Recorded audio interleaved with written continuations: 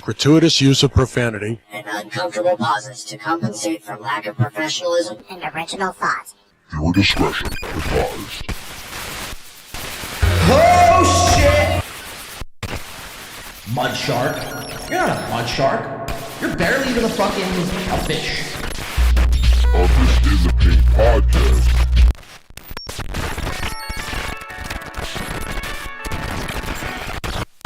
This is fucked up. Win by Two, they're actually a podcast out of Philadelphia. Who knows to Win by Two radio? Where's John Di Caprio? Did he ask about me? Fuck Carl. He's effectively done in this business. On the podcast, catching people like Dr. Mingo. So I'm a dumb guy. I'm hoping John Di Caprio is, but... Take your fucking bra off, Barry! Like, let me guess, does he attack everyone? I'm gonna be yelling at him the whole time tonight.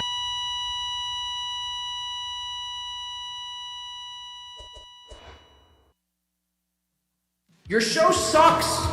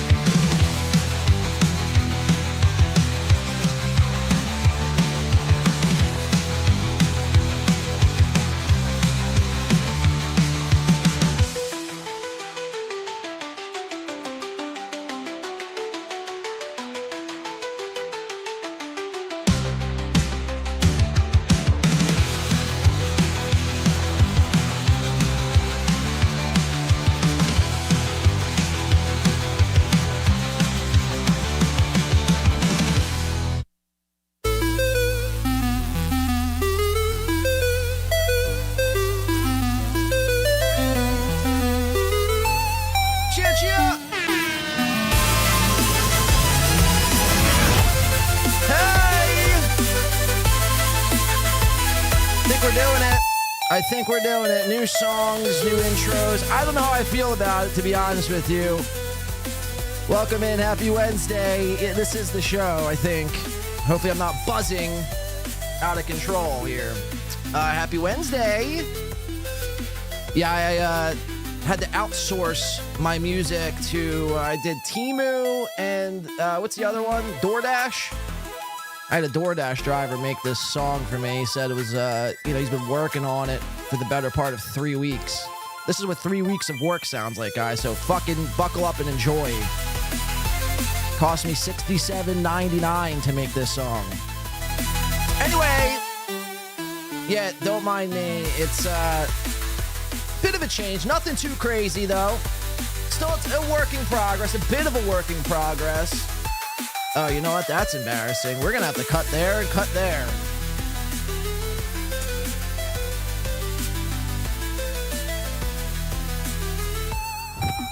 If anyone could find out what was wrong in this shot prior, reach out to me. I'll set you up on the next Kill Kevin. You'll get to do 2 minutes of stand-up comedy for free. Howdy. Holy shit. We have car accidents. We have so much to get into here today. Hopefully everyone is doing fine on this Wednesday morning. If Feels good to be back. Feel like I haven't done a show in 9 years. But here we are. We're back. We made it back into the mothership Space Wars of 2025. Keep rolling on, motherfuckers. Just when you thought you couldn't get any more spacier, we roll out the 2025 rendition. So hi, I'm your host of this magnificent show, this majestic show. In the paint, win by two, win by paint, in the two, whatever you want to call it. It's really no difference to me. I'm your host, Blade, a.k.a. John, a.k.a. you can call me Schmitty. You could call me anything you want, just don't call me late. Am I right or am I right? All right, that's a bad joke. I worked on that joke for about 3 hours before the show here. I was rehearsing that joke. So if it didn't work, just let me know and I'll go back to the drawing board, pick up a pen and do some writing. I heard writing material is how the true comics, the comics like Ray DeVito. Mean, vicious. It's how they flesh out their material, and it's how they're able to make $1 doing this thing. You know, however will I make $1 if I can't even flesh out my own material? Which way? Imagine me trying to be a comic. Well, maybe that's the next move. Maybe stand-up comedy isn't dead. Maybe I'm the one who brings it back. I mean, I don't know. So we had an interesting little weekend. How's everyone doing? How's everyone feeling? Hopefully we're good. We're in there like swimwear. No football this past weekend. I know I'm already starting to experience some withdrawal from no football. You got baseball coming up. I see pitchers and catchers reporting. You know, who cares about baseball, to be honest with you, until October. Pretty flat weekend, if I do say so myself. Pretty uneventful, or was it? Or fucking was it? Oh, I'm trying to pull everything up here. I mean, this is the first show I'm doing. I have new shit, sort of. So, I mean, this is just all going the way I imagine it going. All right, here we go. We're good. So, I had just stumbled upon this, and this is actually breaking news. I think I might be the first show to be bringing this to you guys here, which I'm very excited for. And it's like, I don't want to like make fun of this person. We have a lot to get into today, so I'm just going to do it. I'm just going to get right the fuck into it. I don't want to make fun of this person, but something needs to be said here because it's like I've been screaming this from the rooftops. You never want to do what while driving? I'll leave it up for the chat. What don't you want to do while driving a vehicle? A multi-tonned vehicle that, you know, can not only kill you, but kill yourself. Or, I mean, I guess that would be killing you, huh? I mean, Jesus. Kill somebody else. Poop, Peanut Head says, be a female. That's another good. Crosswords, very good. Very good guesses here. Roadhead, well, that's debatable. Brittany. Listen to Weezer, Jeff Closer says, you sandbagging son of a bitch. Meth and drive. So you definitely don't want to meth and drive. Or jack off and drive, or meth and drive. She got T-boned hard, bro. Yeah, I know. She got fucked up. And we're talking about Felicia.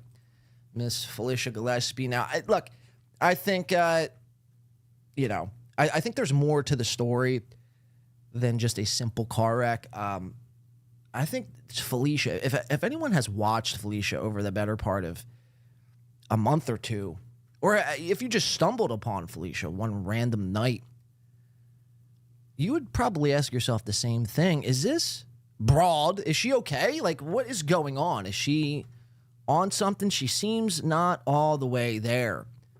To me, I think it's meth or something, Adderall, or some. I mean, this bitch is out of her fucking mind. She's out of her mind. She's driving across country. She's pretty much doing Ray DeVito, like what Ray does. Ray will drive across the country for $50.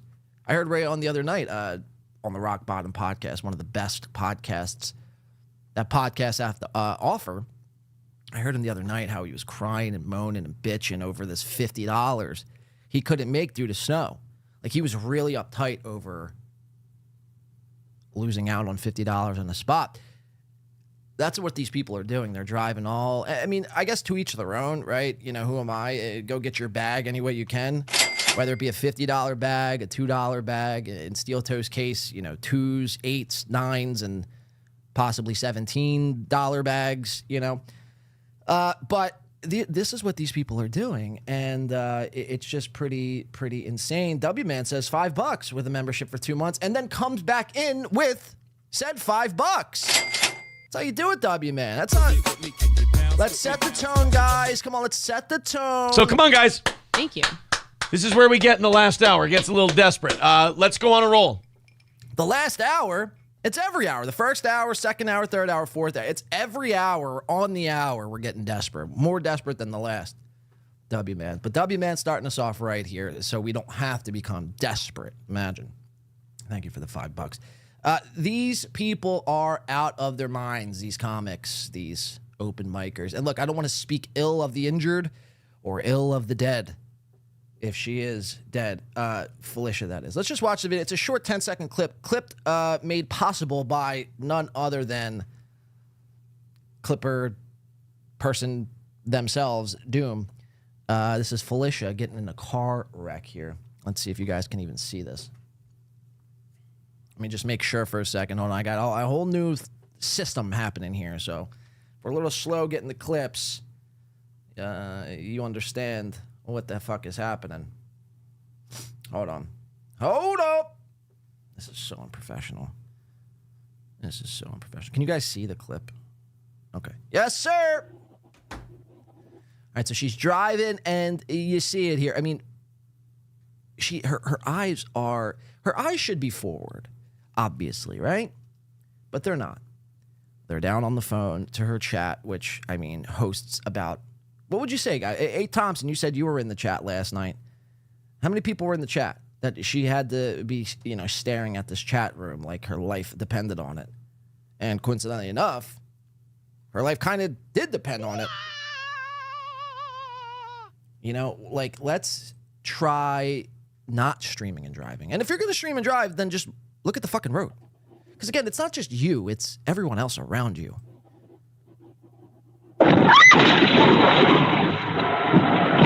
Holy shit. That's scary, man. That's some scary shit. Look, obviously we wish Felicia nothing but the best in a speedy recovery. Obviously.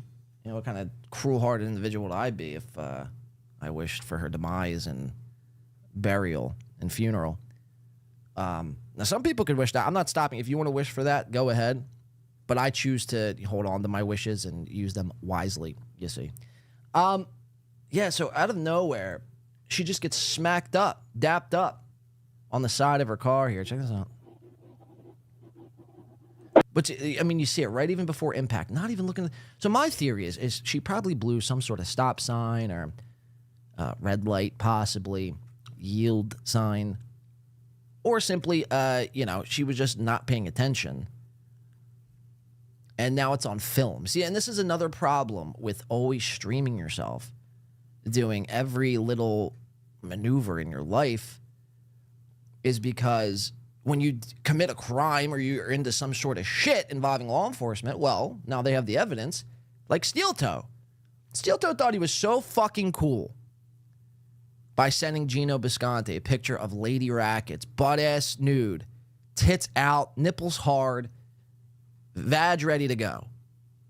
He thought he was the fucking man, and he was going to show the internet how fucking cool he was, and he was going to show Gino how cool he was, and in a way, he was trying to, I guess, flex on Nick and April as well. I mean, it's a whole psychological thing with that whole scenario. But my point being is he committed the crime on a live stream, and, you're like dead to rights. You're dead to rights because they have video evidence of you committing said crime.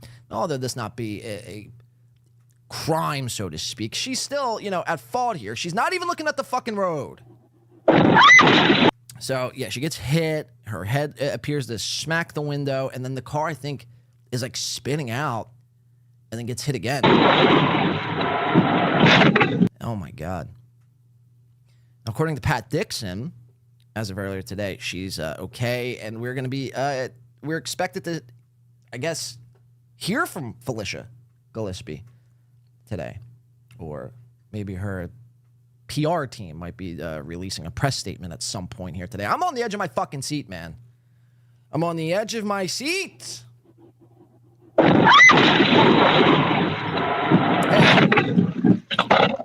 All I gotta say is, though, all I have to say is cheers for all of us here today who weren't in a car wreck last night. Cheers to that, guys. Skull to that. Skola. You know? Obviously, look, we wish her nothing but the best, but this all could have been avoided, you see, Felicia. You know? So I don't want to hear woe is me, a pity part. I better not see a GoFundMe. A GoFundMe better not pop up and spring up from this whole thing. It's not, this was your fault, mainly. I don't know what the scenario was. My working theory is that you blew something. It wasn't Pat Dixon, if you catch my drift. No, you red light or, stop sign or yield sign or what have you, if it were, as it were. But, yeah, I better not see any GoFundMes. You better just pick yourself up by the bootstraps and keep on keeping on. Obviously, we wish you nothing but a speedy recovery, though, here at Win by 2. Kudos to Win by 2 Radio. Thank you. Kudos to myself. Mint Diggity says, can't afford him now. Yeah, no. I assume you're talking about Patrick Dixon, that is. So anyway, we have a lot more to get into here today. I don't even know where I'm beginning with this Atlantic City found footage from, I think, El Horrible. We're going to get back into it. Look, I don't want to... After today's show, I really think it's for the betterment of the entirety of this space that we stop talking about Atlantic City as a whole. I'm beginning to really despise this place. I mean, for such a non-event, this non-event had more legs than people's normal events. I mean, imagine not even being able to do it. Now, again, it was an utter catastrophe. It was so bad. It was terrible. We failed every step of the way. The venue sucked. Atlantic City sucked. Everything sucks. But after today, I better not hear any Atlantic City thing. It's done. It's over with. It was almost 2 weeks ago now at this point. A non-event. That didn't happen. Nice podcast, Stupid, coming in for... Z2 says, that was almost as big of a car crash as the... Hey, look at that! Caught a fucking joke! I have a Dan clip coming up next. Dan's been mixing it up with Kevin Brennan. I do got to tip my cap. You fucking hack! Where my cap tipping is due. Dan, that is coming at Kevin Brennan's neck, or his turkey gobbler thing he's got going on under his chin. But thank you for the toot. Yeah, look, the AC... Look, again... After today, I really am trying to, because everyone's still, it's insane. Like Chad Zumach, even yesterday on his show, was going on and on about the AC thing, how he's the only one who didn't get paid, and he was the only one who didn't get fucked, or did get fucked, rather. It's like, Chad, you were offered $500 to do stand-up comedy. You should have took the offer and ran with it. If someone offered me $500 to do stand-up comedy, I would have sat down for fucking 5 minutes, wrote a couple of fucking dick jokes, and then... proceeded to collect my $500. So I don't want to hear it. You're the only one who got screwed. Because at the end of the day, I mean, a lot of people got screwed. It's not all about us. I got screwed. And the people who came to see the event, I really don't want to get back into this. We know all this already. This is the frustrating part, is everyone keeps keeping on with this thing. It's like, okay, it's enough. The event sucked. The non-event sucked. I mean, it was, as Dan pointed out, just as big of a car wreck as Felicia Gillespie's, or vice versa. So, I mean, after some of the shit that we have here today, because some of it is found footage, and I don't think we played it on the show, but after today, it's like, just give AC a rest, everyone. I mean, for the love of God. We'll plan to kill Kevin again and not do an event, then we can make fun of it next time. But I think this one has ran its course, in my opinion. Noga coming in for 5 says, at least we won't have to listen to that hole on MLC for a while. I mean, silver lining. The silver lining, Noga. Yes, at least we won't have to listen to Felicia. For probably... Well, see, knowing Kevin Brennan, he'll probably reach out to her in the hospital as she's like, taking her last breath. So Kevin can get a statement and call her a cunt or something. Just to try to stick it to her one last time before she croaks. Fuck, man. Thank you, Noga, for the $5. We're killing it, guys. We're fucking on the money here today. Did I miss anyone else? Jacob Ryan Ness coming in for $1.99 says, just wake up to Softcast getting clipped. The fuck? So that's another thing we can get into as well. Soft Weekly over the weekend. My old co-host, my old pal, Soft Weekly. My old did I mention he was my old co-host? Who I let go via poll. And people who are new here to Win by Two, the Soft Weekly character was a co-host of mine when I had my old co-host, Alex, walk out, throw up the deuce. No, he didn't walk out. It just became a little too much. And, look, obviously, some people can't commit to doing 6-hour shows once, twice, 3 times a week. Other people got shit going on, which is understandable. So Soft Weekly came in. This is the Cliff Notes version. Soft Weekly came in for about a month and a half, co-hosted it up. And I've always been, not really a stickler, but I just never really liked people, especially doing guests, or co-host rather. A guest is one thing, obviously. You can't fly guests in from every which place in America or wherever the fuck they're coming in. So you could do it on StreamYard or Zoom or whatever the case is. But if you're gonna have a consistent co-host, I never liked having consistent co-host via StreamYard, and that's what it came to be. It wasn't really the right fit at the time. So we rolled the poll back, and now it was, almost 2 years ago? Can you guys believe this? The day one Win by Tours. Can you even believe that's even a saying? Kudos to Win by Two Radio. Kudos to you. But we rolled the poll almost 2 years ago, and the vote came in, and Soft Weekly, again, was no more. So, but me and Soft had stayed in contact from since then. I think I even appeared on his show. He's appeared on this my show. I've appeared on his show over the last 2 years. And over the weekend, he had set something up with, originally supposed to be Patrick Melton, El Horrible, a.k.a. B-Dabbler, a.k.a. Tukey, the only guy in this universe that has more names than myself.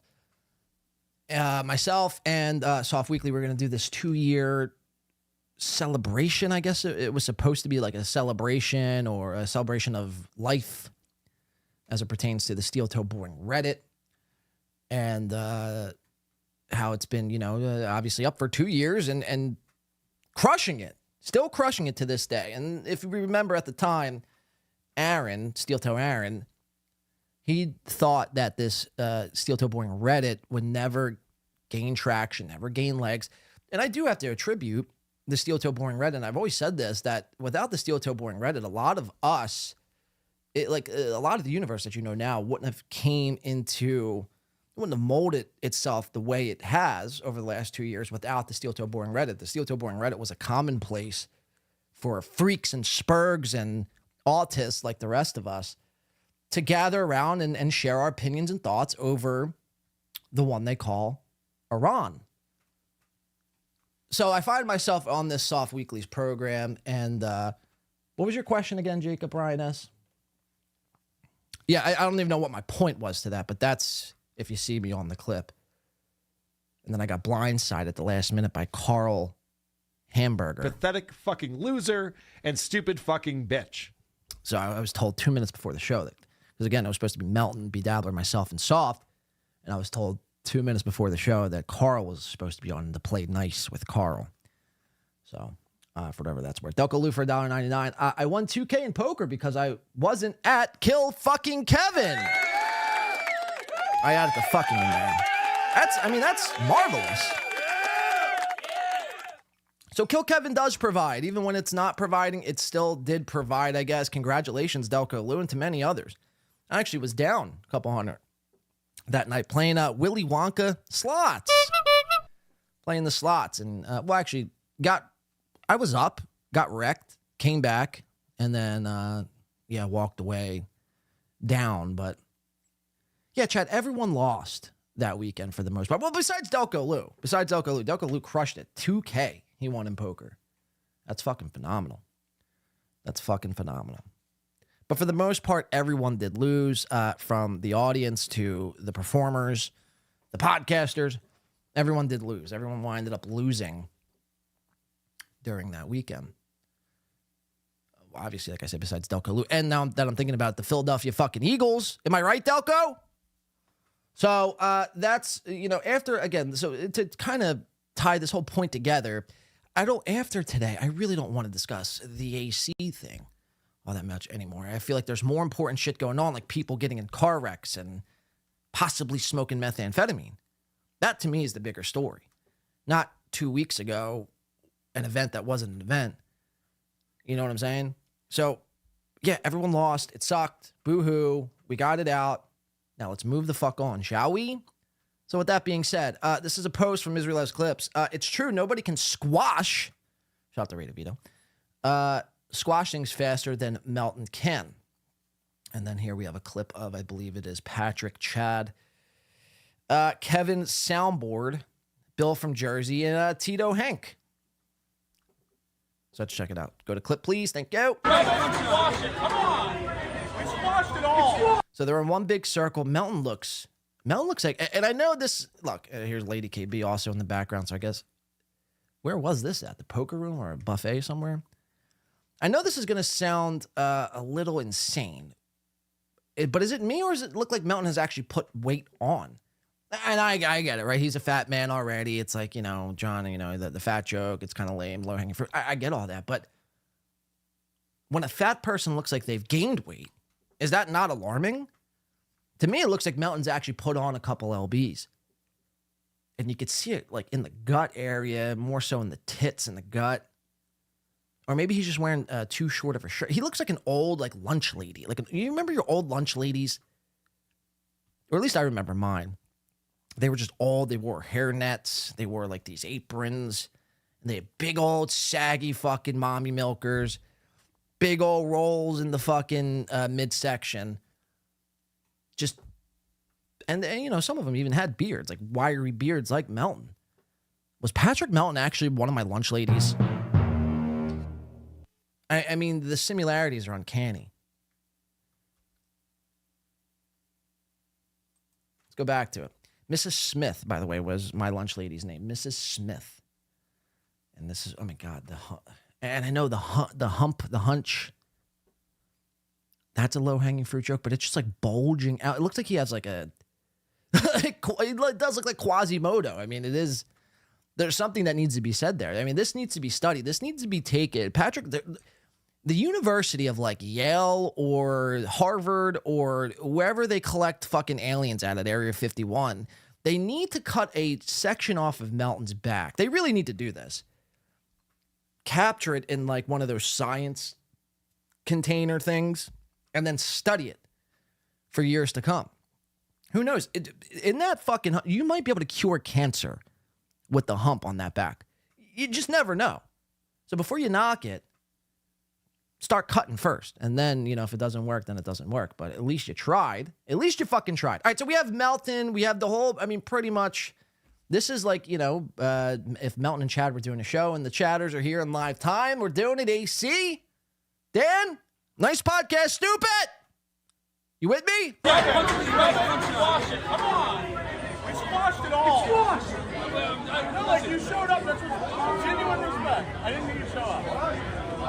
You lied to say you're not. You are. You're not. Come on. So again, all the the shit that Melton speaks on Chad, covers him, snipes him every day.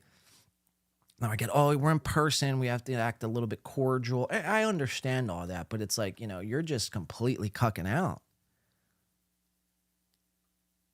Both of you, really. The Mud Shark, has gone belly up. The Onion has gone full apologetic. It's very strange. We want the fireworks. You lied to say you're not. You are. You're not. Come on. I lie all the time. I never deny it. Well, that's good. That's good to have on film. I lie all the time. You heard it here first. That's out of Melton's mouth. So when I call him out for bullshit lies, he's a self-admitted liar. And what's with the Diet Coke? Again, these people who drink Diet Coke, what are you doing? What are you doing with your lives? Diet Coke is the #1 thing that causes brain rot and cancer of the esophagus. That's a fact. That's actually a fact. That's a fucking fact. Go look it up after the show, obviously. What are we doing? Diet Coke. Why? Why must you drink the Diet Coke? If you're drinking soda already, it's so bad for you. But if you're going to drink soda, just go all the way with it. You can't sit there and look at me in the eye and say, I drink Diet Coke simply because of the fucking taste. Because I don't buy that. I just simply don't buy that. Diet Coke tastes way worse than a regular Coca-Cola. Or Pepsi. Diet Pepsi. I mean, anything diet tastes shittier than the original version. So if you're trying to be healthy, you might actually be clinically insane. I want to drink soda, but I want to stay kind of healthy. So therefore, I'm going to pick up a Diet Coke. I mean, what are we talking about? Let's keep watching. Chad, this is it's real, Chad. No, it's the TM Zumak. No, paparazzi. It's. All right, so there you have it. I think I just got word as well here. I think we could switch over. I don't know where it's at exactly, but Felicia possibly is live. Gillespie. Chad stinks, says Venus.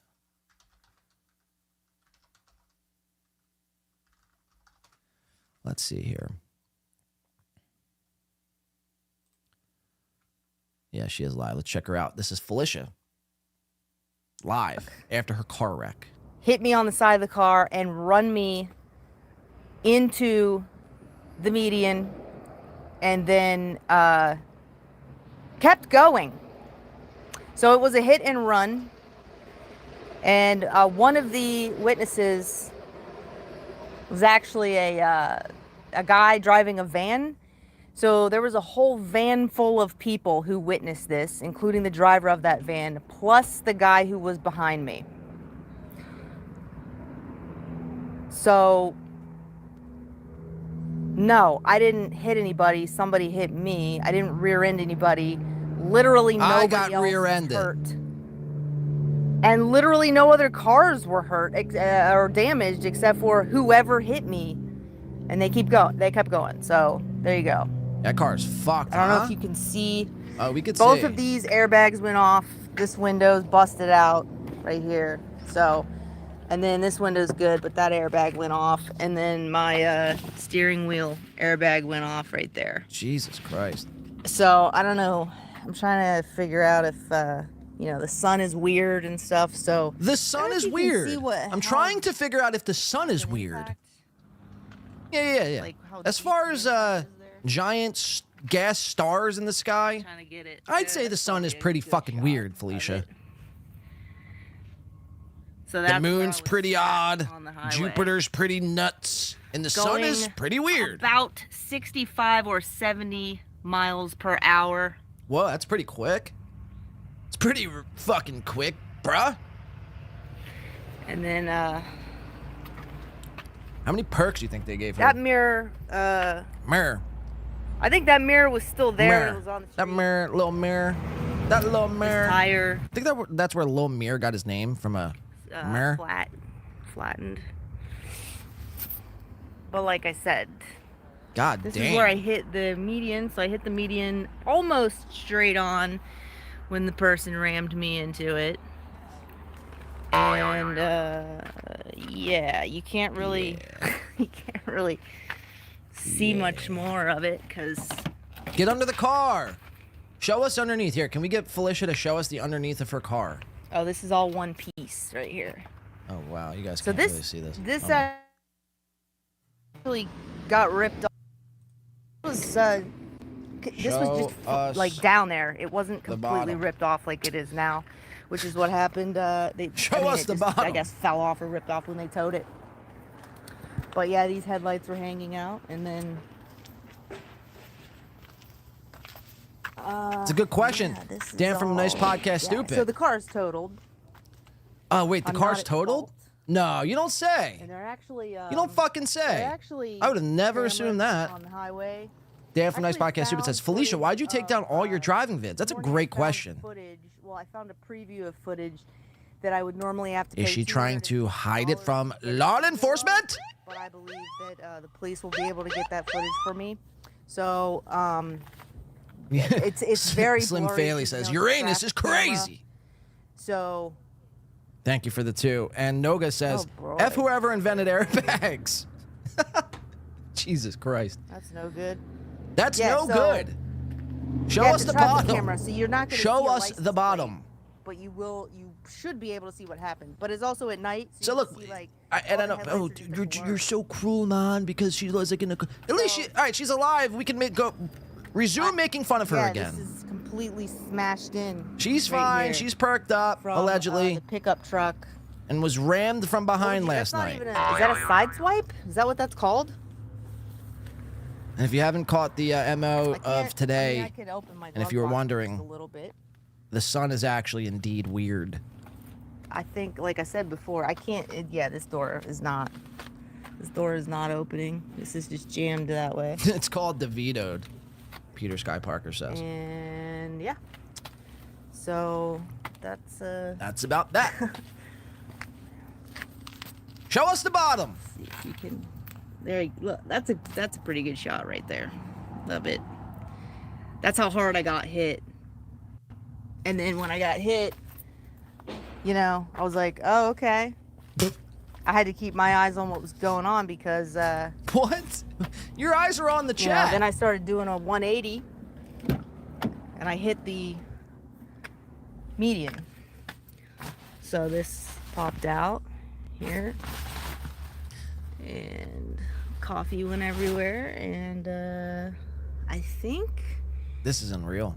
yeah, so nothing else. Already a bunch of glass over there. I've already There's a mat over there. Here's my got trunk. my stuff out, but This is my gas can. I mean, yeah, they told me that I should. what be are your checked out so specs? an Can you go ambulance over came the and- entire list of specs that your car has? Well, Hopefully you you're have full fine. coverage. If not, you I are. told them I had a headache. Fucked. they were like, Shout out you to should go to Coach the Scott. hospital and get a CT scan. So I did, and the doctor. I don't even know if I can open this. I don't think I can. Open it. The doctor said that he thinks that it looks like I might have been fucked retarded, but other than that, Fucked retarded. totally good. Cool. There you go. There's one last shot of it. Show us the bottom. Yeah, so that's not me, people. That's not me. I didn't do that.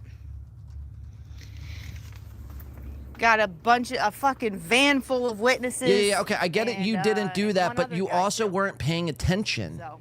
It's on video forever, thanks to Doom. And now myself. I wish I could. I think I'm gonna have. Again, look, I know it's not technically your fault because you got T-boned and fucked retarded, I believe was the quote. I mean, it is a great car. It saved my life, probably. But again, it's like, you know, when you don't pay attention, this is what happens. That probably could have been avoided if your eyes, I don't know, were on the fucking road. Inside of the door looks like. All right, I mean, you know, I'm done with car inspections here this morning. You Felicia is alive. That's all that counts. Make fun of her now that she's not dead. Now I don't feel as bad as I did earlier. Yeah, I mean, it's just like, you know what I mean? Oh, I get it. It's not technically your fault, but again, it's not. You're not completely, you know, wiped free from any sort of blame here. I mean, you weren't looking at the road. Gino Bisconte does the same thing. Right, Gino? Gino, that is your fate. That is your fate. You keep streaming and driving, you and Keanu, I mean, you're not going to be as lucky as Felicia, Son's Weird Gillespie.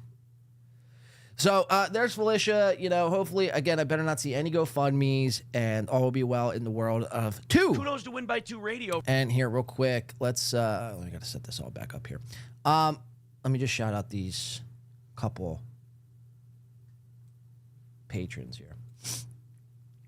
Let me see. All right, like I said, shout out to Dan. Let me put these up on the screen.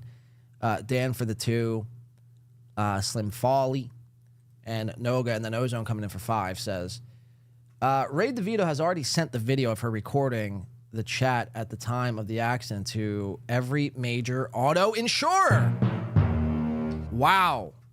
So if it's not from Doom, if it's not from myself, Ray DeVito's already on the case trying to snitch out. I mean, I kind of think Ozone ain't fucking around here. Like, I could see Ray DeVito doing that. getting all drunk after cooking his eggs all night after his 9th bud. Bored a little bit, just got off the rock bottom pod. And what's he decide to do? Well, he's going to just call every fucking insurance company to try to dime out Felicia. Because Felicia dimed him out, allegedly, when it came to his gym. So he has a score to settle. So would it shock you, Ray? Look, and again, I know people, Dan, and specifically you, but it's not just you. Nice podcast, stupid Dan.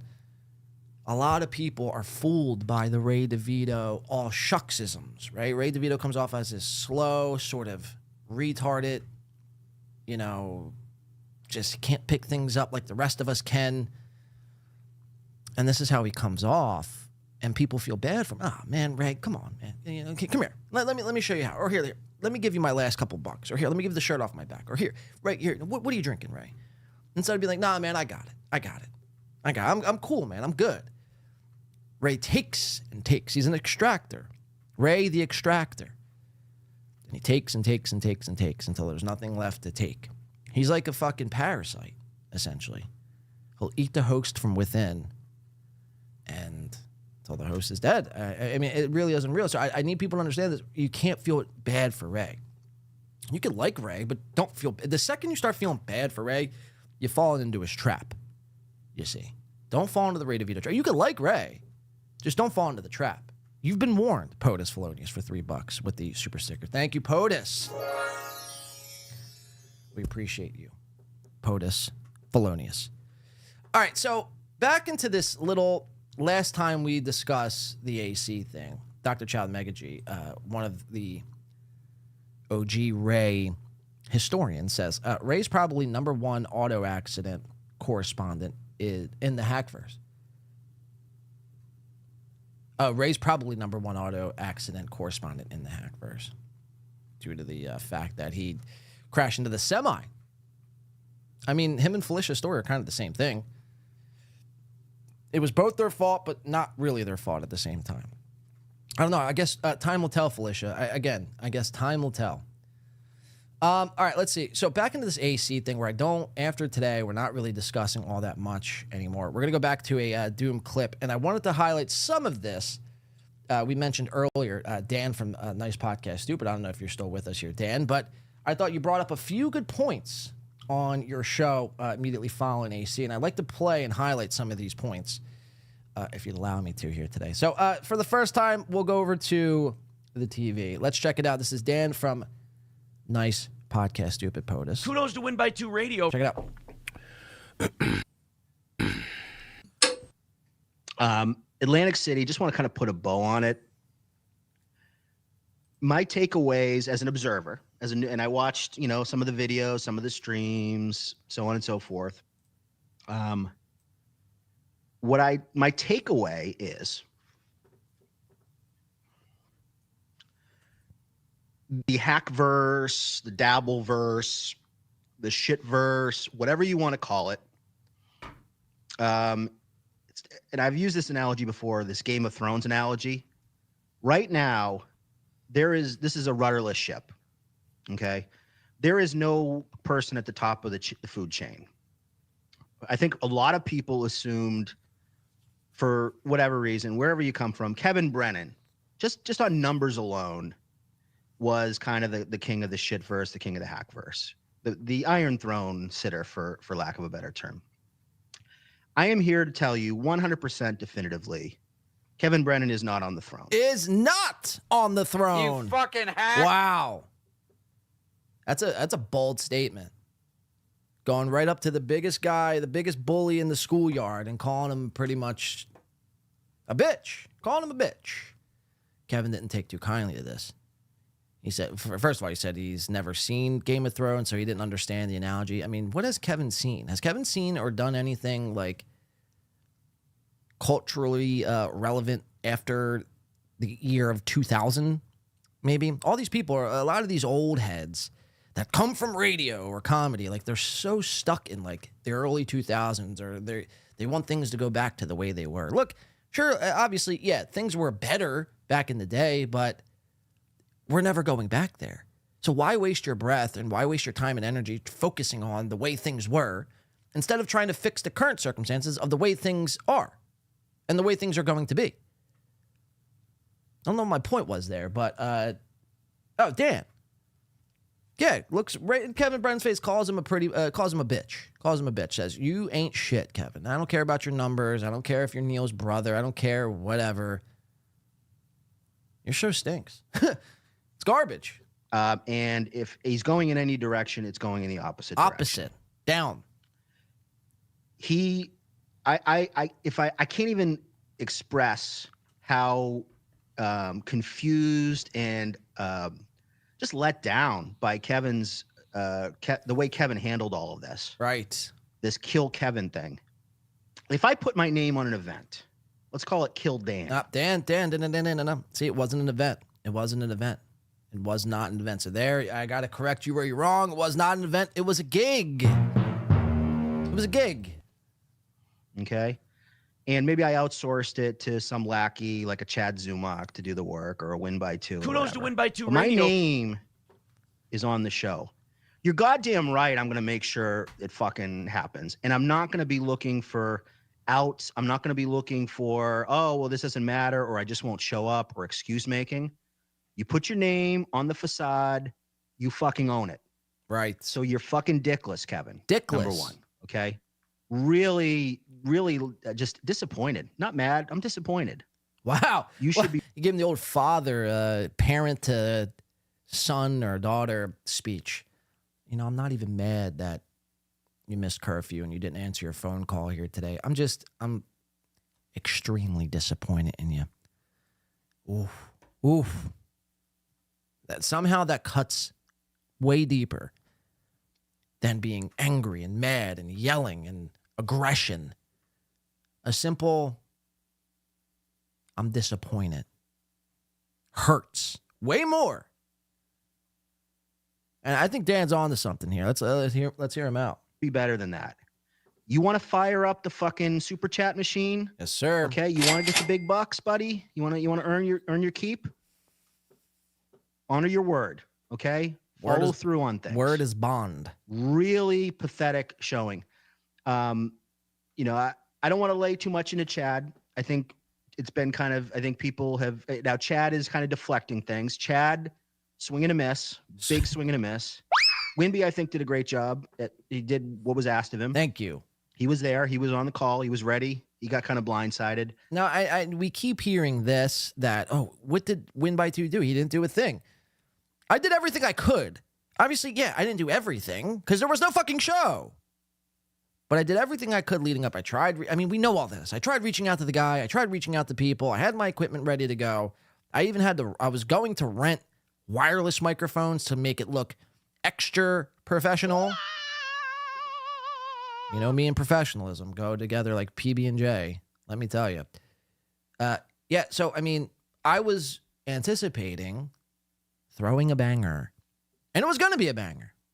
But now, obviously, we know what happened. Nothing happened. But my point is you hear people, you hear Chad, Kevin, I wasn't doing shit. I was sitting on my thumbs or hands, thumbs up my ass. And, and that couldn't be further from the truth. So I just need to make that clear. So, Dan, was it? Continue. Kevin and Chad, really big letdown, man. People are using their money to fly in to go to an event. Right. And then they get to Atlantic City. And once again, it was nice. It was a meet and greet, a lot of cool people there. It seemed like it was fun. I would have liked to been there even under the circumstances. But that wasn't really what people signed up for. You kind of left them holding the bag. Agreed. And instead of coming up with some other sort of thing, hey, I know things didn't work out. Let's meet up at a bar. I'll buy out the bar. Buy out the bar. Okay. No, there wasn't that. There was, let me race up to my fucking hotel room on the 45th floor as fast as possible. I think it was and then I'm going to bring 43rd. the Merlot leggings security detail with me, and they're going to be the ones that control who comes in and out. And then if you get the golden ticket and you get to go up to KB's room and hang out and sit on his fucking bed, he's going to buy beers. So that's nice. He bought a lot of Budweisers and people got free beers. So I got one free beer. But most people don't want to hang out in some dude's hotel room. Okay. I think, and that's kind of, I think we'll put a pin in it. I mean, he goes on. And by the way, Dan, I think you're doing a marvelous job with this whole Kevin thing. Keep it up. It's really, at least to me anyway, it seems like it's really bothering him as of late. So keep it up. Keep poking the bear. But I can't not agree with you more here, Dan. That was my whole thing. It's like nobody really wants, at the end of the day, like if you're going to Atlantic City, you can go to a hotel room. You could watch Kevin Brennan's show from a laptop in a hotel room any day of the week. So let's do something different. I mean, that was the whole gist of it. That's why I was so pissed, is because it's like you're just doing the same thing you did the first 2 times. 1 and 2, yeah, people did spend money and fly and buy rooms and all this shit, get material ready, and it was a huge fucking letdown. It was a huge fucking letdown, and yeah, that's why people were pissed. And I don't think, I don't know if it's Kevin's ego that's not allowing him to see that, or if he just simply doesn't give a fuck. It might be a bit of both. But the way he just went about everything, I mean, was just out of this fucking world. I mean, I wouldn't expect anything less, but it's like at least have some. I mean, I don't even know. Sympathy, I guess. I mean, I don't know. Shake your boot. Do you agree with Shuli's new theory that, by the way, thank you for the 5. It's your 5th super chat, I see. Do you agree with Shuli's new theory that at Vince, the lawyer, and Stuttering John knew Iso were a pedo, and they used him to blackmail the Shuli network or deflect? I think this is simply a deflection in Shuli's case, because now you're hearing it from people like Bob Levi and others too, that Shuli did in fact know. So what does one do when they're caught with something that they don't want getting out there? Well, they try to bring others down with them. And how easy would it be to point at Stuttering John and point at Vince the lawyer and say that they knew? To me, that would completely, I mean, people would, even if Shuli did know, but Stuttering John and Vince both knew as well, that would, I mean, completely remove a lot of that blame away from Shuli, and everyone would be looking at Stuttering John and Vince the lawyer and be like, what the fuck? Because they hate them more than Shuli, you see. So I don't know. I don't think so. Honestly, too, if somebody like Vince or Stuttering John, you got to think about who these people are. They don't hold in secrets well. I mean, unless they were paid off by some anonymous donor. If they knew something to the magnitude of a producer Iso incident, they would be singing the second they knew. So I don't buy that they knew but didn't say anything. And it's like, it just seems to me that, look, it might be played out and people, it might be sick of it now. Oh, what does it matter anyway? What does it matter? You knew the entire time what the fuck was going on. Going into Pottstown, that you had a sick, deranged, kid-obsessed producer, and I use that word loosely, producer, on your team, and you continued to bankroll him and pay him while he was doing this shit, while he was being arrested for child pornography. And you continued to enable that sort of behavior. So one has to ask the question, are you also into that sort of shit? It makes sense. It would make sense to me. What else are you hiding? That becomes my question. Shuli, the rest of the Shuli network, producer Joe, we know he's a criminal. Hashtag justice for Dupas. What are you boys hiding? And why do you always have to go to the deflection method when called out and say, oh no, Stuttering John, look, no, that way. Look at Stuttering John. He did it too. I'm not buying it. I'm not buying it. Shelk your booty. I mean, is that the right way to pronounce it? So there's my 2 cents. Shelk. K for $5 says, the crown of the Dabbleverse has found its rightful heir.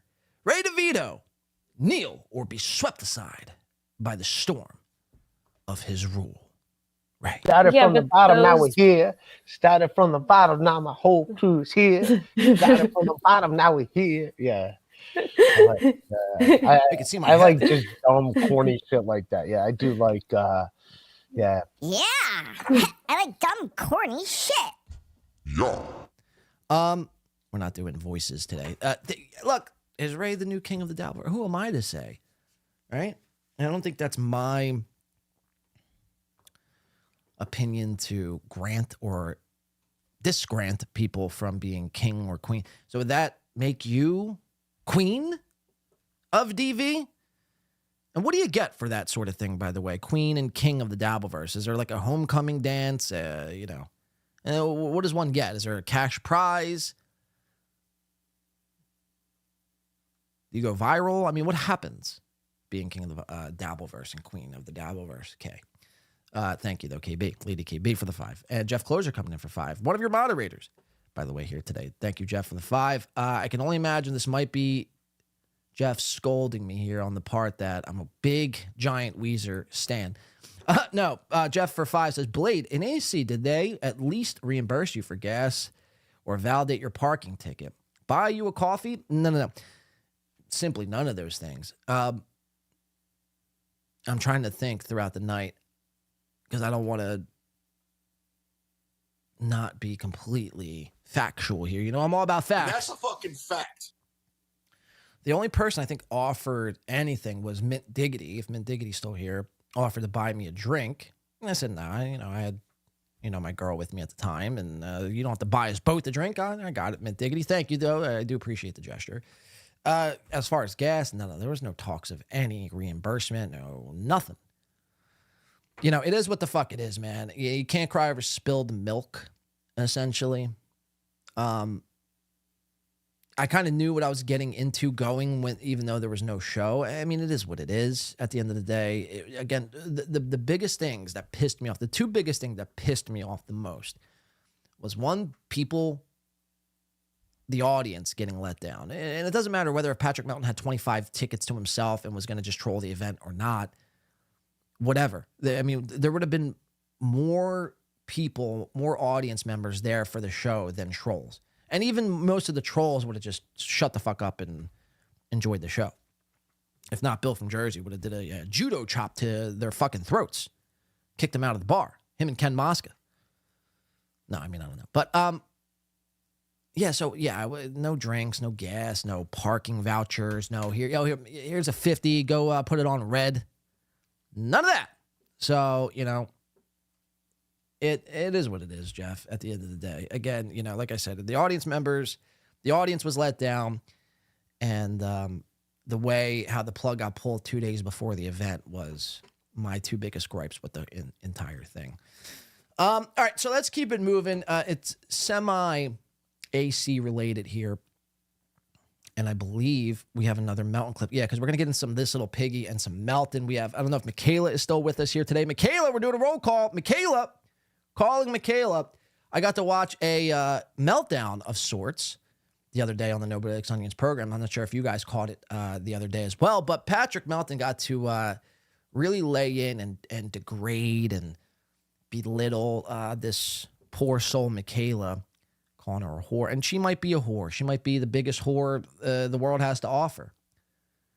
But to go about this on your show and to lose your fucking skull over it was pretty fucking nuts. So before we go to there, let's show you this clip from Hackverse. Melton, the clip reads, Melton, you're 50. Why are all you... Wait, this is... Melton, you're 50. Why are all you old bags wearing kids' shoes? That was weird to read here. But let's see, courtesy of Hackverse on Twitter. Show your dumb shoe. And they were high-top basketball shoes. So everyone, it is kind of cringe when you're over the age, I think 35, and even that's pushing it, to be wearing collectible shoes and Jordans and Forces. Bro, just buy a pair of Skechers or New Balances and move the fuck on. It's not that deep. And what are those? Air Force Ones, Lows. Do you know shoes? Do you know shoes? Sounds like Jeffree fucking Star. Do you know shoes? Wasn't Jeffree Star the guy, or am I thinking of someone else? Let's get some shows. Do you know shows? Melton probably loved that video. How many times do you think Patrick Melton has watched that video? Let's get some shows. Let's get some shows. Shows. Your dumb shoe. Oh, look, it's Lady KB. And they were high-top basketball shoes. And what are those? Air Force Ones, lows. You don't know what Air Force One lows are? You fucking numbskull. Do you know shoes? You buy shoes. Yes, I know Air Force One. I only wear Air Force Ones, but I only wear, and then he takes off his shoe and then shows it to the camera. they're candy apple red. Candy apple red. Melton, think about it this way. Melton actually had to go into a store, look at a salesperson right in the face and say, do you have those candy apple red low-cut Air Forces shoes, please? I'll take 2. And KB says they're gay as fuck. Well, they're pretty gay. They look like clown shoes.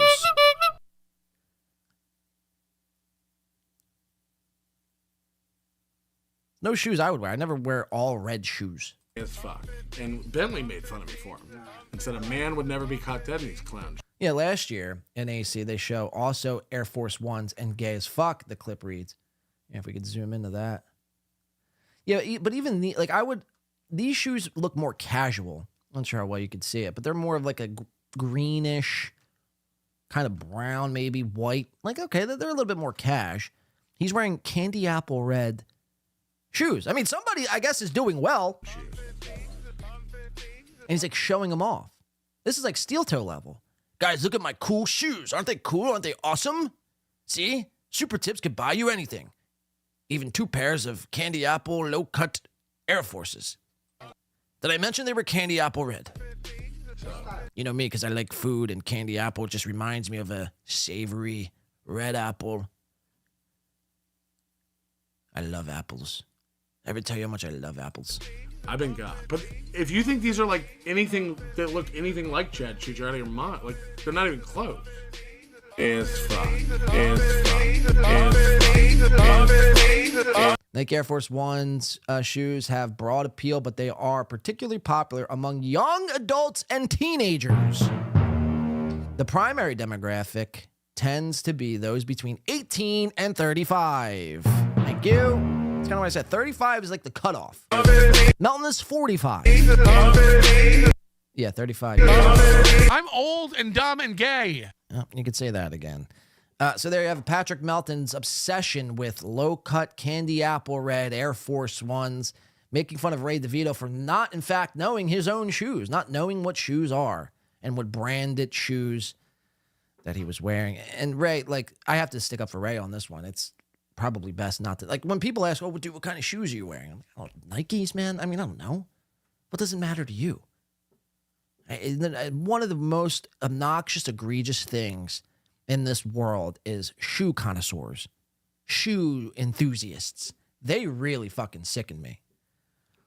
I want to show you, I want to jump over into this Melton clip where he belittles Michaela and show you some clips from that from this Nobody Likes Onions program, if you'd allow me to. Here, let's jump right into it. Patrick Melton, come on down. Sorry about this. Here we go. Patrick.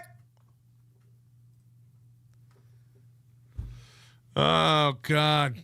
So first, we're going to start with a little tech issues. This is the little appetizer I'm going to bring to you first. Here's a little tech issue from Melton, and he has to shut down his system. And, I mean, it really is quite embarrassing. It really is quite embarrassing for the old beluga whale. And then we're going to get into this freak out of epic proportions between Melton and this Michaela chick. We're gonna have to overhaul this entire program, I think. Colin Madden says it's an observation. Aaron, all right, I'm gonna restart. Oh boy, this will fuck up my whole show. Are you ready? Are you ready? We're gonna restart the Roadcaster. That's going. So if you hear that glitch, that's not coming from me. That is coming from Melton's system. To delete the audio. Now again, why do I make fun of this? For people who don't know, and you're like, dude, like, how could you make fun of Melton? Whatever the fuck the next words are going to be in that sentence.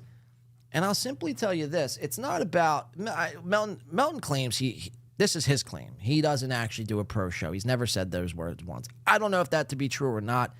I'd find that hard to believe. I think that he might have said that once or twice in the past, but I don't know. I'm not going to go look for it. Why I make fun of him is because he buys all this, he brags and buys all this top-of-the-line equipment. He's got a 6G closet. He's got new gear. He's got all the top-of-the-line shit, and he's making fun of steel toe and this one. And it's like almost every other day without fail, this guy is running into some sort of technological problem. Not to mention, he has this guy, Moody, his New Zealander, like, twink, his guy he caresses on the down low, who basically is his tech guy. I mean, Melton has a tech guy and a producer, essentially. I know Moody's not technically the producer or officially the producer, but, I mean, he's more of a producer than I'd say producer Iso was. So that's why, because, I mean, that's why I make fun of him. That's why I make fun of it. That's why, to me, it's hilarious. Because it's like every other day. And mind you, I have a lot of the same audio equipment that Melton has. I mean, the Rodecaster and a Shure SM7B. I had it first, by the way. And you never hear my shit glitching out like this. And when it does, I simply locate the problem and fix it. It never takes me more than 2 minutes. And it never happens during a show either.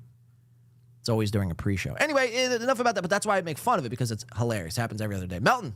Interface from both the PC and the Macs. Oh, and he's got 2 computers.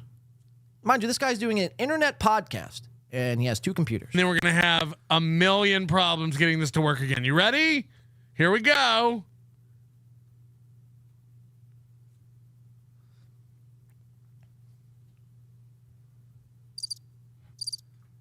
And we wait.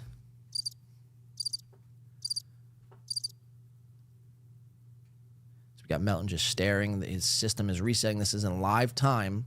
He's putting up one finger, letting everyone know, hold on. That's the universal sign for wait. Wait, guys, we're resetting. We're restarting. Can't wait to sip on my Diet Coke later. You know, I really like some Diet Coke. And then it, like, jumps. It does, like, a jump cut here. Oh, now it's back over to here. He's thinking. He's waiting. Pondering about his Diet Coke and Baconator he's going to have right after the show. It puts up one finger, lets everyone know. Again, one will be right with you in just momentarily here. Hold your horses. Now let me get back to thinking about that Baconator. I love me a good junior double cheeseburger and a Baconator on the side with Wendy's fries. Extra crispy. Now he's pondering. He's thinking. Still no volume. He shakes and he waits. Will he get this resolved? Or will he continue to look like an ass while he's wearing his Are You Okay hat? No, are you okay, Melton? Okay. Well, it hooked itself back up somehow. Now, does this work? Nelson Brothers Restaurant and Pub Wow! Somehow it just turned itself back on. Whoa! That's cool, man. Cool stuff. All right, so he fixes his little tech problem there. I just thought that to be funny because, again, it's just every other day on this guy's show, there's some sort of technological failure. And rest assured, it is a failure. So we're going to go to 228, and this chick, Michaela, much like Dan from Nice Podcast Stupid, is under Kevin Brennan's skin. This little chick, Michaela, who is harmless, by the way, she may or may not have embarked on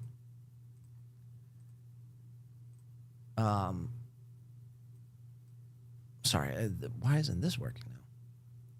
She may or may not have embarked on being unfaithful to her husband at Hackmania last year, but, you know, don't let one instance sway you from this chick, Michaela. Give it to Chad! It's not about Michaela, it's about Melton and his meltdown here and his lack of control. So let's check it out. Let's watch this freakazoid go boom. Melton. Chad, he's going to escort you to the door. Get out! Here we go. It's not worth it. You're fucking fired as a listener. I mean it. Get the fuck out. Pack up your desk. This gentleman's going to escort you to the door. Get out! I don't think they like that because it reminds them like how obsessed they are with such a pedestrian regular morning show. I've kind of, no offense. Yeah, see, Michaela says, I did not cheat on my husband. That was started in his Discord after I had a face-to-face with a troll at H1. I don't know what H1 is. Again, that's not for me to decide, Michaela. I'd probably lean more toward that you're telling the truth. Why would you lie here in front of a live audience? I don't think you would. But this is what you get. This is what you get from the likes of Melton and Melton's Discord. And, I know Melton wants to swear that he's not in the Discord. He has nothing to do about the Discord. His Discord is harmless. But why is it, there's so many negative stories that get out about this scary place called Melton's Discord. Rumors and he said, she said. There ain't none of that happening in my Discord or any other Discords that I'm in, by the way. It's only Melton's Discord these shenanigans happen. So I'm inclined to believe Michaela because you heard it in the clip earlier, Melton lies all the time. So why would he be truthful and honest about this? And again, I just happened to catch this live, and I'm like, this is fucking nuts. Like, you're a show host, and you're letting one chatter. I mean, Michaela, can I ask, what did you even say in the chat? I wasn't looking at the chat. I think I was rearranging the studio here. My husband knows the truth. That's all that matters, exactly. Between your husband and God, or Buddha, or Jehovah, or Muhammad, whoever you choose to worship, steel toe. I mean, I don't know why you would, but some people do. I said, you kept $100. And okay, so this was the chat that sent Melton over the fucking ledge. Let's watch. Okay, sorry about that. I've kind of become an expert in weeding these people out. Somebody said you're going to spit out your teeth. Clopogram says, don't imagine if I had dentures and they just fell out of my mouth. Forget the Guinness for the soup. No, I'm not going to put Guinness in a potato soup that I'm making for children. Oh, God. I forgot. I missed how fun this is. Fly High says, dude, we already know you're a horrible cooker. It would be cook, but that's fine. Why it's just because she's dumb. Like, I can't. Again, it's like, it goes back to the blue wall. It's just like, I'm at the venue. There's no blue wall. Are you sure there's no blue wall? Yeah, there's no blue wall. Then she like goes on Google Earth and finds a picture of a blue wall. Are you sure? Look how like you're under his skin. He can't let that go because he was called out on some lie. Last May, by the way. We're rapidly approaching March. Next week will be March. And Michaela puts one thing in the chat, and Melton loses his fucking mind. I mean, I've never seen something like this before. And he's going to act like it's a goof and it's a bit. Now, mind you, when you see Melton in real life, this ain't it. This isn't the person you come in contact with. It's a much more timid man. Come on. He's almost like Ray DeVito in a lot of ways. Come on, guys. It's just, you saw it on the clip. Let's squash it. Let's just get along, Chad. Let me just tug on your nuts. I secretly want to place my mouth around your penis, Chad. So let's just get to it. So Melton's going to lose his cool over this little chat here, which, again, I thought to be nuts. Because I found a blue wall. There's not! Why do you need me to be lying to you? You dumb bitch. Sorry to make you relive this again, Michaela, but I mean, it is insane. Fuck! One of us knows, and one of us is a dumb whore! So I think he thinks he, like... Fuck! One of us knows, and one of us is a dumb... So he does this, like, shout thing here to try to, like, prove a point. You look retarded. I mean, you really look retarded. It does nothing to your vocals. It doesn't raise your voice up. It doesn't make you look more tough. Belittling somebody here on your show that really... I mean, let's just let the clip speak for itself. I'm a whore! Like, I think,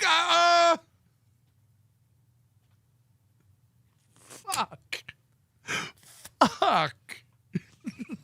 Else spend all your begging money at the Quick Trip. Again, your fan... But again, like, she wants to be here. She wants to come to events. She wants to buy stuff, and then she also wants me to be lying. Like, which is it? Well, you've said it yourself. I mean, you said it in a clip that we just watched. I lie all the time. So which is it? Which is it? Are you okay, Melton? Which is it? I mean, imagine wearing a shirt that says, "Are you okay?" Now, we're going to show you some merch drops from Steel Toe that just was dropped coming up here in a little bit. And I know people are really quick to be like, dude, Melton's merch is like fucking fire. Like, you don't know swag if you don't like Melton's merch. No, I'm not wearing anything ever that says, "Are you okay?" or Onion Pride or LGBTQNLO or picture of an onion on my fucking hat. I mean, could you imagine? The only time I do that if it was simply a parody. Dressing up as Melton for Halloween. Some of the merch choices and the style choices, to me, I mean, leaves me to scratch my head. Are you okay? Why are you supporting a fucking liar? Beat it. Beat it.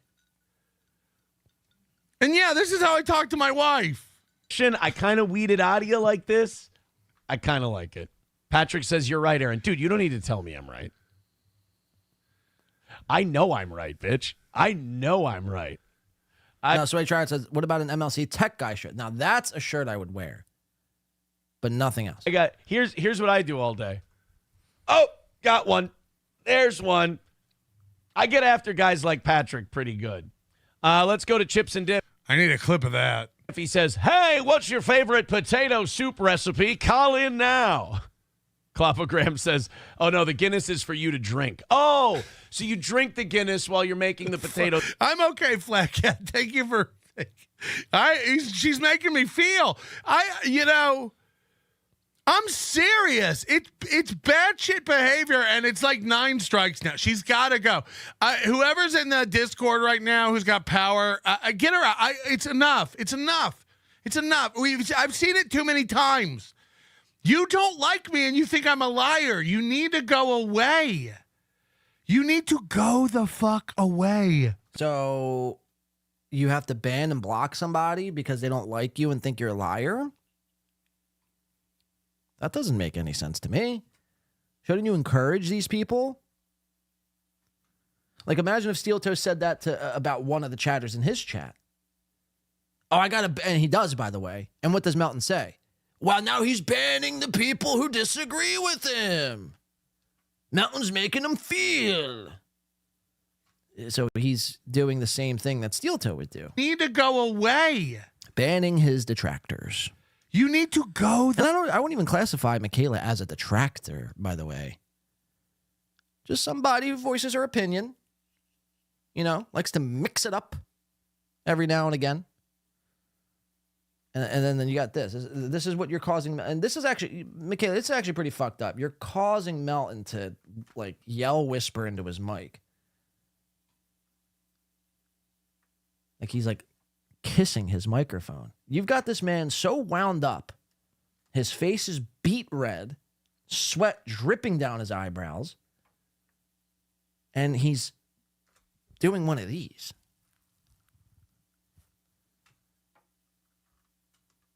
I'd say keep it up. I'd say keep it up. Never stop. Never stop. The fuck away. Like, you're not welcome anymore. I'm serious. You're not welcome here. You're too stupid for me to deal with. There's nothing that drives me more nutty than dumb bitches. Like, I can't do it. I'm admitting it. You win, Michaela. Wow. You win. Get the fuck out of my life. Wow. See, I'm an amateur still. Same for mommy. Don't come. You're not in control of shit. You're not welcome in Hackermania. Beat it, slut. Jansen says throw a ham bone in the soup. See, this is why I've never treated a man like this in my life. It's only dumb women. It's really only dumb women. And it's guys like Melton and Ray, to a certain extent, that these people, they take all their... You hear him just admit it. I've never treated a man like this, ever. It's only women. They always treat women like shit because they're so used to getting rejected by women. And now that they finally have a voice, quote unquote, and a platform, now they get to finally be... They could say all the things that they wanted to say to all those women who ever always told them no, always rejected them, always left them fucking holding their dick in their hand at the end of the night. So now this is their way of getting back. The nerds are fighting back. Keep it up. I'd say keep it up. Keep making this motherfucking guy spiral out of control because he's losing it. What's a nerd's kryptonite? A pretty woman. Simple as that. They might be smart. They might have money. They might have resources and power, but what is their kryptonite? A pretty woman. It doesn't have to be a pretty woman. It could just be a woman in general in a chat room. It doesn't have to be a woman. It could just be a woman's name. A woman's name comes along to a nerd's chat room and starts mixing up a little bit, and you will see a nerd lose their cool. Quicker than you could say mean and vicious. Mean, vicious. So this is just all like suppressed trauma, PTSD, and all these emotions are starting to come up to the surface and surface here with Melton from all his past rejections from women, in my opinion. Fuck. You know, look, Balmert's upset because he had a shot, but you don't want a shot with this ditzy bitch. You don't. This is why you do morning shows like this. You talk about this. Yeah, W-Man says, Win by 2 Radio Melton just snapped on me for asking him a simple question about keyboards. Well, that's Melton, man. That's Melton. He'll snap on you, for whatever the reason is. Keyboards or whatever. He'll call you too stupid, too dumb, keep up. All the meanwhile, this is the same guy who's like bragging about candy apple shoes in Atlantic City. Hello? Kind of stuff. Patrick gets all mad and you're like, you really talking about this? And then other people, they start, doing the morning radio show thing. Yes, Incel Con. I get, because it's like every basic dude is like, dude, but she has tits. Hi, don't you forget to throw a ham bone in your soup. On a wall says the one in the Frugal Gourmet was pretty good. My dad was a huge Frugal Gourmet guy, like massive Frugal Gourmet fan. No, it's like every time, like she gives money, she buys tickets to events, and every fucking time she needs me to be lying about everything. It's like, well, because you are. I can't help you anymore. I can't help you anymore. He loved it. Like he liked the. Oh god. Okay, sorry about that. He that. loved the episodes where. Sorry about screaming, everybody. Everything's fine. Elmo was on. If Elmo was on the Frugal Gourmet, Dad got Cardiff. Don't start. You're next. I think he goes off one more time. Cardiff's I think he goes off one more time. Oh, good. It's actually better. It's probably better that nobody sees this. The Unhelpables. Fucking hell. We doing it. All right, now I'm a full 40 seconds behind. And that's a fact. That's a fact. His show is messing up. What was I going to say? Oh, Cardiff's Kids. This is his show, by the way. Oh, what was I going to say? Oh, Cardiff's Kids. What are you doing? Like, what is this show here? Let's just yell at fucking chicks in the chat room and have tech problems? Fucking hell. We doing it. All right. Just like random taglines from Chad Zumach. This guy blurts out when he's nervous. Hell. We doing it. All right, now I'm a full 40 seconds behind. And that's a fact. I don't even know what that means. Now, what was I going to say? Oh, Cardiff's Kids. Oh, with his tongue out, he just did a Ray DeVito here. I mean, what is going on? Oh, Cardiff's Kids. Michaela really sent this man into a fucking spiral. Again. Can we jail this man? Can we please jail this man? Why? Why is this like happening more and more as each day goes on? I've seen more tongues in 2025 than I'd care to admit. I've seen them all. Kevin Brennan, Patrick Melton, Chad Zumach, Ray DeVito, Steel Toe Morning Show, Gino Bisconti, Keanu Tom, or Keanu, that's a female, or debatable actually. But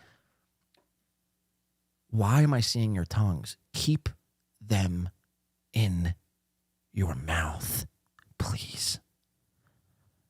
You're on film. It's gross. It's disgusting.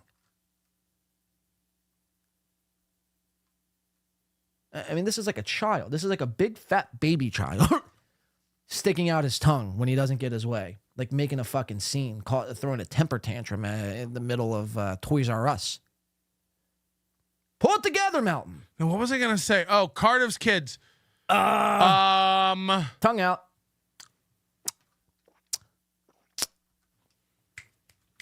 I had a real what? Thought. Oh. I had a real thought as opposed to a fake thought. I was talking to several people. Cool. About Cardiff's kids this weekend. Right. And what was the conclusion? We were talking about your artwork and your paintings. Right. And I talked to some people who commissioned things from you. We all agree, and I'm not even kidding, I'm not exaggerating here. You've got to double your prices. Like double them. Straight up. You don't charge enough. Wow. And Fearless, you need to cut your prices by 80%. Funny stuff. That's my opinion on the marketplace. Cool opinion, bro. Of artists in our community. Okay. Starting to think maybe my dad thought Elmo was real. Back to Steel Toe. Oops. My happy place. Clopogram, let us know throughout the show how your period's going. I would really like to know. Luigi Mangione still has fans, guys. This guy, they are pulling for him. Like, his life is fucked. He's going away forever. He's the guy who... He's talking about the guy who shot the United Healthcare CEO? That would be Luigi Mangione. You're right on that, Melton. Correct. It's nuts. Oh, cool take. He's talking about the guy who shot the United Healthcare CEO? That's nuts. I mean, wild take. That's a cool take. As far as takes go, that one, in the words of Steel Toe Morning Show, is very cool. That's very cool. Very cool take. Can we hear it one more time, please? The guy who... He's talking about the guy who shot the United Healthcare CEO? Yes, he is. Take? It's not. Whoa! It's not. Spicy. Too hot for TV. Probably assassinated the United Healthcare CEO, Brian Thompson, back in December. In December? Why is this on the... This is on the thumbnail? This is a topic on the show? I gotta go here. Doesn't he belittle Michaela once more? Ooh. In the article, it says Trump, in short, so what they're trying to say is Hitler would have never allowed this to happen. Did we EY, you sandbagging son of a bitch. Sorry, I looked down. For 2 seconds, I look up. I see 5 gifted Win by 2 radio memberships. Ewa. I didn't think it sucked a dick. I thought we're having fun. No, we're having some fun here today, Ewa. Thank you so much. Who got these memberships? Courtesy of Ewa. Motherfucking Thompson Robinson. Mr. Z, Rover, Numero Uno, Josh Denny fan, Peanut Head, and 12 Point. Welcome in. Kudos to Ewa. Kudos to myself. Kudos to Win by 2 radio. Did I miss any others? Because I was zooming in on Melton's tongue. Okay, good. I didn't. Thank you, Ewa. That means so much. Consider gifting memberships yourself if you're at home and you're just wondering, hey, what should I do with my hands? I don't know what to do with my fucking hands right now. I'll tell you what to do with your hands. Go to the bottom right. There's a fucking little money box. Do what Ewa just did and gift 1, 5, or 50. We're getting fucking desperate. Can't you tell? So come on, guys. Thank you. This is where we get in the last hour. It gets a little desperate. Let's go on a roll. Go on a fucking roll. Or hit the pinned comment. And there's other ways to contribute to the show. so we could buy more nice, shiny things and rearrange studios. That's what we do here at Win by Two. We rearrange stuff and buy new gear. We don't buy Diet Pepsis or Diet Cokes like Patrick, or throw shit up against the wall like Steel Toe Morning Show, or promise you green screens and other things like Ray DeVito. No, we execute. When we promise something, we deliver here at Win by Two. Thank you. One more time. Thank you so much, Ewa. We do appreciate that. I think that's where I want to leave it with this Melton clip. I think he might go after Michaela once more, but I mean, you get the point. I mean, he loses his mind. Michaela, I mean, really, in the battle between Michaela and Melton, the battle of the M's, I have it scored at here at Win by Two land. Michaela 7, Patrick 0. Patrick is yet to get on the scoreboard, and he thinks he's winning by banning her from the Discord, banning her from the chat. That's never going to win. You look like a soft bitch when you start banning your detractors. That's a steel toe move, even a Chad move, a little. You never hear the words utter out of my mouth. Ban. We're going to ban. Oh, I see Flat Cat. We're banning Flat Cat. Yeah, Jeff Closer's got the idea. 8.7 to fucking 0. Imagine a world where we all just start banning people because they don't like us or they call us liars. I mean, you're living in a fantasy. You're living in a fucking fantasy. You're putting yourself out there as a host, a personality. People are going to call you liars, piece of shit, garbage, loser, boring, this, that, and the third, fat. Your job is to pay no mind to these. I mean, I shouldn't have to be telling Patrick Melton this. He's been doing this for 27 years. Let's get into this little piggy. This is one of the internet's worst shows. Worst, I'd say, in the sense of a production standpoint, from a topical standpoint. Now, we're going to have Karl, I think Karl, Moody, Melton, and the normal crew, B-Dabbler as well, which I don't necessarily mind B-Dabbler. I've always said this. I don't mind B-Dabbler. I think he's one of the more talented ones in this verse. My question, though, has always been with the mask and who he aligns himself with. Karl, which, again, it wasn't really like my chance to call Karl out because over the weekend when I was on Soft Weekly Show, and I tried asking Karl, I was trying to gear up to, I think it's pretty disingenuous. If you go back and watch, I don't know exactly where it's at in that Soft Weekly Show, but I asked Karl, I'm like, people were telling you about Steel Toe like 3 years ago, and you looked into his show and you said no, you didn't want to cover him because you thought they did a cool show. And the Karl's like, yeah, I'll tell you exactly when it happened. When Steel Toe was like getting arrested, and then I was watching Patrick Melton and jerking my nuts every day. I was like, yeah, man, yeah, I have to start covering this guy, Steel Toe. Pathetic fucking loser. So I was going to gear up and ask him, but I think Soft Weekly came in and interrupted me. Fuck you, Soft. And he goes, I think he asked some random question, but I wanted to ask Karl. I was like, don't you find that pretty disingenuous? Because my point to all of that would have been the same things that you see in Steel Toe the first time you decided to cover Steel Toe were the same things and the same points that we all saw 2 years prior. And don't you see how it's a grift? Don't you see how it could be looked at and viewed as, maybe not even necessarily as a grift, just disingenuous? This is a guy who you had on your show. And you chopped it up. You did Content House with him. You were buddy-buddy. You were pal-pal. Boom, boom. And now because you're better friends with Melton and Tukey, and they make fun of Steel Toe, now you found it safe and cool to make fun of Steel Toe. Don't you see how that could be disingenuous? That was going to be my question to Karl, but then Soft butted in and wanted to know about shocker, Atlantic City. You fucking hack. So I lost my train of thought when I was on the show. Not to mention, it was just a nightmare. It wasn't an ideal situation to call Karl out. Plus, I was asked to play nice and respectful because Soft loves him some Karl. Loves him some Karl. Worships Karl. He actually has a Karl painting that he touches himself to every night. Anyway, but that's kind of where I was. And I was I'm upset with myself because I feel like I could have handled that interview a lot better. But it wasn't really like an interview. It was like we were supposed to be talking about Steel Toe, and we really didn't talk about Steel Toe whatsoever. It was just a mess. It was just a fucking mess. Watch it if you'd like. It's on Soft Weekly's channel. But this little piggy, again, one of the internet's worst shows. This is the latest. We have a couple Karl examples of him looking like a complete buffoon.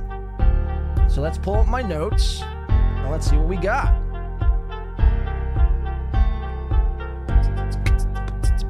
We're not going to watch this intro. I just got to find my notes. All right, here we go.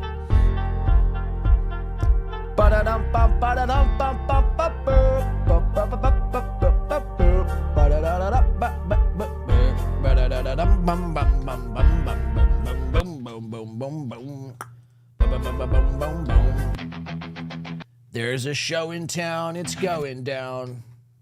Can this fucking thing play? There's a show in town, it's going down. Nothing's Every working. week we're back on Solid ground. Steel toe slipping, but we're gripping. Got the tea to spill, it's always flipping. From April's script to Aaron's glee. Oh, this drama's just a spree. Polydrama, legal trauma. Another win, oh, that's the karma. This little piggy went to YouTube. This little piggy's on Rumble now. This little piggy's begging for dollars.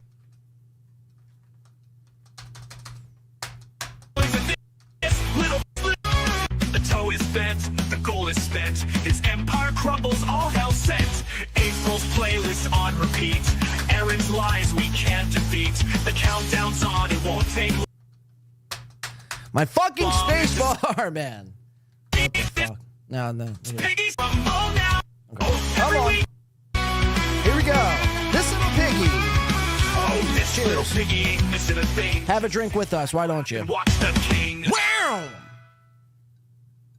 Hi, everybody. Welcome to This Little Piggy, a Steel Toe Melton morning show round table discussion, even though I don't think any of us have a round table. I think it was, Karl or Melton, they said it was inspired by Jeff. You're never going to believe this one. Weezer. True story. I think it was in episode 4 where they admitted to that. Table, ladies and gentlemen, from Who Are These Podcasts? You love him, you hate him. Karl Hamburger. Boo! Right, I'm just going to suck. whisper today. You okay. All right. Good to be here. So Karl's really starting to feel the pressure that he yells too much into the mic. I'm Karl. Yeah. Ow! Woo! People are starting to really get on Karl for this sort of thing. And Karl's like, yeah, I'm just going to come in now and I'm going to reverse psychology the trolls here and I'm just going to whisper. I'm going to do my best to whisper. Okay? Trolls aren't going to get me on this one. Speak up. Speak with your chest, bitch. The volume That's down. what we'll say. Good to be here with you, Patrick. I'm glad you had me today. And Moody from New Zealand from This Little Piggy program. Yeah, I'm Moody the slave. calling in from Seethe HQ. I don't mind Moody, but like I said, he's more of Patrick Melton's slave than a seethed person. this hard before. I've been seething all week. It's just been I've been a non-stop seethe. Non-stop seethe. His accent's really bugging me. Block is like broken. It seems like every message I get from you, all caps, just I'm flipping breaking out. down. Yeah, I'm breaking down. Could you maybe like 3D print yourself some sort of seethe Faraday cage where it can't? I don't want it to get out and affect the rest of us. Right, I'd stay in whatever little box container you're in. I have genuinely just been dumbfounded this week. Like it's just everything is getting stupider. It feels like we're in the end game of. Okay, settle down, Iron Man from Marvel's The Avengers. It feels like we're in the end game now. What end game? What are we talking about? End game? I disagree. I think Aaron has reborn. He's reborn. I never noticed this about Karl and Melton a little bit as well, but they have some tiny hands. You ever notice that about Karl? He's got some very small hands. This week, he has decided. Hey, space I bar. need to go full. Like it wants to work sometimes, it doesn't want to work sometimes. I disagree. I think. Wait for it. Aaron Look how teeny tiny and cute these little handsies are. Aww.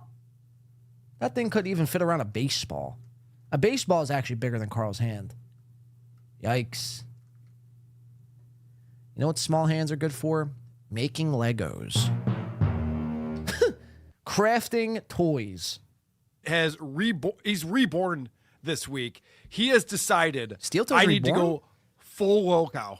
And he's just put it out there. I can't wait to talk about this gym video. But what were you saying, Patrick? I feel like he's been pivoting to that for a while. First of all, Yes, can we I agree. acknowledge really quick how much this show like the Aaron M. Holt verse repeats itself? The theme song, I was listening to it as it was starting. This little piggy's on Rumble now. He's back. Can't get much by you, Melton. So Melton just recites this little piggy line. So I was listening to like the theme song earlier, and this little piggy's on Rumble now. Yeah, that's the words to the song. Cool. Theme song. Good job. I was listening to it as it was starting. This little piggy's on Rumble now. I mean, cool. He's back on Rumble. He's suspended from YouTube again. He is back on Rumble now. It's a Rumble week. When we wrote that theme song, that's because he was suspended and on Rumble. You guys didn't write the theme song. You manually typed words into an AI bot that created the song for you. Didn't write anything. You didn't compose a. I mean, settle down with the using the word "write" is a bit strong. I wrote the song "Goal." I wrote that, crafted it, recorded it, edited it, processed it, mixed it, all myself. You guys, I mean, seriously, when we wrote the song, you didn't write shit. Just keeps, and he says it like it's a matter of fact thing, like the phases of the moon. Like a couple times a year we get Every talk about politics, or it's like every it's weird week. Else. Every week we're back on solid ground. Like there's a lot. Yep. The podcasters head nod. Check this out. Watch Melton and Karl. They're not even listening.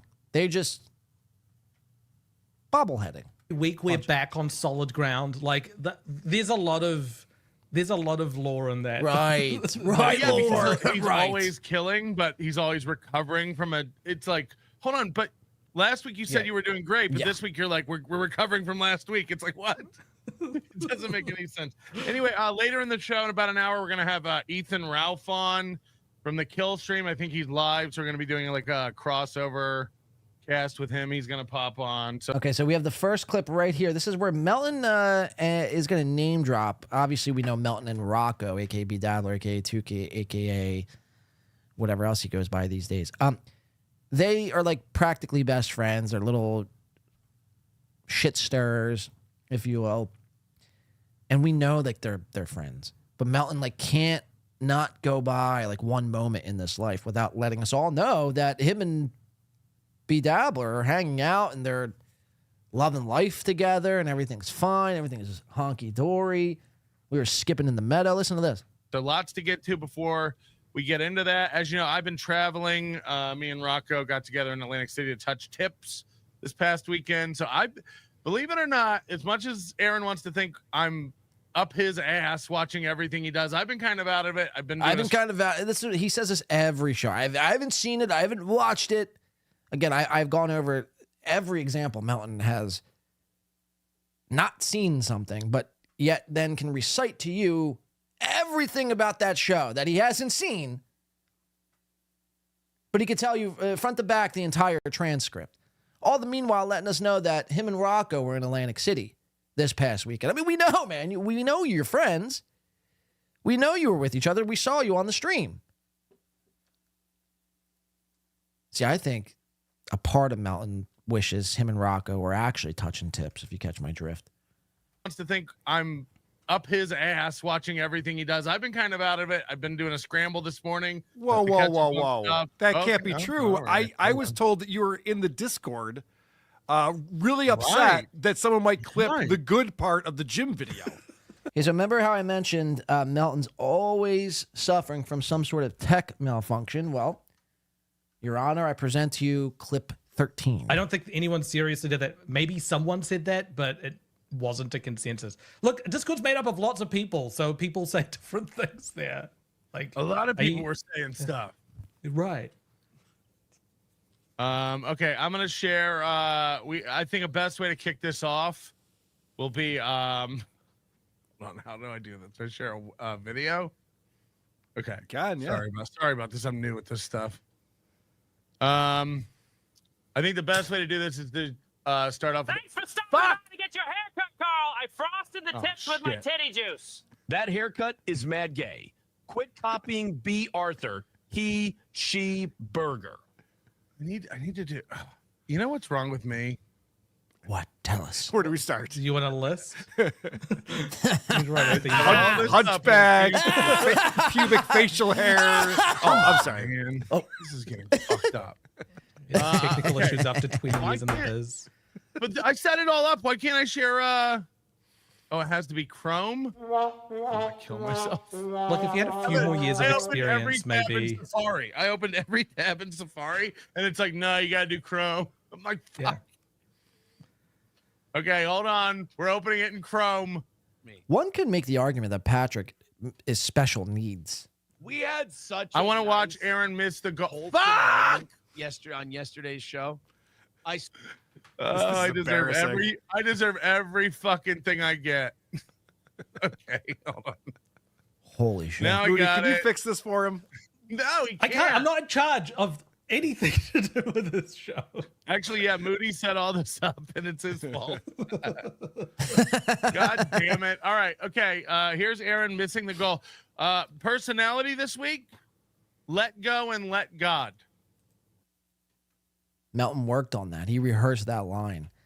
I need like something clever, like one like tagline that I could really sum up Steel Toe's week in one sentence. I got it. Check this out, guys.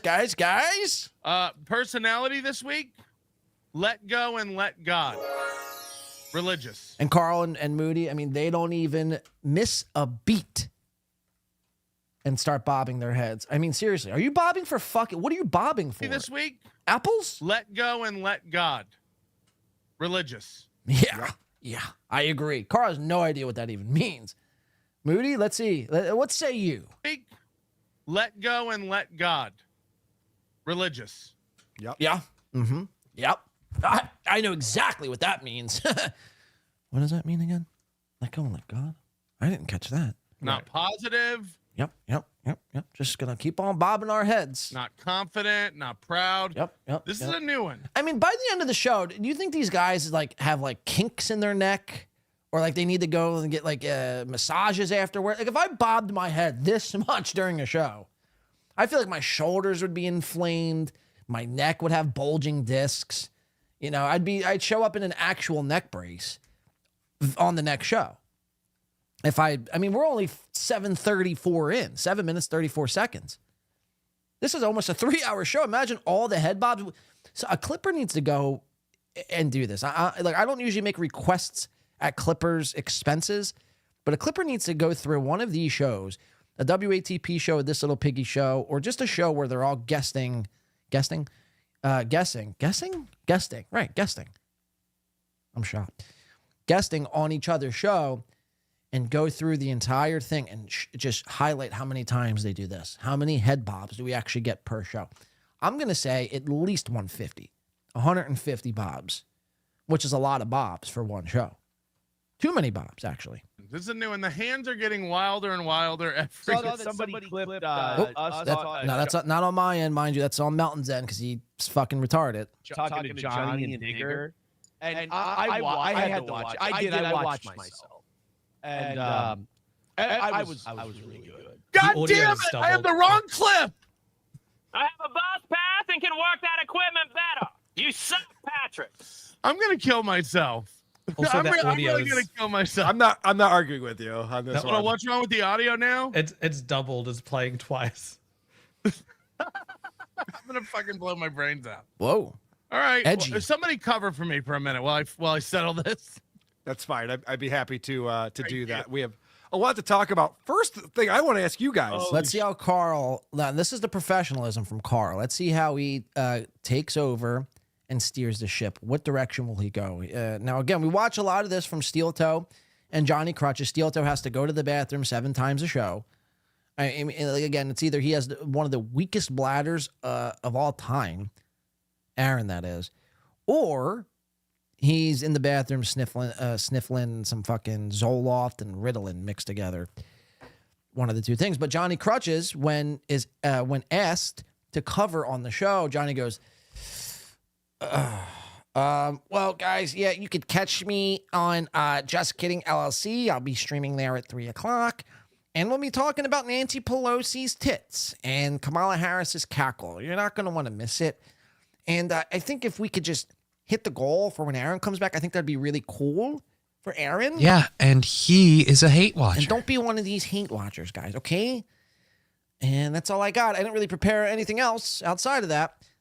Let's see if Karl is any better than Johnny Crutches. Will Karl deliver? Will he pick up the show? Will he carry the show's water while Melton is absent? I'd be happy to do that. We have a lot to talk about. First thing I want to ask you guys. Holy shit. Why the fuck does Aaron pronounce the name Boozamak? Okay, so we have a win by 2 take here. I go back in the archives about maybe 4 shows ago, or maybe 6 or 10. I don't even know exactly. It was probably within the last month and a half. A win by 2, me, John, Blade, by 2, the paint. Had posed the question, why does Aaron, instead of saying Chad Boozmock, very simple, booze mock. Aaron says boozamock. He adds like a vowel in there. Boozamock. Chada-ba-boozamock. Like an Italian guy. Karl, I mean, literally watched Win by 2 and took my take. Why the fuck does Aaron pronounce the name Boozamock?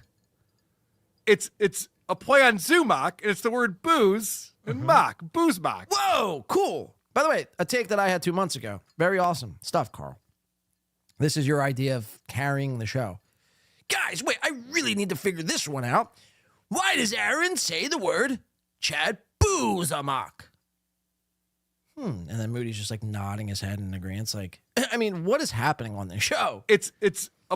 Aaron pronounced the name Boozamock. Watch Moody. It's a play on Zumok, and it's the word booze and mock. Boozmock. He always says Boozamock. Because there's an E in the middle.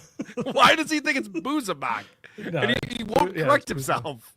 He's so fucking stupid. He said it so many times that's how I say it now. It's Chad Boozamock. Like I add it myself. Yeah, KB says, oh my God, people mispronouncing words? That's content. Yeah, I mean, again, you know, the people who like stop and like clip people for like mispronouncing and fucking words up, I better never go through a transcription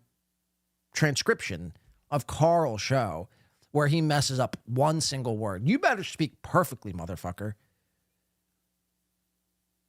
I mean, this isn't the only time Karl does it. Karl always does this when people, and Melton does the same thing too. And he's like, you know, stumbles over his words all the time. But again, I show you that because that's Karl's idea of carrying a show. That was his hot, edgy take to carry this show until Melton's ready. And again, it was a take that I had 2 months ago. Wrong. It's wrong. It's Boozmock. Yeah, I've watched too much Steel Toe. Okay, I fixed it. I'm back in Safari now. I knew I did it in Safari for a fucking reason, not to share the audio, because I already had the audio piped to another thing. God damn it, Matt. All right, here's Steel Toe missing the goal, getting religious. Go ahead and see if we can beg for You hear your it? money and keep this show going. 155. Okay, I don't know what that is. Extreme. I don't know what's playing. Of the Steel Toe morning show. Fuck me and my ass. You're so obsessed you're watching it multiple times at once. What's playing? Act outside the law.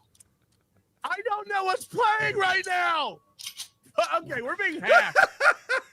This is not vengeance. Revenge. How do I make this stop? I quit podcasting. I really do. I don't know what's playing. There's nothing playing. There was on that other screen that you showed first, there was a little sound icon on one of the tabs. So Moody's trying to be reasonable, logic, level-headed. Melton, I did see one of your tabs was open. It was showing a little speaker sign. Yeah, you have one of the tabs open. And Melton just completely ignores them. On that other screen that you showed first, there was a little sound icon on one of the tabs. I'm looking at every tab. There's no audio. Okay, there it is. So there was audio on a tab. Okay, great. Okay, I'll see you guys later. Thank you. All right. Good show today, Patrick. Don't beat yourself up. We're 10 minutes in. Can the show start now? Or, I mean, what are we waiting for here? I mean, seriously, Steel Toe at least 10 minutes in after he's done begging and telling you how much he's owned the trolls for the first 10. At least we get into something. Not this show. You'll do better. One of the worst things about helping him with tech issues is he screams at you as if that issue doesn't exist, and then it exists, and he's like, He screams at you. So when Moody's trying to help Melton out behind the scenes with tech issues because Melton's too retarded to figure it out, that he has one tab open that's playing, not only does Melton get mad, but he screams, Moody, you stupid Kiwi! You fucking retard! Do you see a tab open? Imagine being screamed at. I don't know about you guys, but anyone screams at me, it's the last time I talk to them. Moody has like some sort of, what do they call it? Stockholm syndrome. He's like bonded to this onion guy. Can't get enough of him. tech issues is he screams at you as if that issue doesn't exist, and then it exists, and he's like, oh yeah. Yeah, he's like, there's obviously nothing playing. So, well, of course there is something playing. Of course. Look a little closer. I know. Fuck. I came up here 45 minutes early today, and I really put effort in. I'm going to stop doing that. Yeah, you should. Every time I select something, it plays something else. Well, let me read you another quote that I wrote down that Aaron said this week. Carl's going to read a quote. Today, he said, Carl's Patrick, quotes. just admit you took the L and your life is kind of gay. Was better for science kind of than Donald Trump. So are you going to admit you took the L this week, yes, Patrick? Yes, sure. Because Aaron I'm taking one right now. Right, I'm going to yes. that one right on screen. Aaron took the L. He licked it right off of April. Okay. I mean, wow.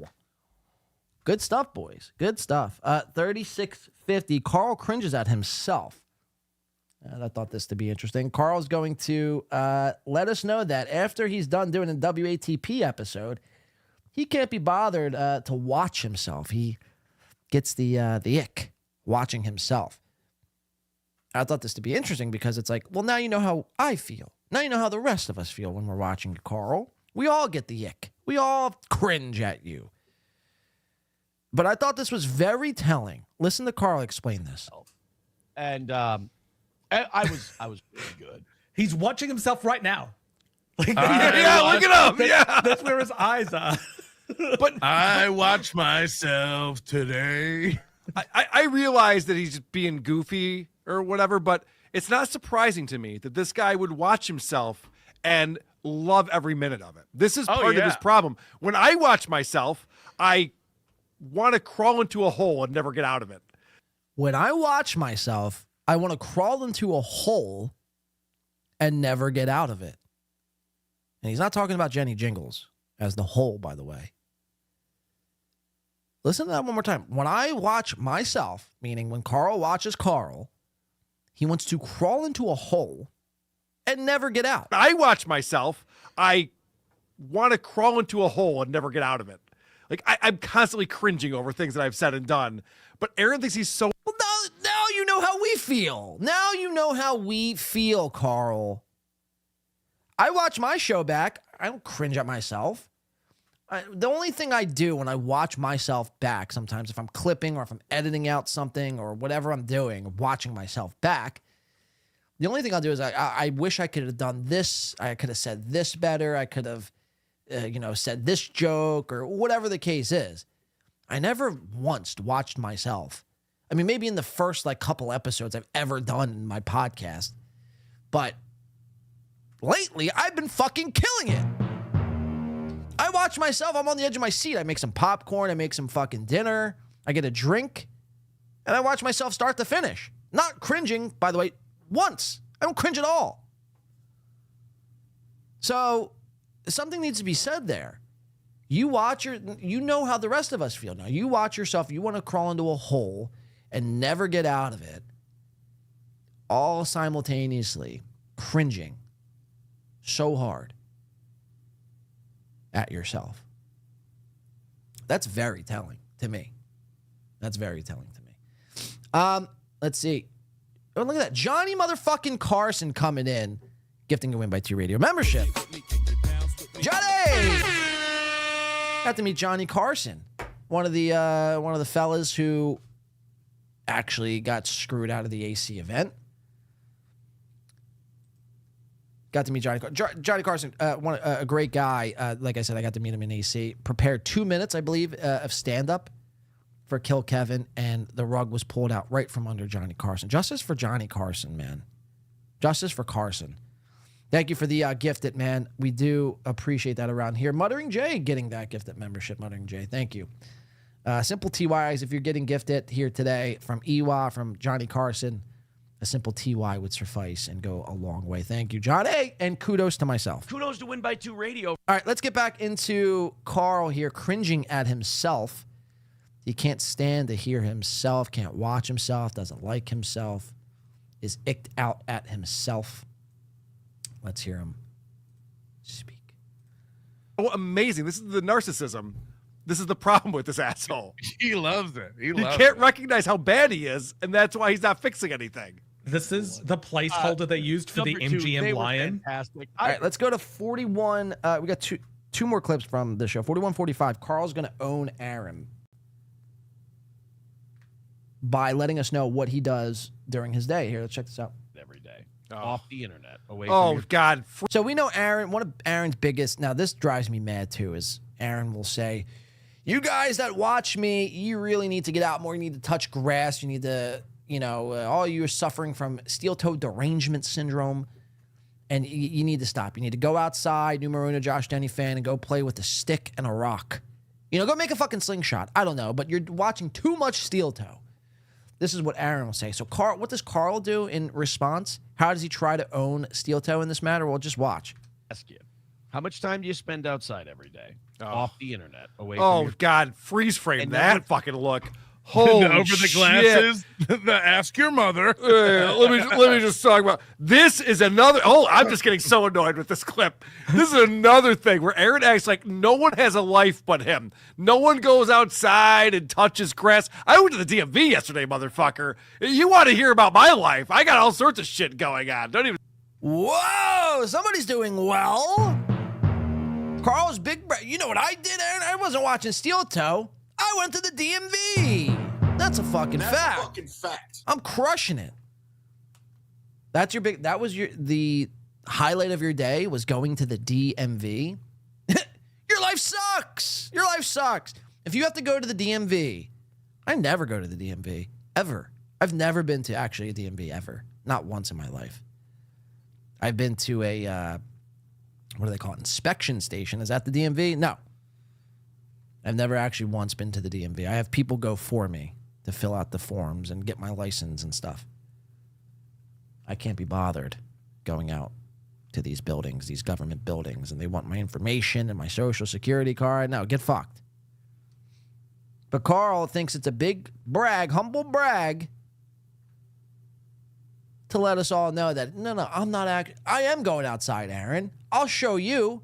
I'm going to the DM fucking V. Over the glasses, the ask your mother. Let me just talk about this. Is another. Oh, I'm just getting so annoyed with this clip. He's getting annoyed. This is another thing where Aaron acts like no one has a life but him. No one goes outside and touches grass. I went to the DMV yesterday, motherfucker. You want to hear about my life? I got all sorts of shit going on. Don't even get me started. I'm going to the DMV, and then from there I'm going to Target.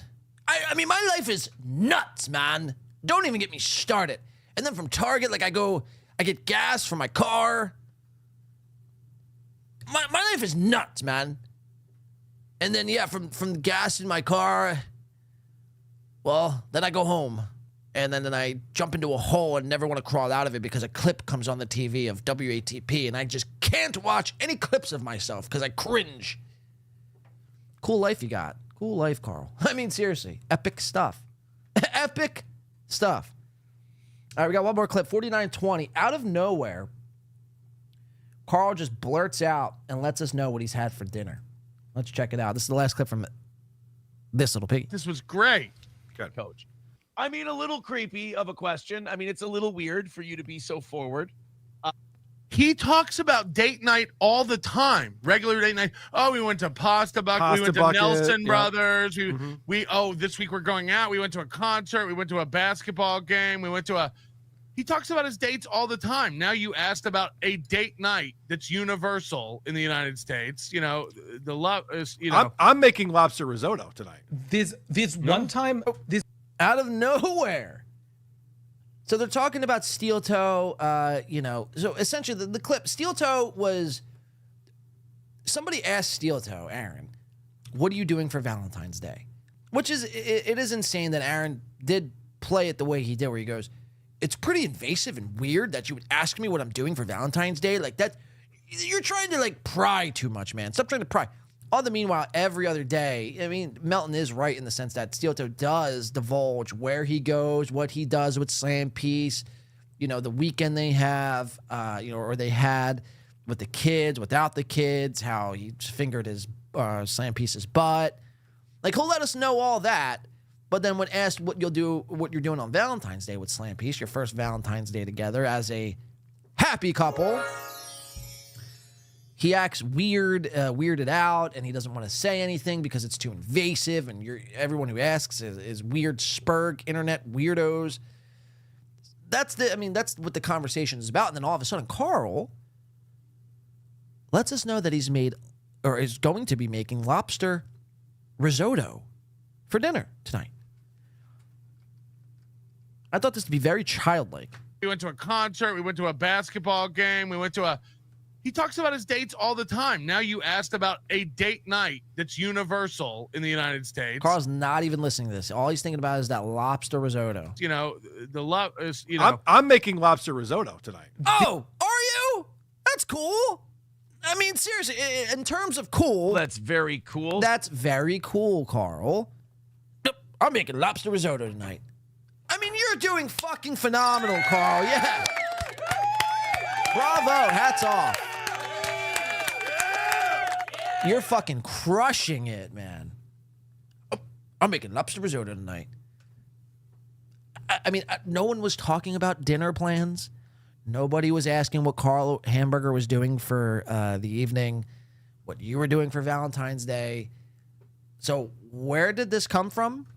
He talks about his dates all the time. Now you asked about a date night that's universal in the United States. The love is, I'm making lobster risotto tonight. Oh, this one time.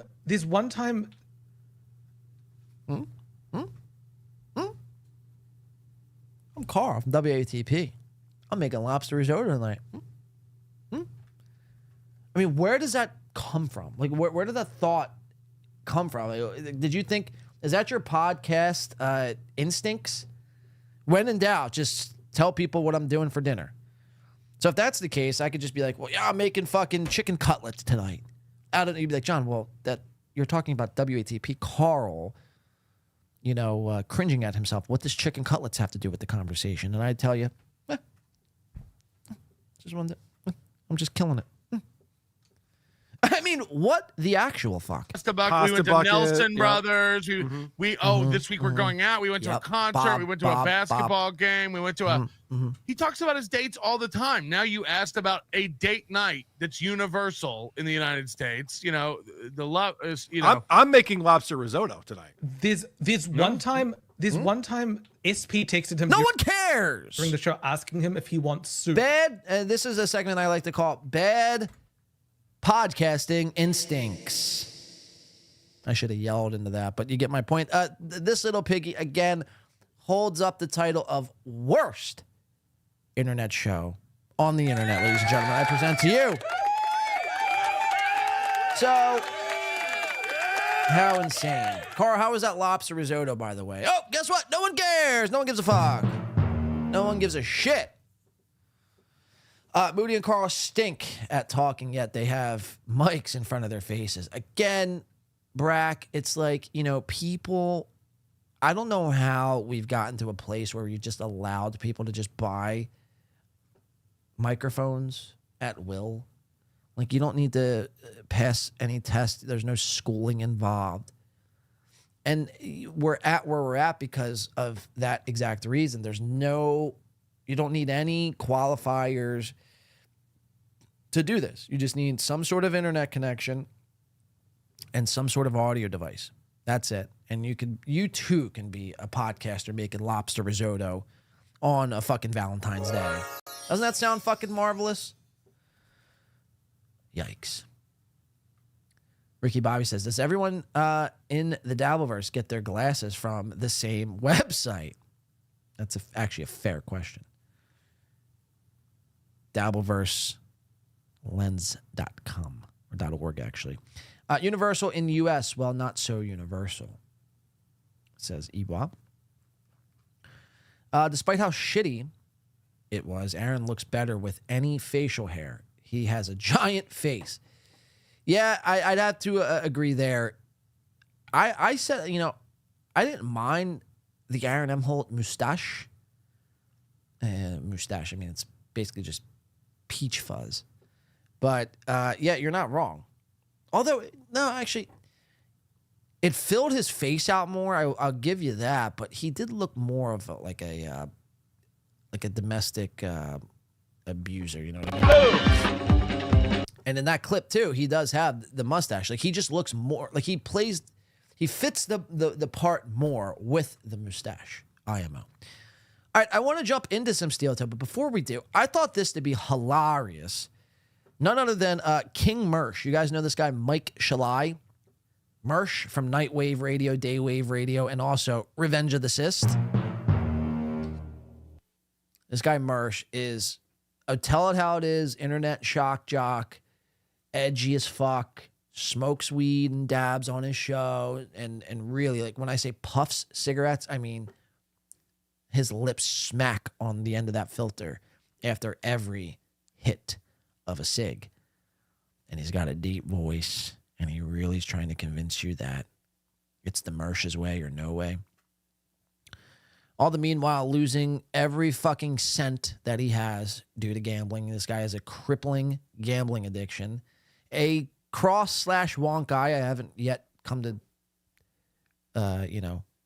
a sort of conclusion of what kind of eye he has. To me, it reeks of a cross eye, but many people speculate that it's just a wonk eye, so I should really let up on that.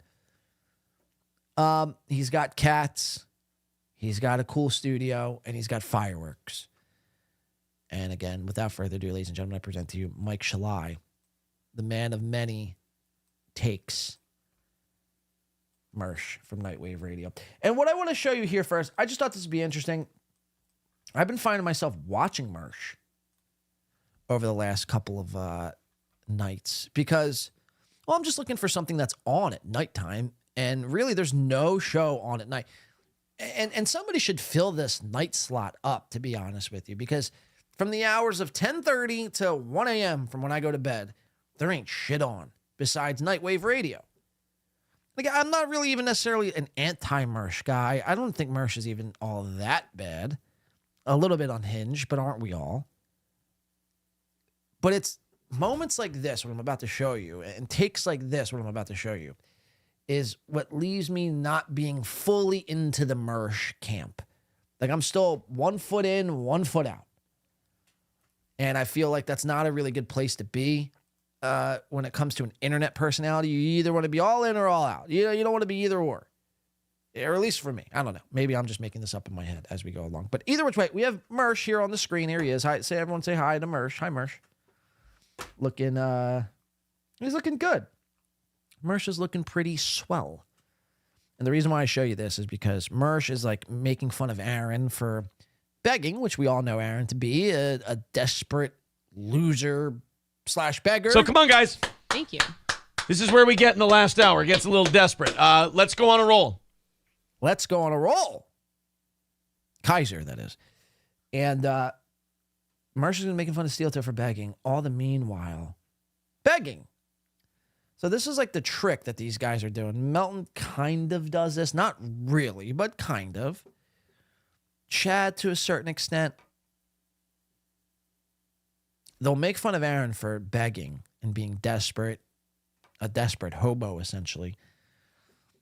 All the meanwhile doing this. Let's see. We might get a Rumble ad. I don't have Rumble Premium. I know, shoot me. But I just refuse to pay Rumble any more than I have to for Rumble Premium. Rumble should just be ad-free. Like, why is Rumble... Well, that's a whole nother debate for another day. But either which way, Mersh, Mike Shalai, let's see what he has to say for himself. But there is a difference. There's a stark difference between doing a show and hoping / expecting the audience to give you enough money for you to sustain your lifestyle versus having a begging session disguised as a show. Remember this. Every night, in which you don't think about the show, you don't think about the content, you're not coming up with jokes or like premises or stuff that you can, like, you're not doing any of that. You're going, I need to hit 350 tonight, and if I don't, tonight's a failure. And then coming out and doing your show and being like, man, guys, come on, let's go. I've got all these things planned. So come on, guys. I got all these videos lined up. I got these stories that everybody else also has been covering for free all day today. Right. But if you want my take on it, I got to get that. Like, yeah, there's a difference, bud. So I'm just explaining it to you. I'm not even mad. I'm just explaining to you that it is what it is. It is what it is, huh? Like David P. is not even the real David P. So just remember he said that. Right? There's ways to go about doing this sort of thing, or, the way you go about trying to make the money. You don't want to come off as a beggar.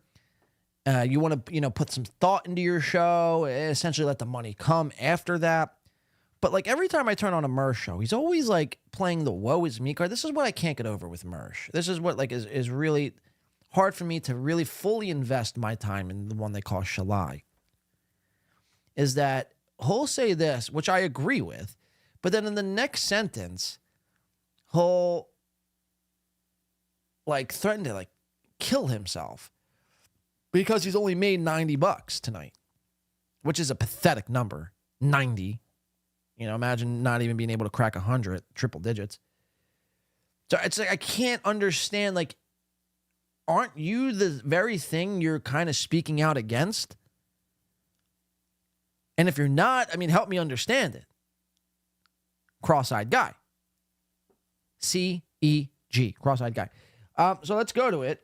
So he's like covering Aaron. He's like really like breaking it down, giving us his take. Yeah. And then we fast forward just a everything snatch. up. Dude, that's an amazing stuttering Doom. He likes Doom. Doom. Chef's kiss. Chef's bro. kiss Doom, bro. Isn't Doom a chick? Or a them? Or a they? Deep voice. Hit the like button. Whap. This is just a little small one here I decided to show you. I'm telling you, yo. Fireworks are still going strong, by the way. We covered this. I think we were the first one to cover it. January 6th of 2024, where Mersh first debuted his fireworks. Cool fireworks background. Still has it to this day in 2025. Stalin and I like Real Media Player, but some of these other ones, I will say this, the two best clippers. MGD says, Doom's a blonde bimbo. Confirmed. Now, how do we know this is confirmed, MGD? How do we know this is confirmed? I saw you post this picture of what appears to be Doom from her MySpace days, but apparently she's turned from a hot blonde bimbo to a dyke, right? Isn't she a dyke now? Which is all cool. Kay says, I like Mersh's gravelly voice. Mersh does have a deep voice. Crowdcat 999 super sticker. We like that. We like super stickers around here. No fucking messages for me to read and get tripped up on words over just a simple sticker that does this. Almost like the white power sign, Crowdcat. Are you trying to tell me something without trying to tell me something, Crowdcat? Insane and he's got no brain. Thank you, Crowdcat. Kudos to Crowd. Kudos to myself. Kudos to Win by 2 Radio. There's the super sticker. One more time. Thank you for the $9.99. We're on our way to buy a new Corvette now. I refuse to buy a Tesla. Imagine buying a Tesla. Imagine making money for the first time in your life, Patrick Melton, and buying a Tesla. What are you, some sort of gay? You gotta be, right? You gotta be. Imagine making like over 100K a year and being like, you know what my first like cool car is gonna be? It's gonna top my Lexus. A Tesla. Gay! Tesla should be your third car. You should always obviously have a family car, some sort of van or SUV, preferably maybe like a Denali or, I don't know, Subaru of sorts, an Outback. Subaru Outback could be a really good car. Family car.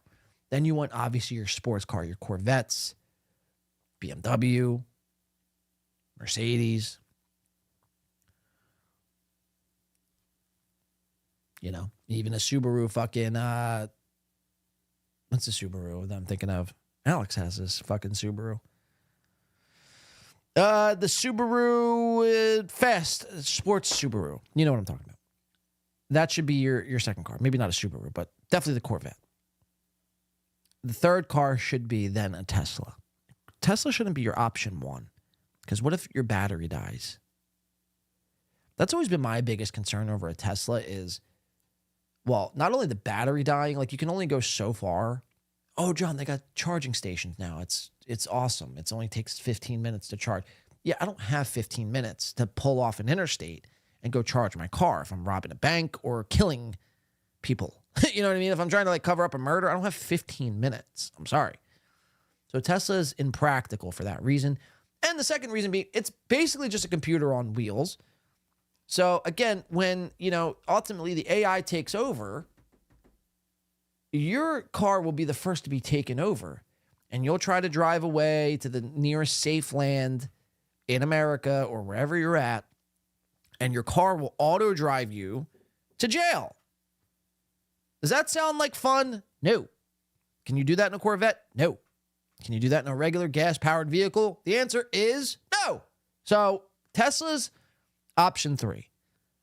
Tesla's an option 3 type of car. And if you own a Tesla and it's your number one car, consider buying either a Dodge minivan, a Subaru Outback, a Hyundai Odyssey even. Practical, good on gas, good highway mileage, by the way. And just overall, just a good experience. You don't want to go full computer yet. I mean, to do that is quite foolish. We're not there. You still have the option to buy gas-powered vehicles. Why wouldn't you take that option? Unless you're some sort of half-witted maggot. I already ruined that bit, huh? All right. Anyway, Mersh, what are you saying? Mersh looks like he's not a Tesla guy, so I do have to respect Mersh for that. Groutcat. You know what I'm saying? Actually, no, I can't even give it to Misery Love Clips. Should be a good clip channel, but the only thing they clip is Kevin Brennan reacting to clips. That's not true. Misery Loves Clips clips me all the time. Numero and Josh Anyfan says a real man would buy a oh, shit, that fucking hit me the wrong way. A real man would buy a Klongo for $12K minimum. Los Federales for Canadian 2 says would rather drive a Reliant Robin than a Tesla. I don't even know what that is, Los Federales, but we're going to look it up together here. Reliant or Robin. Is this some sort of Canadian car, man? What in the fuck is this? I know you're seeing like mad screens right now. Here, we'll do this. What the fuck is this? Is this some sort of space car, man? Some alien car? It's a two-wheeled car. It's like Felicia Gillespie's car right now. Is this a real thing? Or is this supposed to be a joke? And in which case I missed it. All right, anyway, back to Mersh. Thank you for the, was that 2? Canadian 2, which comes out to about a US 167.6. So we only count actually $1.05 of that, Los Federales. So you're gonna need to step it way up if you want me to do some overtime here today. Just kidding. Thank you, Mersh. But fuck it. That Doom and Real Media Player have been stepping up their game, and Doom's been really light years, like head and shoulders above the other ones. Like Doom is constantly fucking around and tweaking shit. Doom is constantly fucking around and tweaking shit. Thank you. Who said that? Crop 11, the WRX. Crop 11, reach out to me. I mean, I don't know what to send you, man. My thanks, my ultimate thanks and appreciation for somebody named Crop 11 here today in chat. I couldn't think of the sports Subaru a minute ago, and everyone, laughed and pointed and said, wow, what a fucking moron this guy is. He's got a cool studio, but can't even think of the WRX. What a loser. And then you got guys like Crop 11. He's like, you know what? I'm going to help this guy out. And he just puts in 3 simple letters in caps, WRX. That to me, I mean, that's what wins you chat MVP around here. That right there wins you chat MVP, Crop 11. So thank you for that. Yeah, the WRX sports car. Again, that would be like my second choice. So again, if I'm owning, my first choice is a family car, always thinking family first. Got to fit the fam in the van or in the Denali. Second car being the sports car Corvette WRX, Crop 11. Third car being the Tesla. Just kind of what I want to fuck around with. You know what I mean? When I don't feel like driving, but I need to get to somewhere, that's when I need my Tesla. You see. All right, let's keep watching. Mersh thinks Doom is rad.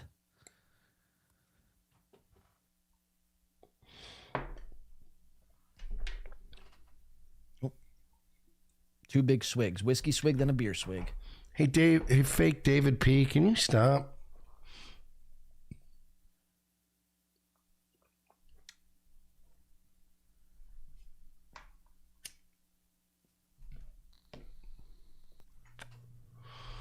I guess that's it, huh? Is that what we did tonight? Did we do $95? That's pretty rough. $95. I'm gonna double check. I gotta count all of my apps. Gotta make sure we definitely made 95. 25, 35, yeah, 35. 35 plus. Oof. Yeah, it's never good when you're looking at your money apps like Venmo or Buy Me a Coffee or Rumble Rants, and it makes you do one of these. Oof. You're not making any money. 35, yeah, 35. 35 plus. Like, this is something Steel Toe would do. He's like, wait, does that really say 95? I could have swore I made at least 123. He's got a stink face. So what can I do with $95? I can't even gamble. Oof. Oof, he says. No, we didn't even do that. Oof. Oof. We did $92 tonight. That $92. Shout out to 92. All I could say, better than 91. Better than 91, Mersh. Count your lucky stars. Look at this. I made 5 right here. I'm 87 away from making what you made in an entire night. Those Federal Eye says, would you never buy an electric car? Look at what happened. Wait, would never. Oh, those Federal Eye said he would never buy an electric car. Look at what happened in LA. How do you charge your car when the city's on fire? My go-to car is an Aaron Martin DB9. Aston Martin, or Aaron, is that an actual car? An Aaron Martin? If so, I need to really catch up on my car lingo. I mean, that's a great point, though. It's like, my point exactly. When the grid shuts off, now I get it, gas ultimately will not, it will cease to exist as well. But you could combat that. You could hedge your bets based on if the grid will ever go out simply by buying gallons of gas. to drive you from point A to point wherever the fuck. You can't do that in an electric car. Once the grid is down and there's no power, how are you going anywhere? Your Tesla is as good as fucking this vape when it's dead, or the shit under my shoe, or the Rock Bottom podcast. You see, you're not going far when there's no power. Always go gas. That's why Tesla, again, option 3 at best. At best, if you got it like that, maybe an option 4 car. Option 4 car. I'd honestly rather drive a fucking moped over a Tesla. I could rely on a moped. As long as I do some oil changes, some basic oil changes, and changing the spark plug maybe every 2 to 3 years, my moped will outlast that Tesla 10 times out of 10. That's a fucking fact. That's a fucking fact. Sign me up. I'm buying a moped tomorrow. K-Murph says, my go-to car is and you can't go wrong with this one either, a Toyota or a Nissan or a Honda or a Chevy, Nissan, Honda, Chevy, Beamer, Benz, and Bentley. You can't go wrong with a Toyota. You could run a Toyota until the mileage reader breaks. One of my buddies back in the day had an old Toyota Camry, I believe. Old reliable. It was an old gold, really crusty, dirty, old Toyota. This thing, I shit you not, had 777,000 miles on it. But this car ran, put it this way, my buddy had that same car for like 10 years. And in the same time, I had like 3 cars.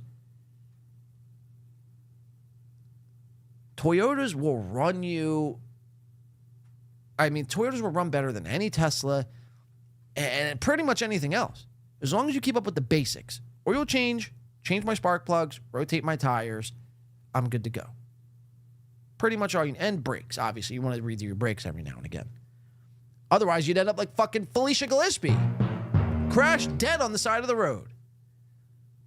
So, yeah, I'd rather own a 1995 Toyota Camry than a 2025 Tesla Model S. For multiple reasons. Thank you, K. Murph. As long as it's not a non-CVT Toyota. That is true. That is a good point. All right, let's, Affy says horse and buggy. Yeah, talk about old reliable. You can never go wrong with a horse and buggy. You'll drive that thing until the fucking horses are dead. Mersh? That's a new low. That's a new low. Wow. This show sucks. So we get to, wow, Yeah, this show sucks. Are we raiding somebody? It's Virgie Live. This show sucks. That's a new low. These are like the words of Aaron Emholt. Bro, you made $92. How long did you do? 3 hours? So we'll just say 90. That's what, 30 an hour. You've made 30 an hour. There's some like plumbers and electricians that don't make 30 an hour. There's some people in this chat that wish they can make 30 an hour. Not Mersh. Mersh makes 30 an hour. He's like, I suck. I should quit. This is the new low. Is it? This is a new low for you? That's a new low. That's a new low, he says. This show sucks. Huh? This show Who we raiding somebody? It's Virgie Live or something? Virgie Live. I got to get the fuck out of here. See Adonis Paul's live. Mr. Bats, come here. Mr. Bats. Come on. Now you're just watching a man like sulk in the fact that he's made only $92. Trying to get his cat maybe for one last ditch dono. Last ditch effort for a quick $10 dono. Jump up. Drunk. No. High. No, he wants me to. His cat won't even jump onto his lap. That's how pathetic this man is. Give him food. All right, I'll give you food. Relax, buddy. You're not starving.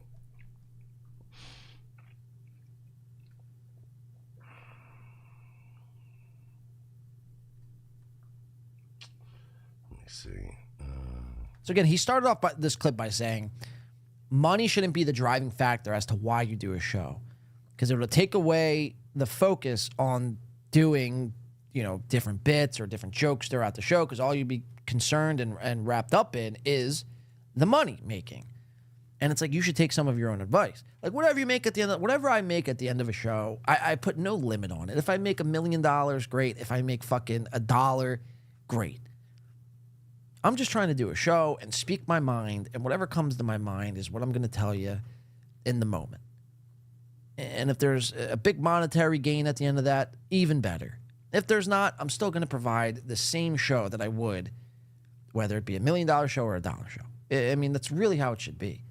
Nobody is obligated to give you anything, especially because it's like, what are you giving back? It's like, you're not really doing or saying anything that different than the rest of the people. Now, Mersh might be an exception. Some of Mersh's takes are, not bad, I will say.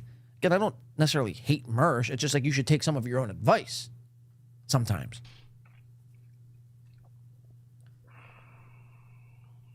Because it comes off very steel toe-esque. Let me see. Adonis Paul. He's a cartoon man, and I hope he makes more money than me tonight. Thank you, guys. Take care. Be well. Love you. We're gonna. Nope, that didn't work. That didn't work. Let's try it a second time. There we go. Yeah, guys, take care. We love you. We'll be back tomorrow. ROTC, day wave, night wave, the whole deal.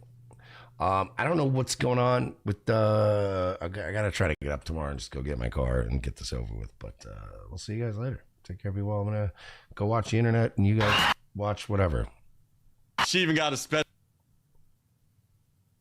She's got a special leggings so she can slide on one knee. That's her ult. That's her ultimate move. Look at it, you mean $92. I mean, in the grand scheme of things, it's all not that bad for 3 hours worth of work. So there you have it. Mersh, very depressed this past week from only making 92. If I could locate my damn mouse, we're going to get into some steel toe if you'd allow me to here today. And I think we're going to take a break after the steel toe stuff. There's a couple things I'd like to touch on. One being his new merch shop. And, well, not his shop, but some of the pieces and some of the items he's displayed in his merch shop that were laid out last night. And some of this boxing shit, some of this Gino Bisconti and Keanu stuff we're going to get to on the other side of this break. But without further ado, let's jump into it. Steel Toe Morning Show. You know him. You love him. Some of you hate him, like myself. So let's jump into it. Steel Toe.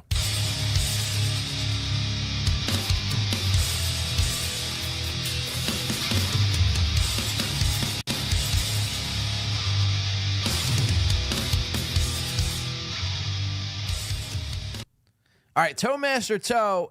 Let's see. This was last night, Steel Toe, I believe. 217.25. Let's jump into it.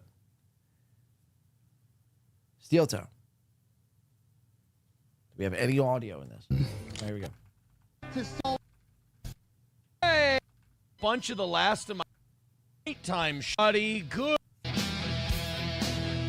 Hey, everybody. Good evening and welcome to the Steel Toe Nighttime Show. And boy, do we have a good one for you. And the rate we have to keep our eyes on. Again, one of a win by two take was this man bouncing out of his seat. No pun intended. We have to keep our eyes on this because he is now. I can't not see this man jump out of his seat. I mean, almost as much as Karl bobs his head on a show. I mean, it really is insane. Why all the bouncing? Why are you jumping out of your seat this much? I mean, are you really this uncomfortable? Is it a nervous tic? Are you suffering from some sort of Tourette syndrome? I mean, what is going on? Are you shitting yourself live on air? Like, what is happening? Oh, night. I mean, we're not even a second into the show, and he's already bounced up into a posture here. Look at this. Everybody, good evening Watch. and welcome to the Steel Toe Night. Like, he can't get comfortable, so he's got to always shift and maneuver and bounce up and down. Time show. And boy, do we have a good one for you. I forgot today was a holiday. I had a bunch of the last of my stuff to send out. The mailbox is full of shit. And it's President's Day today. Oh, and it's -11 right now in Minnesota. Holy shit. Schools are all closed. I mean, cool, man. Like, no one else lives in Minnesota but you. No one cares about the school closures or the weather. I mean, again, what's next? Traffic? Why don't you tell us about the Minnesota Twins or the Vikings? Oh, in Minnesota. Holy shit. Schools are all closed. Awesome. What am I to do with that piece of information? In Minnesota. They're all closed already. They shut them down. Or at least a lot of them. Cool. I mean, so it's my schedule's changing a little bit tomorrow with school being out. Nothing that affects any of the shows, but so why bring it up? My schedule is changing tomorrow due to the schools being out, but it's not going to affect the show. I mean, what is your point? Yeah, it's just too cold. It's just too cold, he says. I don't know. This is a hot take, but check it out. We're in the middle of February. It's the winter time. If it was too hot, I'd be concerned.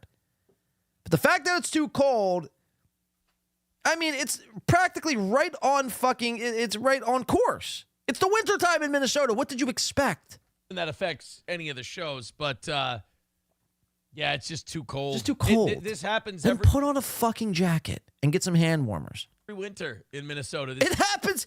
Did he really just say it happens every winter in Minnesota? I mean, is this what's happening? Yeah, it's just too cold. This happens every winter. Ah! Oh my God!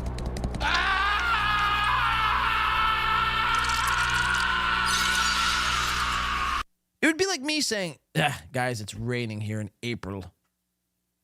It happens every spring here in New Jersey. It's like, no, isn't that a saying? April showers bring May fucking flowers? Yeah, that's right. You're right on course. It's normal. Guys, it's cold here in Minnesota. It happens every year. You'll never believe it. But, yeah, it's just too cold. This happens every winter in Minnesota. This is not a rare thing, like canceling school because it's too cold. It's just something that happens. Something we do probably once or twice a school year. You're going to get cancellations because, like, literally it gets so cold that it becomes, time-wise, it becomes a danger to your health to be standing out waiting for the bus. Like wind chills that are so bad that if your skin, any exposed skin freezes in like a minute and a half. So it's physically, it is irresponsible to send the kids out to school. And I know that when I go to Rumble or YouTube, I go to the chat, it's going to be, yeah, pussies. And people my age and old. Again, that's how all the Spurgs talk. Yeah, pussy. You fucking bear. Yeah. It's like no one speaks like that. It's going to be, yeah, pussy. Big W, you fucking queer. You think it's too cold? Fucking loser. I know that when I go to Rumble or YouTube, I go to the chat, it's going to be, yeah, pussies. People my age and old and younger cannot sit here and pretend that we were like this tougher generation that just put up with that. No, we didn't. We got school canceled too because it was too cold. We don't get to pull that greatest generation stuff. When I was your age, we used to walk. No, when I was your age, the bus was always nice and warm. You know, the driver was probably... Brittany Martinez says, what a pussy state. My kids went to school during the coldest days last month. They have off all week because of the holiday. I mean, yeah. Negative... It's like, you know, they don't sell North Face jackets and some hand warmers in Minnesota. I find that hard to believe. Probably a little tipsy. That's maybe changed a little. I don't know how much tighter they watch that. But it was a nice warm bus. We were all bundled. It was a nice warm bus. Thank God. Bundled up, neat, waiting for the bus to come out and pick us up. And if it was too cold, they didn't let us go to school. We did not live in Tough Guyville. But Big W says, I walked in 6 feet of snow, barefoot, uphill, both ways. Talk about cold. That's where we're at. It hasn't, by the way, hasn't climbed above zero all day today. And the next time it's going to get, oh my God. This is a no show. Shit, guys. What time would you get up for school? 6 or 7 a.m.? I don't know. Because I'm not in school.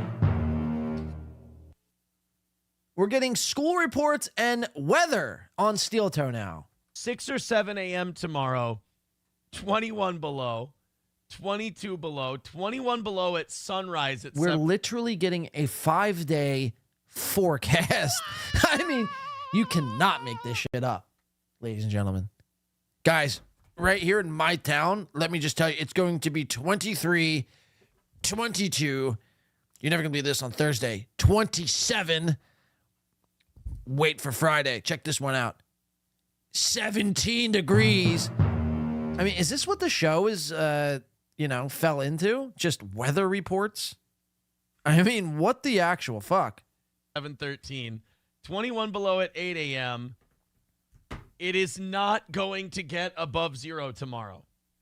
And I don't think it did not get above zero today. The high today was 3 below. So it will be, 24 is now 48. We may have 72 hours of cold with sub-zero temperatures consistently. Welcome to Minnesota. I don't live in Minnesota. Like, what? Much like the rest of your audience, nobody lives in Minnesota. I'm cool. It's 30 degrees here. I'll put on a jacket and 2 pairs of socks and maybe hit a fucking shot of whiskey. And I'm good to go. He's like, welcome to Minnesota. It's like, oh, who are you talking to? Like, 3 people in your chat room? I do want to say a quick thank you before we get started tonight to Chev Maddock. He threw us 10 this afternoon, and he said to finish off the morning goal from Chev Maddock on YouTube, buddy. Thank you. We knocked out this morning's goal. We ended up $5. What do you say? Thank you, guys. We have a lot of stuff to give you tonight. Cheetos dropped by. Cheetos came up with the month's worth of. Wait, what's that by say?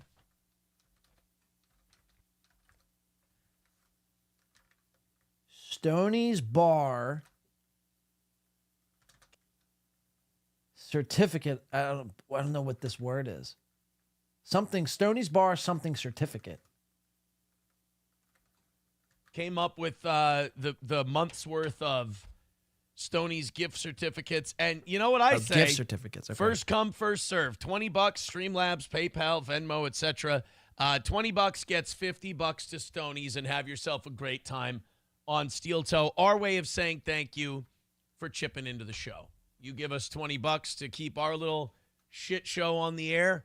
We'll give you $50 to go drink. Sounds like a good deal to me. And I was thinking about this the other night. What if you just bought out the gift cards, spent $200, and got $500 to Stoney's? What would they do? You know what I mean? Like, first of all, I don't know how that even evens itself out. I give this man 20. I give Steel Toe 20. And with that 20, I'm going to go and spend 50 at an establishment. But somebody really should put this gift certificate thing to the test and buy, again, $200, $300 worth of Stoney's gift cards and just go fucking crazy at Stoney's. How much could $500 get you at Stoney's? How many frozen pizzas could you get? 6? 10? 15? These are answers I need, questions I need answered, you see. All right, I want to show you his new merch shop here. I'm not really too fond of the small talk, but let's see what's happening. Go nuts. If 6 of them go tonight, we'll do the other 6 tomorrow night. This is an evening show exclusive. But let's do this. Let's kick that morning show's ass, huh? Yeah. Sounds cool. That morning crowd with their barely making it right there at the end, just right over the finish line. Let's have the evening show. Show them how it's done. I don't know if you can read from there. Maybe I can make the letters a little bigger.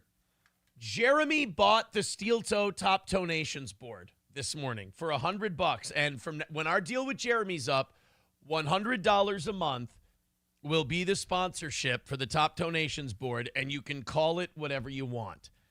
Chad Buzamak is not happy with this.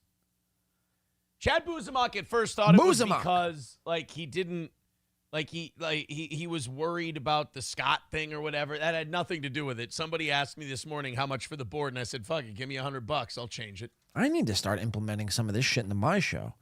Like, I need to just get a piece of paper, write the biggest donors' names, and for $1,000, you could have your name at the top and call it whatever you want on my show. I mean, imagine being this retarded and paying that. Giving a man with a chin of this magnitude $100 a month so he could write your name in chicken scratch on a whiteboard that means absolutely nothing. And Jeremy gave us a hundo, and he wanted to rename it the WHMH 101.7 Top Donations Board. There you go. Maybe after Jeremy's deal is up, the person who's in first place at the end of the week should get to name the board for the week. That might be fun, too. But either way, Jeremy's in first at $100. Yags, it was cool to see Yags again. Yeah, Yags. This morning, Yags in Haven't second seen you in a with while, $50. Yags. Gray Duckling in third with 22. Matthew and about 5 other people tied for fourth place with $20. So thank you very much. This is insane. I appreciate it. Making speech free again says you should print out the names and tape them to the board. Yeah, POTUS Feloni says signing Twister games. Whatever happened to that? I guess that just fell through. Because the way it was supposed to be set up, Jeremy, with $100, is supposed to receive a signed Twister game. And I don't think there's any mention of that. So what, he just gave up on that whole thing? Because he realized how ridiculous it was for every 100 that he got. And by the time YouTube and taxes are taken out, I mean, you're only left with like $67. What, you're going to spend another $15 on Twister, send it out, and spend another $10 on shipping and handling? So for $100, you keep 50 and got to do all this work. I mean, it didn't make sense in the moment, but he went on with it like it was the best idea since fucking, cereal. And now it's not even a thing anymore. I mean, that lasted, what, a week? People can actually see their names. Huh. Not bad idea. What? I don't know. I'm gonna keep that one in mind. Thank you. Oh, yeah? Where are you gonna keep it? I'm gonna keep that one in mind. Keep that one in mind. Thank you, buddy. Johnny and Digger are live right now? Oh, how dare they? I'm going live tomorrow at 2 o'clock in the afternoon. No, I'm just kidding. Chevmatic becoming a member for 6 months says, did you get my PayPal 3-ish hours ago? Yes, we just acknowledged that you knocked out this morning's goal.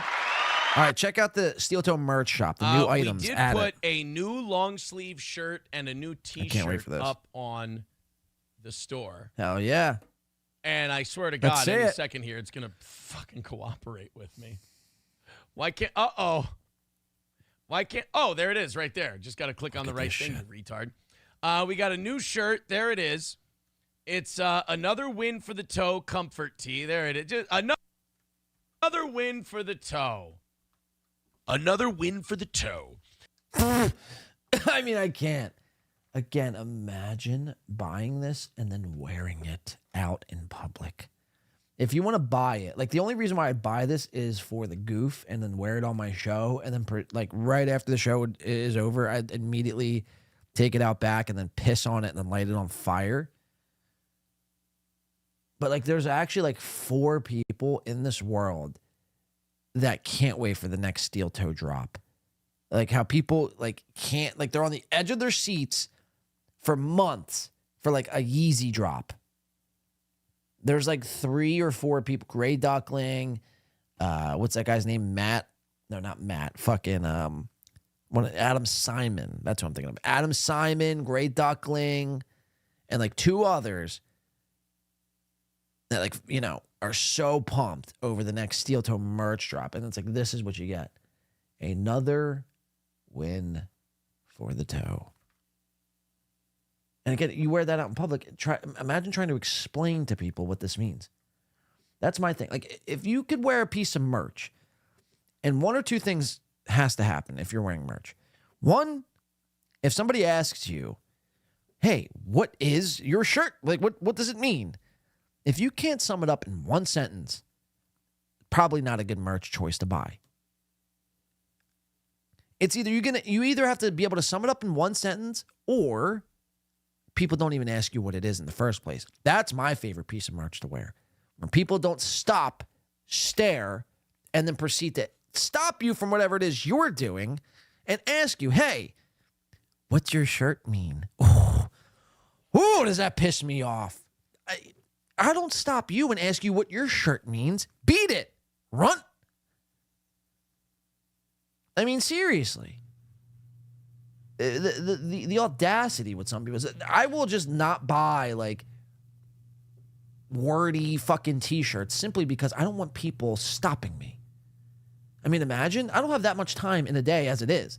Imagine I have to stop 5 times a day to explain what another win for the toe meant. First of all, it seems unhinged. What does another win for the toe mean? How much fucking time do you have? You know, I'd have to fucking pretty much just go watch my channel. I mean, if you want to know what another win for the toe means, winby2radio at gmail.com. I mean, you could do that too, but winby2radio on YouTube.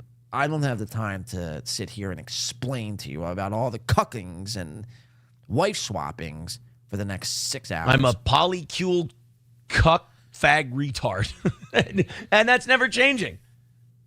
Yeah, then you got pointing a package that says Kiki's Nirvana shirt says poser. Yeah, only true posers wear Nirvana. Ask Keanu to name 3 Nirvana songs. She won't be able to do it. She will not be able to do it. She'll be able to name maybe like Smells Like Teen Spirit and Come As You Are. She will not be able to name a 3rd. Guaranteed. I'd rock a Nick Rekieta shirt. Does Nick sell merch? Nice Podcast Super says the font even sucks. Everything about this sucks. All of it sucks. I mean, this looks like a shirt like geared toward Halloween. Black and orange. Like, oh, is this some like Halloween themed t-shirt? No. It's an internet podcast guy who's a polycule cuck fag retard, and that's never changing. Divorced 2 times. Not 0-2 as a boxer, just 2 as a boxer. Neglects his kids, abuses his spouses. Thinks he's like a big radio star like Howard Stern, but in reality, he does YouTube like the rest of us. Begging everyday hobo. Giant panhandler. And that's really, just the start of it. I mean, seriously, how much time do you have? 0-2 shirts coming soon. No, they should just get 2 shirts. Kudos to Win by 2 Radio. 2 shirts. All right, let him explain this. And how much is it? $30 fucking for this.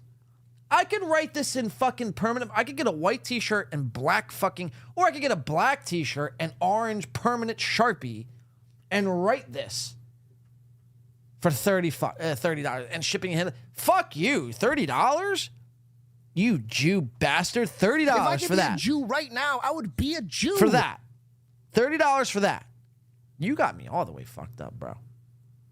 $30? You know what I could do with $30? I could do so much. I mean, that's like basically like a cheap Kensington gummy. You can get 2 Kensington gummies. 2 cheap Kensington gummies for the price of this shirt, which is going to be a hassle because people are going to be stopping you and bogging your day down, slowing your day down.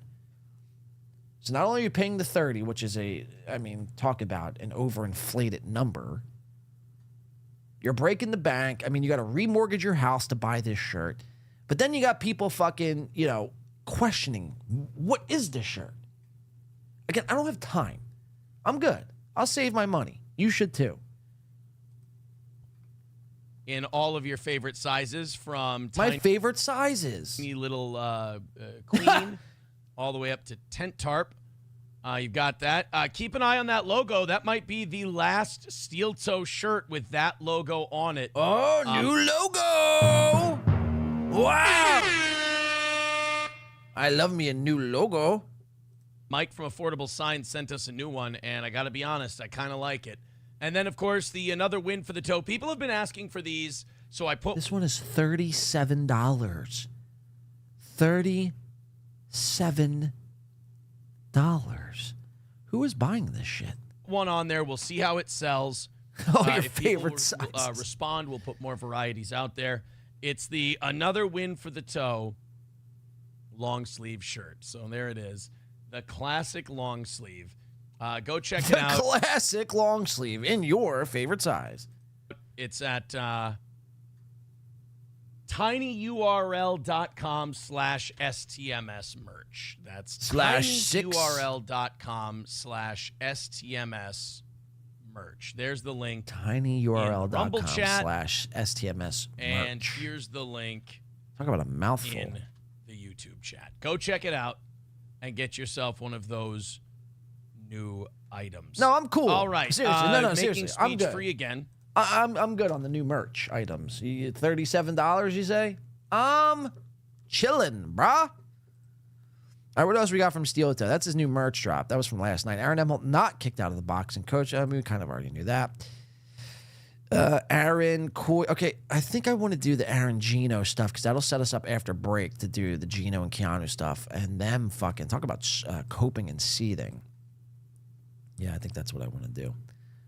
Or did I just exit it out? Son of a fucking cunt ass whore bitch. Yeah, I just exited the clip. Oh, you fucking motherfucker. All right, so I gotta go to Doom. And I want to show you this clip from Steel Toe. We're gonna play this clip. I gotta refill my beverage. You should too. We'll take a break. Anyone have a break song suggestion? Break song suggestion. I don't have any pulled up. Now my keyboard's not working. Steel Toe morning show.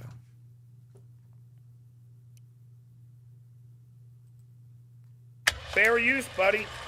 Right. Okay, hold on. Hold up.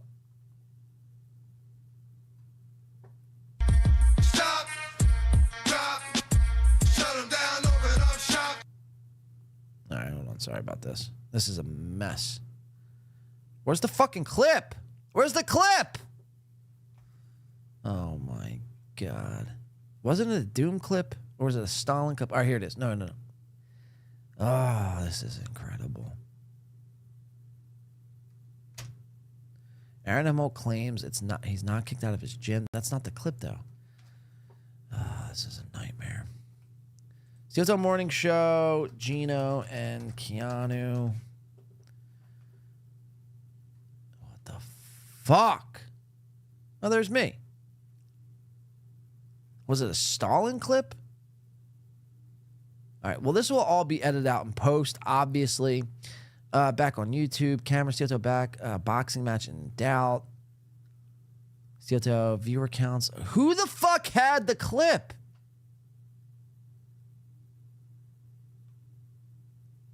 I mean, anyone?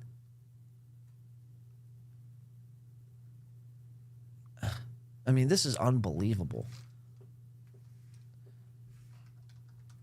Who had the clip? I thought it was Doom, for sure. Fair use, buddy. No, this is just embarrassing. This is embarrassing. Let me go to my chat. Reddit, guessing. No, it wasn't Reddit. Smoking on that Angoosh. Yeah, I'll be smoking a little something at break. I could have swore it was a Doom clip. I literally just had it up and I accidentally exited out. But essentially, it was Aaron talking about Gino and Keanu from, I think, February 12th. But it's not here on Doom's channel. So that's great. No, that's great. He's not kicked out of his boxing gym. MKE melts down. I mean. So the clip just went away, right? That's what happened? That's what you're telling me? All right, so this will, again, all be clipped out in post. So if you're watching live,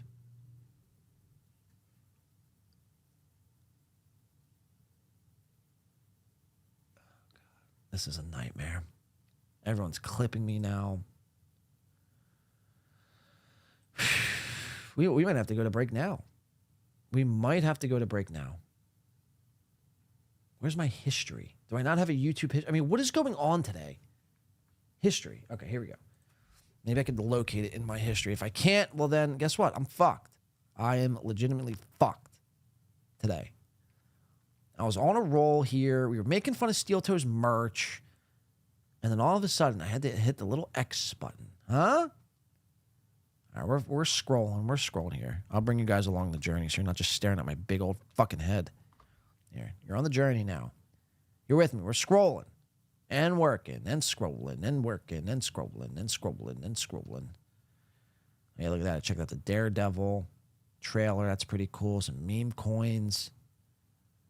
Steel Toe missing his goal. Pat Dixon. I mean, where is it? Steel Toe Aaron. Okay, here we go. Here it is. Who had it? It was Stalin 19. Thank you, Stalin. Fuck! I hate it when I look like a fucking Ex-April's retard. Parents Hobby Farm says, always been a big fan. Thanks for the $1. But Gino and Kiki are going to you over. I don't know where people get this idea that we're, playing flag football together and all this stuff. I understand that when I don't talk about something, your guys' imagination runs wild. But just know that if I'm not, I'm a superstitious guy. Very superstitious. Not saying anything so far, if I feel like it's got me in a good spot, I'm going to keep not saying anything. Okay? Trust me on that. $1 from numero uno Josh Denny fan said, Ethan had you in the title of his show, so I asked if he wanted to come on and say it to your face, and he has done. No, look, man, I'm a grown-ass man now. I'm embarrassed a lot of the drama, gay, weird shit that we did. I hate to be this guy. He needs the attention a lot more than I do. Best of luck to him. But no, that's boring content. First of all, I'd lose. Oh, there's a bounce. I lose more regular audience members that way doing shit like that. They just leave. They're like, this is retarded. This is middle school. People get offended when I say that it's middle schooler drama bullshit. It's not real content. You're not doing a real show. You're just not having a life. You're just not having a life. You're not doing real content, guys. Anyone who covers Steel Toe in a negative light, you're just not having a life. You got to go out and touch grass. And then if you're Carl Hamburger, like, oh, this is so annoying. But guess what? I'm having lobster risotto tonight for dinner. I mean, these guys, seriously, are the mental gymnastics they have to go through. It can't just be simply that we're just pointing and staring and laughing and calling you a buffoon. It's this whole song and dance that we don't have lives. We don't touch grass. Guess what? I threw a football right before this show. I was throwing fucking dimes, motherfucker. And then after the football tossing game I was playing, I then played some baseball. Played a game of wiffle ball this morning, threw a football around, played a few games of that. And then after the show, guess what I'm going to be doing? I'm going to be doing some track and field. I'm doing it all, brother. I'm doing it all. I'm doing podcasting. I'm doing gymnastics. I'm doing sporting events. I'm doing jogging fucking contests and triathlons and marathons and swimming fucking everything. I'm doing it all, bro. I'm doing it all. My life is fan-fucking-tastic. Don't worry about me touching grass. It's usually the people who are telling you that you need to touch grass. In reality, they need to touch grass. When do you think the last time Aaron Emholt has picked up a wiffle ball or a football or anything besides his keyboard typing in the words cuck porn? I'd venture to guess a while. When is the last time Aaron Emholt has ever did anything outside? Again, I don't need you to tell me what I should and shouldn't be doing in my spare time. If I want to divulge and devote all of my time into being the #1 Steel Toe Clipper show, I will do just that if it makes sense. If it doesn't make dollars, well, then guess what? It doesn't make sense. But it always has to be this song and dance when people are making fun of Steel Toe. But you then can make fun of other people. So I guess in turn, by your own logic, whoever you make fun of, somehow you are spurging and seething and not touching grass. So when you make fun of, like, I don't know, Joe Biden, I'm just using him as an example. I actually like Joe Biden. He's a swell guy. Cool, man. But when Steel Toe makes fun of him, that's him actually self-admitting that he doesn't touch grass, doesn't go outside, doesn't have a life. And what he's saying is his audience doesn't like drama content, which we know is a lie. Steel Toe, when the whole thing happened for like 6 months, you're right in the middle of the drama. Talking about it every day. Talking about it even when your audience didn't want to talk about it at the time. The Nick Rekieta stuff, did we forget that? You had people, leaving in droves because they couldn't stand any more of the Nick Rekieta stuff. And even though you promised that you weren't going to talk about the Rekieta stuff anymore, you still doubled down, tripled down, quadrupled down anyway. So, what is it? You're just pissed. And I'd rather you just admit it. Like, I'd rather him just admit that, hey, I don't like being made fun of every day by everyone. But this whole song and dance, that's what really trips me the fuck out. Look at this. And I don't mean it to offend people. I don't mean it to upset people. I'm just saying if that's what people want to do, that's fine. I'm just telling them how the outside world looks at that. Like, you wouldn't go to your, a family event and tell them that you do that or that you watch that shit. Right. No, you're absolutely right on that. They'd commit you. So I don't know about that, but I'm not interested. I hope you appreciate that I gave you the courtesy of responding, but I'm not saying it's beneath me, but it's beneath what I enjoy doing. Yeah, see people in the chat going, who's Ethan? That's exactly it. I'm feeling all day today. Melton's making me feel. Carl's making me feel. I'm fucking losing my mind over here, beloved chatter. Huh? Cut me some slack, man. April with the 2 credit cards just going to the big pile of cocaine. Stop calling my shit. Yeah, I'm feeling today. I've touched grass and now I'm feeling. Fuck! Audience. I know numero uno Josh Denny fan, you like that yeah, numero uno is right here, by the way. Numero uno, is this true? Niche stuff. But my audience would go, who is that?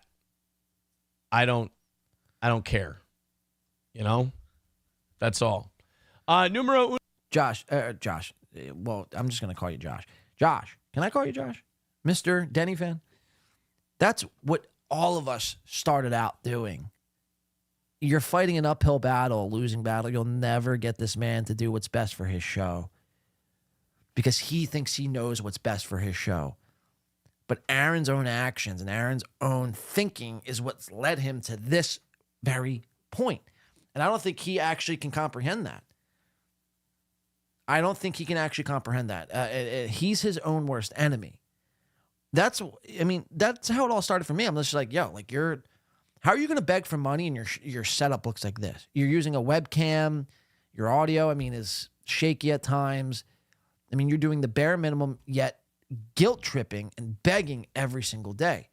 So it started off as basic critiques, hey, try fixing this, or maybe try this, or why at the time, his frame was cropped he had that border outside of his camera shot.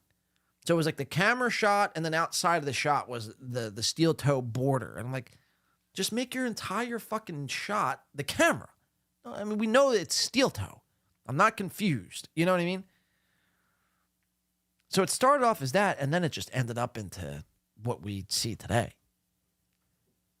So I'm just telling you now, I'm just trying to save you the time. You're fighting an uphill battle. Uno Josh Denny fan with $1 says, you're the internet's radio show. Right. I'm a morning radio show that went to the internet. And I'm always most successful when I do that. Coach Garrett F says, where is he at? His tits are looking nice in this clip, man. Yikes. Yikes. Yeah, Blue really brings out his man breasts, don't they? So why not? Tell us more about Kiki and Gino. We don't play golf together. I'm sorry. We don't play golf together. Taste Fairy Ialto says, I don't know who Ethan is. That is the correct answer. My man. That is the correct answer. Rusty Grammar, don't do that, dude. They get really mad.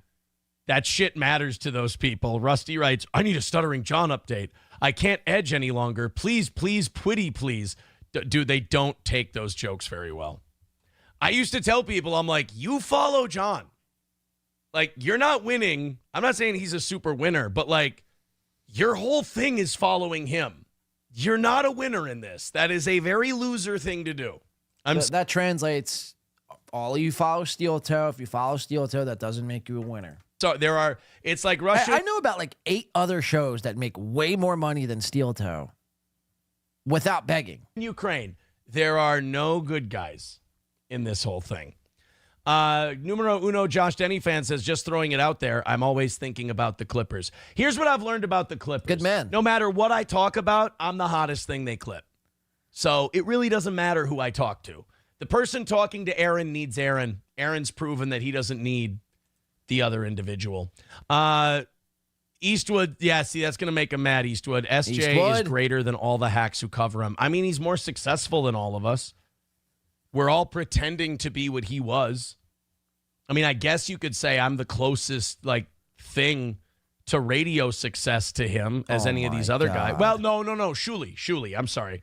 Shuli would be the closest thing because I would say, well, John was the announcer for the Tonight Show. So I think John was probably a bigger deal, especially culturally, because he was at, like, the peak of Stern on terrestrial. So John's probably number 1 in success. Shuli's number 2, and then the rest of us are just kind of pretending to be what they actually were. That's only fair. See, look at this, guys. I told you. OG Steel Toe doesn't like it. OG Matthew Q says, please stop. You just said you were going to quit talking about the stupid Dabbleverse stuff, and then you keep talking about it for another 5 minutes. If this is what you need to pay the bills, then keep going. But yeah, JJ says he just compared himself to Stern. Yeah, he's been comparing himself to. He compared himself to Stern last night. I should have went over it more.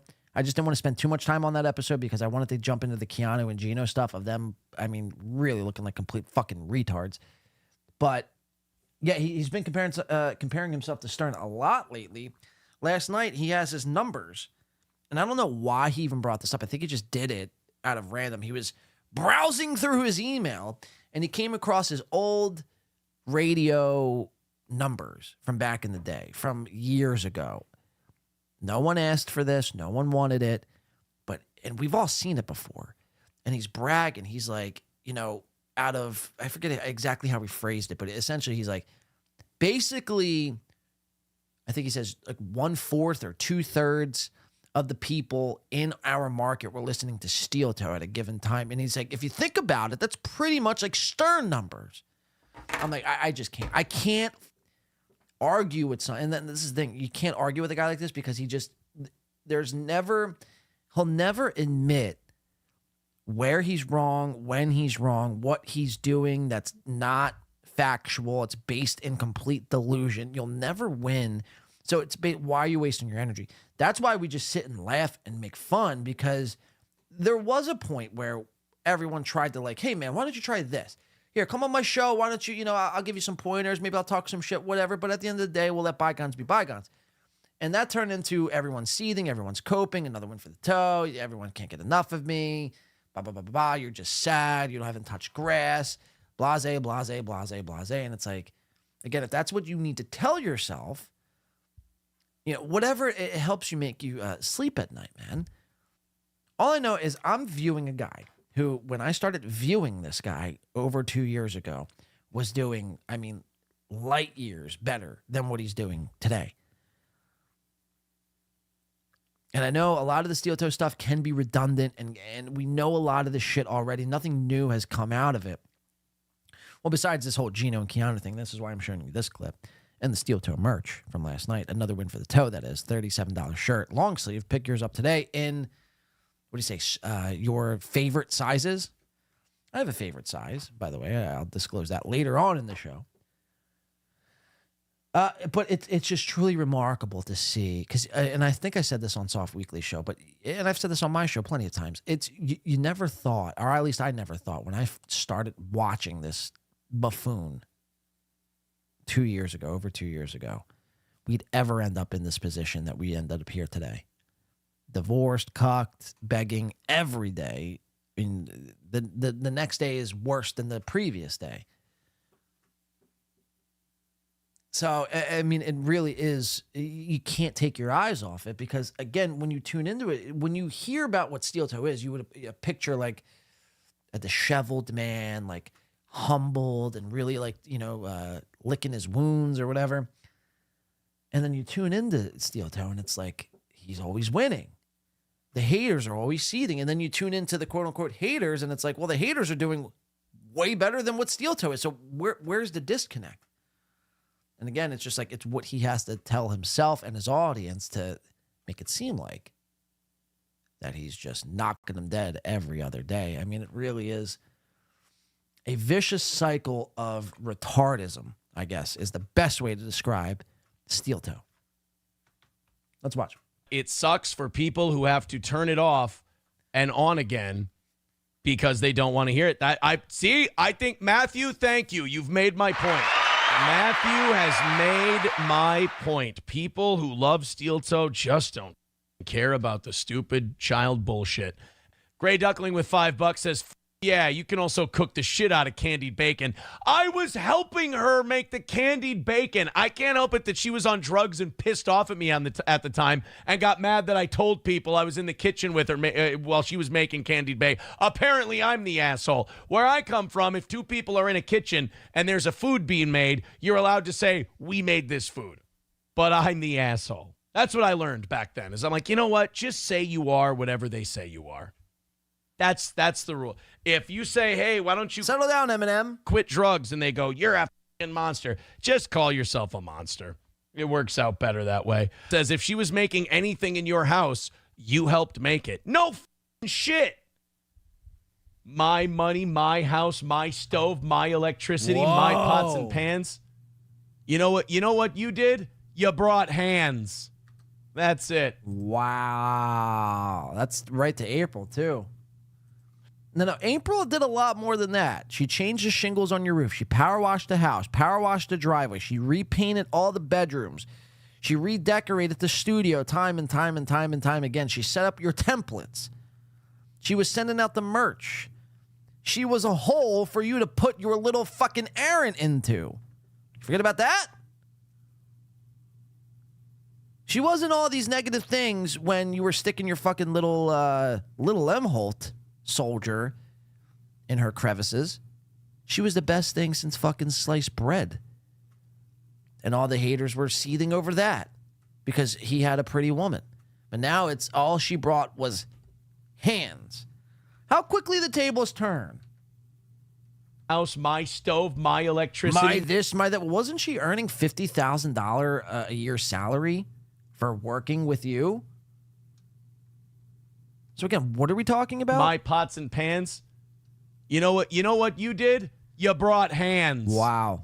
That's it. Glue FPV says, change the story back to the original. You're absolutely right. 09 Canyon says, keeping someone company while they cook doesn't get you a co-creator credit. I took the ones that were smoky and burnt and I put them outside. That makes me a sous chef. All right, and then we'll bring you back down to human size. So Look at that, guys. They're a guy and a gal, and they like each other, and they're watching puppy videos. This is wholesome. We're going to get into this digger chick, not on today's show. Probably on the next show. She'll be like the main subject. And next time this digger chick is streaming, let her know Win by 2 will be examining every facet of your life from here on out, Digger. You've made it to my shit list, okay? So thank you for bringing, Johnny, thank you for bringing Digger onto the internet. Now let's run her off the internet as quickly as she came on into our lives. Beloved Chatter coming in for 5 says, Aaron's predictable. If he's winning, he loves the Dabbleverse. When he's getting dunked on, he becomes too cool for it. And it's sad. Every time. Yeah, he doesn't, for being such a smart man in radio, he really sticks by the same playbook. Because, again, for a guy, we watch Ray do this, we watch Gino do this, we watch Aaron do this, we watch all these guys do the same fucking cope. I guess you could call it a cope. I don't know what it is, man. They don't like the Dabbleverse. They are repulsed by the Dabbleverse. They don't even want to talk about the Dabbleverse first. But yet every single time, every single show, they're talking about something about the Dabble. And by the way, it's not the Dabble. For the people who keep saying Dabbleverse and they just lump everything, you're retarded. You're fucking retarded. It's not just the Dabbleverse. The Dabbleverse is Stuttering John related things. Things that have to do with Stuttering John. When you say Dabbleverse, it's mainly Stuttering John, Shuli, Karl, Cardiff, Dabbler's anonymous. Shuli's anonymous. Like, that's Dabbleverse.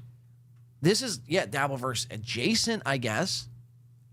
But it's more, I guess, Hackverse, I guess is the name, or Shitverse, or Tattleverse, or whatever you're calling it these days.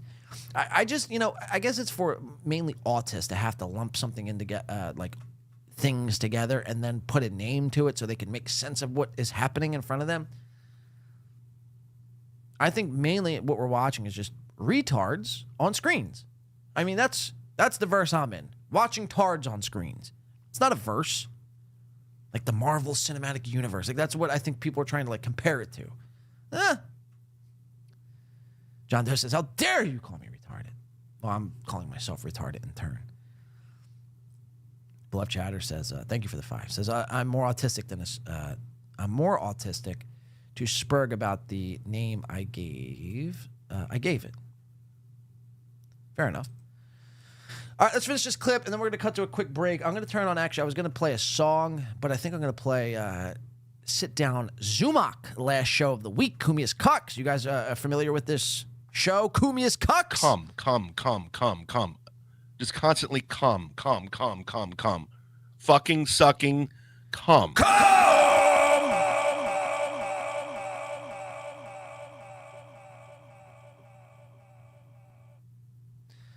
We'll do that right after this. We're going to do the... I have some chat stuff I want to get to after the Gino and Keanu stuff after break. But let's watch... Aaron watch Digger. Some content. I'm not looking at the chat right now, but if any of you are like, this is gay, search your heart, search your soul. These are a couple people having a wholesome time together. Let's see how they're doing an hour and a half in. I think it would be hysterical if they're like fighting already an hour and a half in. Resist cops. That's telling. Oh my God. No way. What the? Just let him arrest you, eh? Like, don't, where are you going? No, you're being a hoser. Whoa. He's kind of, isn't she Canadian? Oh, I don't know if our first show together, we should be shitting on our new girlfriend and her accent and where she comes from. My Aaron's jealous. Goodness. Hey, like, don't. You enjoying this? Is this happening? Are you done yet? Pity laugh. You enjoying this? Is this happening? Are you done yet?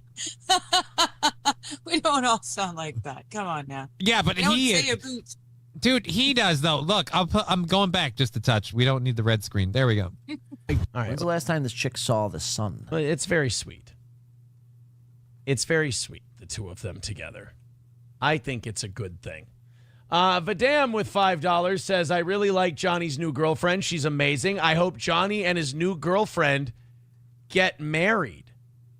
Well, I mean, So I think this is Johnny's first steps in breaking away from the toe. I think it starts off as something innocent, as Johnny's, but once Johnny gets wifed down and it's official. By the way, now look, I don't want to cripple shame anyone here today. That's not what I'm doing. But like, what right-minded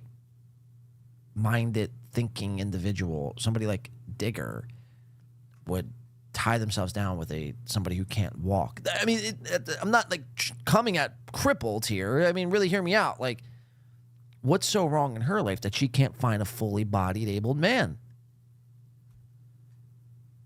Is that too harsh? I think it's a valid question. Or is she into that sort of thing? Maybe she thinks she could save Johnny. Possibly. I don't know. Just seems strange.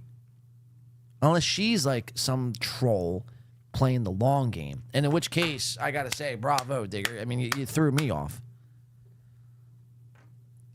John and John violence is never the answer.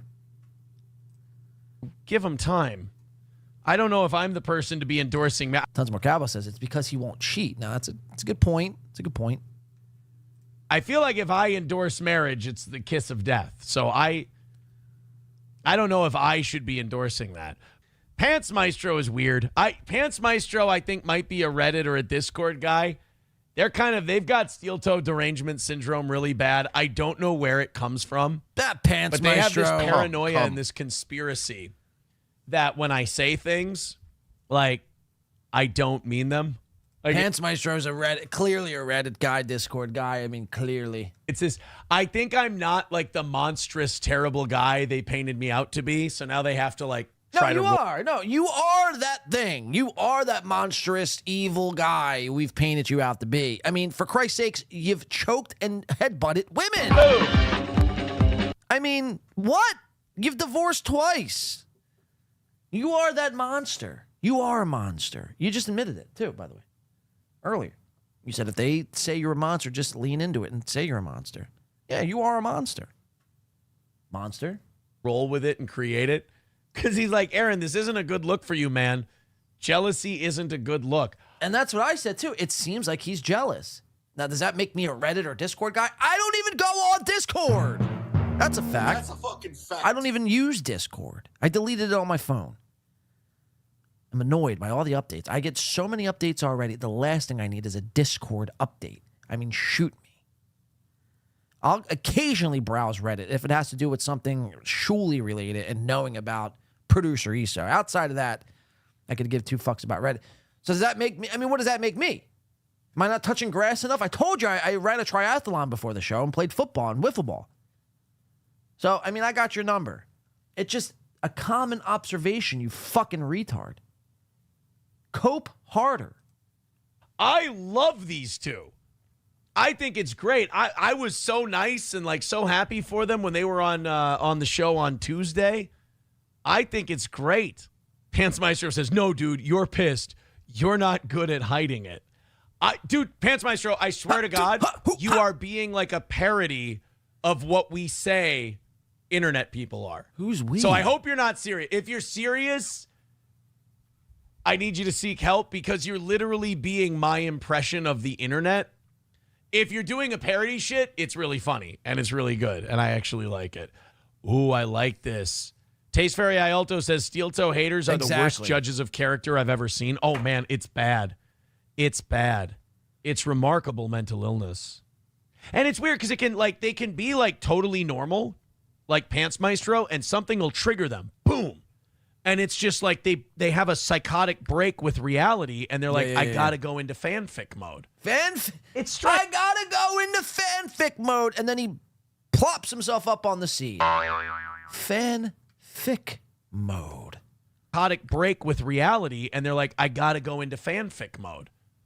It's strange. I mean, imagine if I did this. Again, seriously, I know I did this demonstration before on the show, but imagine if I did this like every 7 minutes, all meanwhile begging, all the meanwhile telling you how much I'm owning the haters and trolls.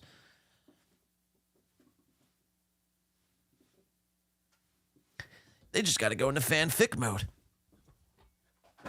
I mean, are you shitting your pants? Like, what? I mean, what is this fucking whole thing you got going on here, dude? They just got to go into fanfic mode. Yeah, that's what I'll tell them. They'll believe anything I say. I have the OGs wrapped around my finger because they're all fucking stupid tards. I'm the king of the tards. Yeah, we'll just tell them fanfic mode. What does that even mean? Fanfic mode. Fan fiction, by the way, is if we're making up something like Aaron and Slam Piece are, you know, on their spare time into BDSM, and they really, like, we're saying it as a matter of fact. The things we say, I mean, yeah, we do say it as a matter of fact, but 9.5 times out of 10, they all come true. So it's not really fan fiction. It's, I guess, more fan manifestation, if anything. It's not fan fiction. Fiction is if something's not happening. Everything that we've ever said has come fucking true.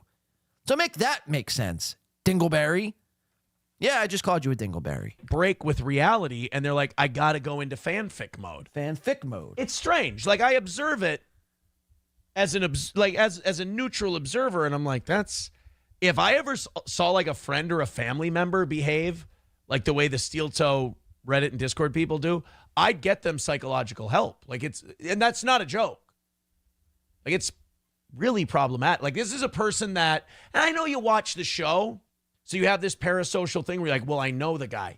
You don't really know me at all. Right, right. And you're like, I know exactly what's Love Chatter says, and then Blade became king of the entire road and rode around on a dragon.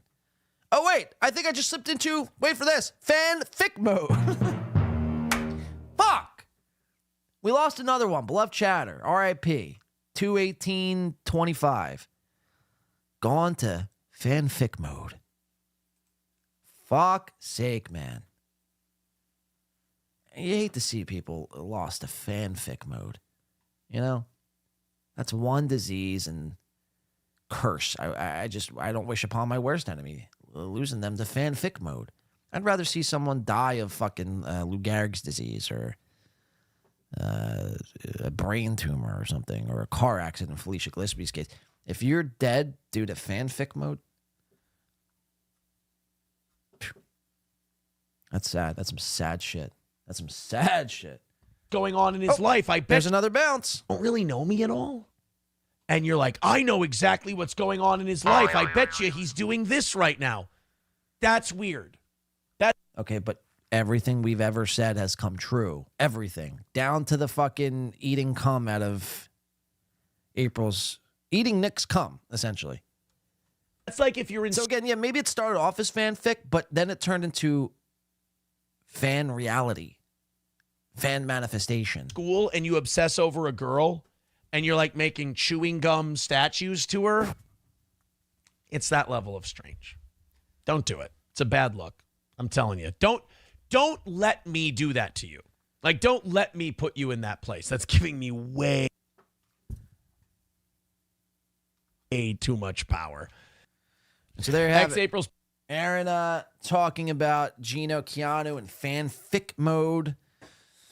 Yikes. We're going to get into Gino and Keanu on the other side of this break. We're going to I'm going to throw in Chad Zummerick here on break, if you'd allow me to. We'll watch this. Let's see what Chad's up to. Chad. For the most part, I'm going to be off. I'm off the grid. So if I do tweet, it's going to be subscription only. But I'm not going to be. Chad. We're not, no access. So don't DM. I'm out. I'm off the grid. My flight leaves at 10 a.m. tomorrow. It's an hour flight. I land. Where's it going? And then I'm off. I'm off. Soon as I log off, I'm off. Okay? No more access to the Z-Man. Okay? I need to get away from all of you. Even the people I like, I need to get away from all of you. I need to disconnect. All right, refill your beverages. For 2 days, roll another blunt. I'll be right back. We're going to make another drink, smoke a half a cigarette, take a piss break. We'll be right back. This is Chad Zumock here. We'll go live. He's going off grid. We're going to go live into Chad. Oh, this guy was in my chat. He gave me 5 earlier, too. Shout out to Shelik Your Body or Bottle. Sorry. Guess he's a Hindu. Boy, all year long. All right, we'll be right back. Don't touch that dial. Share the show, like the show, tell a friend. Now it's time to get hit one of the links in the description. Venmo, Cashapp, PayPal. Bad Chad. Gift a membership. Does naughty things and have we'll be right back sex without after this break. condoms. Good stuff. Anyways, Giggles, Key West, Mermaid Water. All right. This looks like something. This is something. This is nothing. This is something. This is nothing.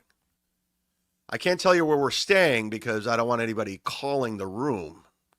That's just not nice. Okay, Shots and Giggles. So this must be the place. Mermaid Water. Here we go. Can we zoom in on this? He wasn't lying. Vodka, Stoli Cucumber Vodka. Hanny's Secret Mermaid Water. So delish. That sounds sketchy as fuck. I'm in. Let's go. I'm in for this. Thank you for the recommendation. I'll take you up on it, son. Thank you, Shiki. Disgusted with 20 for some Speedos. I might be wearing some Speedos down there. I've never worn Speedos before, but I might. How much for me to take a photo of me in Speedos? What are we looking at here? To post a photo of me in Speedos. So all you men who always want to see me naked, you could finally see me in Speedos. I'm in. I'm going to get reckless and wrecked. In the free chat, nothing. Hard pass. Damo he doesn't want nothing to do with it. No. Oh, all right, everyone, good. He can pay you not to. I'm in. Okay, I get it. Only Chads. You big time jabrani chic body. I'm in great shape. I'm starting to get my abs back, baby. You're going to want to see this. We'll see. I got lots of plans. Again, if I post anything, it'll be on my locals this week. So get on that. TMZ Zumach, locals.com. Sign up for as little as $5. Be a part of it. 1 inch? Tom Cruise. I used to do a Tom Cruise. See if I could still do it. No? Okay. Fair enough. Where's the Rob Saul cops video? Did somebody send it to me? I want to watch it. Where is it? Did somebody DM it to me? All right, I'm going to my DMs now.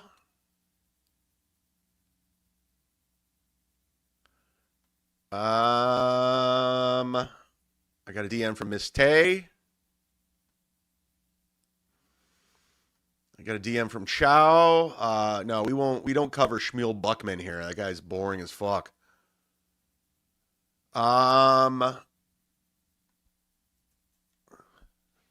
Check my DMs on Instagram.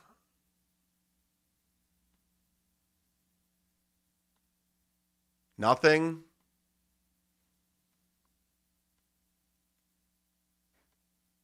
Shane Gillis is hosting Saturday Night Live March 1st again. How about that?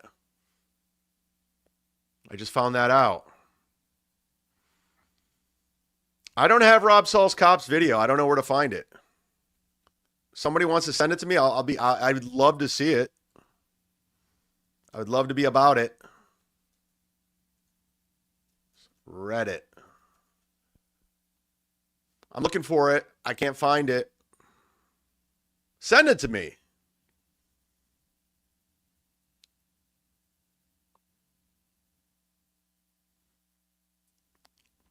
Yeah, send it my way. Gustav says, I'm fairly certain condoms give you AIDS. Is that true? Condoms are for children.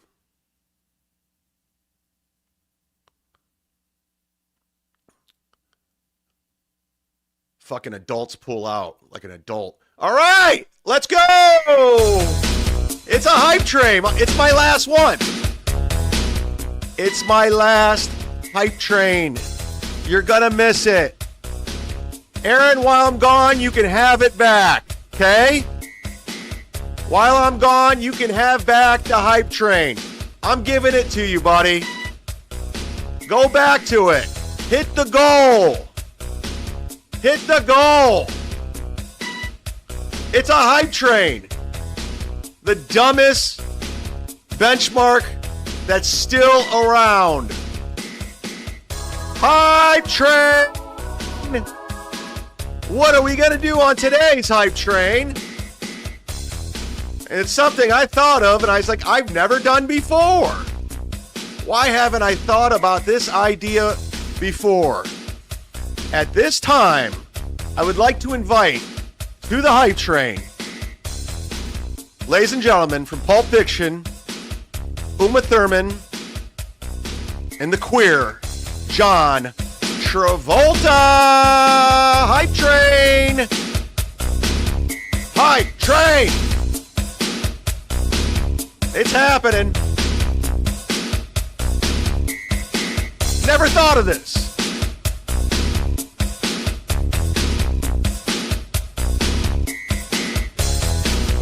Yeah. Vince Griswold's on the hype train, the Pulp Fiction hype train. Yeah.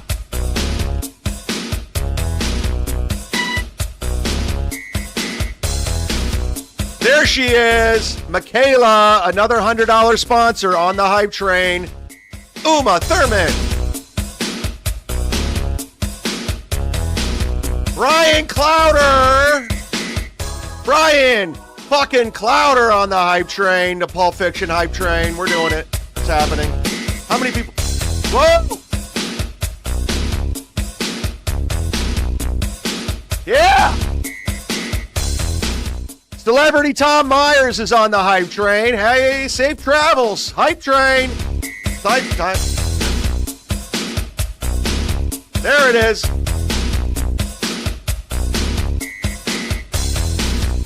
There she is. Eva's on the hype train. Your package is coming. Let's go.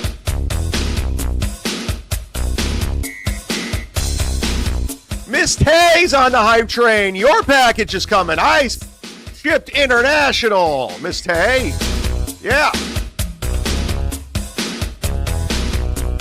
Nick in Fort Wayne.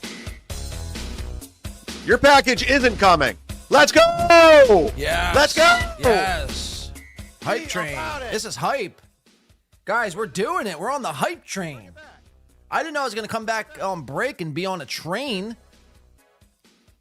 Funny story, I actually took a train to Atlantic fucking City this past Kill Kevin event. We're on the hype train, guys. Be hype. Oh, Stella. Whoa. Whoa.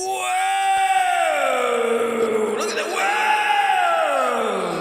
Whoa. Yeah. I'm immature. Yeah. Hype. Train. Hype train. Yeah. Where'd he go? Wow. Wow. We did it. Yeah. Thought I never. I mean, I can't. I constantly. I can't shock myself. I really do, because I come up with these ideas. Once you think the hype train's done forever, I come up with another idea. I put Pulp Fiction over it, and then it's like I a never thought about the Pulp reborn Fiction hype scene train with again. John Travolta and Uma Thurman dancing. That's the first thing you're supposed to think of, but I thought of it last. Speaking of gifting memberships, Eva gifted one. Whoa! I think she was on the hype train. Thank you, Eva. We're doing it.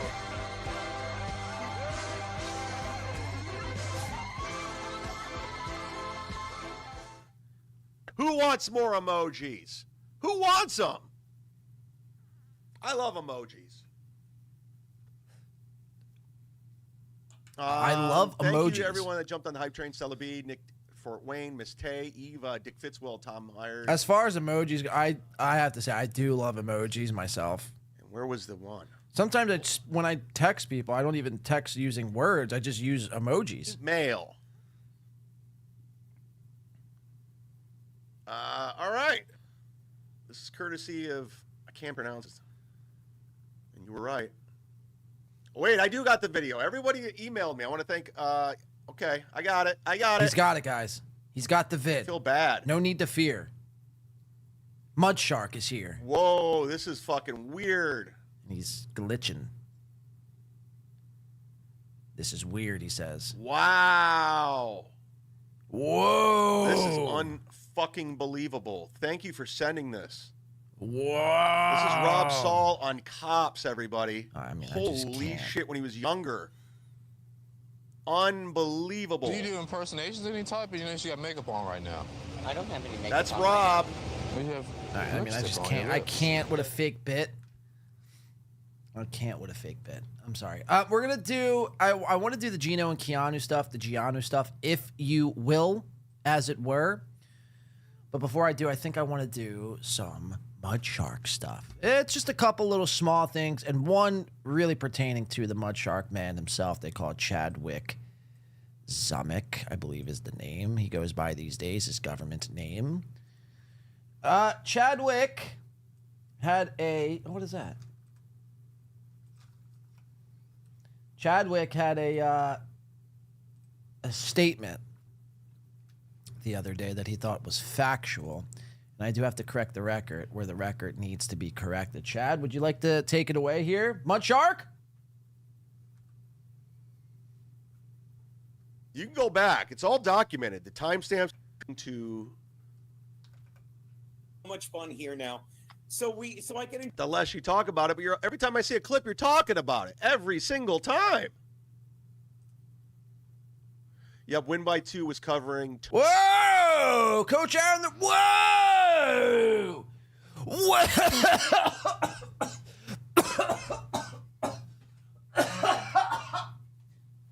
Whoa! Coach Aaron the Rat's on the hype train. Chad looks like a young Cheeto. Son of a Cheeto! Wow. Look at that. A $5 hype train. Now we're only 87.50 away from Mersh's total for his entire Nightwave Radio. Thank you, Coach Aaron the Rat. Yeah, Chad kind of does look like a younger Cheeto. A less bloated Cheeto, even. A less redder Cheeto.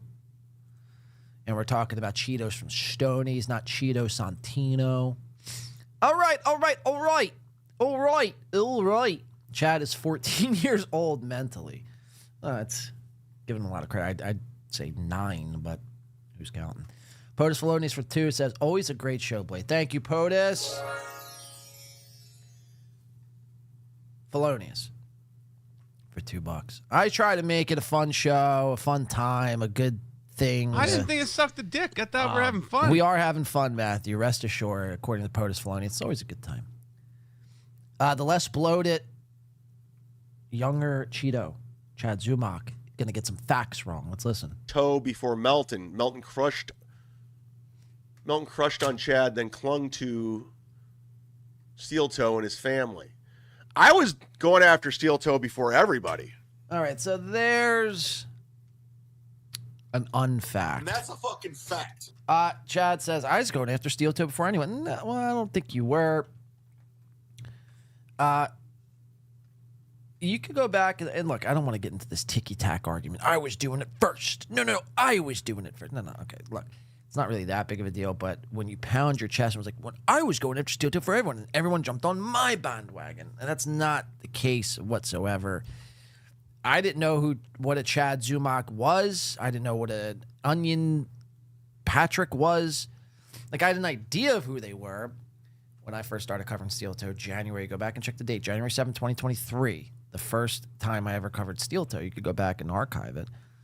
It was the first show back of... the first show in that new year. By the way, Happy New Year if I haven't said it already yet today. But Chad, I mean, really, this is the only thing I think he's got is his first to Steel Toe. And I'll have to say this. Chad wasn't the first to cover Steel Toe. If anything, Steel Toe was making fun of Chad.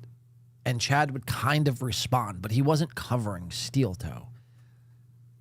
A response isn't coverage. Go back and look at January 7th, 2023. That's all I'm going to say. I'm not going to stay on this too much longer. But yeah, I just, I've heard Chad say this time and time again. I got to correct the record where the record needs to be corrected. Chad, you're wrong here. Yep, Win by 2 was covering Toe before Melton. Melton crushed on Chad, then clung to Steel Toe and his family. I was going after Steel Toe before everybody. You can go back. It's all documented. The timestamps are there. The dates are there. I was in the deep depths of a war with Toe at the time before Melton even jumped in. Well, that's Melton. That's not Win by 2. Kudos to Win by 2 Radio. Win by 2 is watching. That's a fact. Not a fact. I'll pull up the receipts on that one. Go ahead. We have them too. Anyways, Gino's going on and on and on.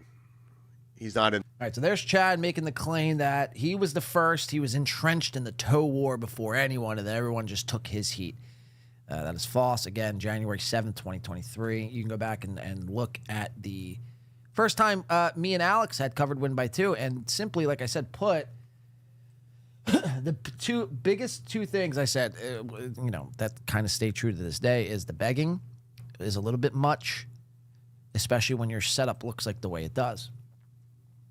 I mean, that was pretty much my main point at the time. And then that turned into Steel Toe and Chad, having it out for one another, which we covered that, which then brought Patrick Melton into the mix because Melton saw it on Twitter, which, by the way, I forgot to mention this. Guys, check Patrick Melton's Twitter. Did you see what he just tweeted? Oh, guess what? You can't, because he's been suspended. Patrick Melton gone off Twitter. MLC gone off Twitter. I mean, talk about censorship. Yikes. People are losing their Twitter accounts faster than fucking we were giving out money to the Ukraine. Shit, man.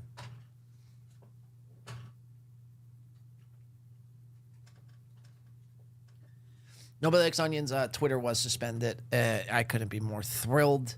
Anytime you get your Twitter suspended, I mean, you're a fucking jamoke, in my opinion.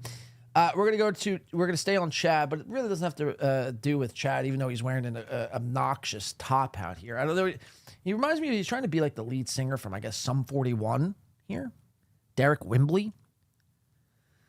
And he's got on Dr. Chow, which he was the former co-host of Tard Hunters, which got DeVitoed simply because Ray DeVito was going live every day at the time. He's got this Clearwater Chad on, which, again, I watched this entire episode stoned out of my fucking mind. And I couldn't quite tell if Clearwater Chad was a fucking dud, nothing doofus, or if he was doing the best Chad Zumach impression the world has ever seen. You'll have to go back and watch it yourselves to make that conclusion. We have this chick who, I guess, sucked Offset's nuts once in the back of a Publix. I forget her name. We'll call her Grace for now. And we have Mr. Dumb Everything, who's going to out-dumb himself here on this show by admitting something you never want to admit, ever, to anyone, unless it's your spouse. But even then, you probably should rethink it. The admittance here we're about to get is next level jaw-dropping. Mr. Kill Everything, you never cease to amaze me, you drunken fucking sad sack of a human being. Let's listen. We're still... I mean, this goes on for a ton more, but I'm just going to move forward. Actually, let's keep playing it. Okay, before we get this, we got one coming in. 2 questions for Rhonda. Yeah, if you want to get your questions in for Rhonda, do it now. Rhonda, if you want to box some boys out naked... Okay, Rhonda, if you want to box some boys out naked in a Planet Fitness locker room, is it real? By the way, that word was... Now, I don't like to be the word police, but when you just completely miss on a word, if he said Plantness Fitness. Again, I don't know what a Plantness Fitness... I know what a Planet Fitness is. I don't know what a Plantness Fitness... Sorry, my chat just fucked up on me here. Let's pop out the old Chatterooski, get stream overlay, copy... Yeah.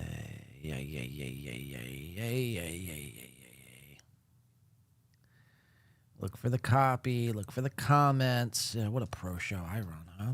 What a tight ship it is over here at Win by 2. Let's listen to this. Get your questions in for Rhonda. Do it now. Rhonda, if you want to box some boys out naked. Okay, Rhonda, if you want to box some boys out naked in a Planet Fitness locker room, is it real? What was that word? Supposed to be? Okay. Rhonda, if you want to box some boys out naked in a Planet Fitness locker room, is it out naked? Okay, Rhonda, if you want to box some boys out naked in a Planet Fitness locker room, is that really any of the... And no one ever stops to correct Chad. They just let him continue to make an ass of himself. Like no one ever stepped up and was like, Planet Fitness. State of New York's business. Like if you're in a locker room and you want to box boys out and you're naked, you know what I'm saying? No. What does it mean to box a boy out naked? Like if teenagers are... never mind. Basketball, you know when they shoot and then you box out, you bend over and stick your box out of space. I don't even heard of that.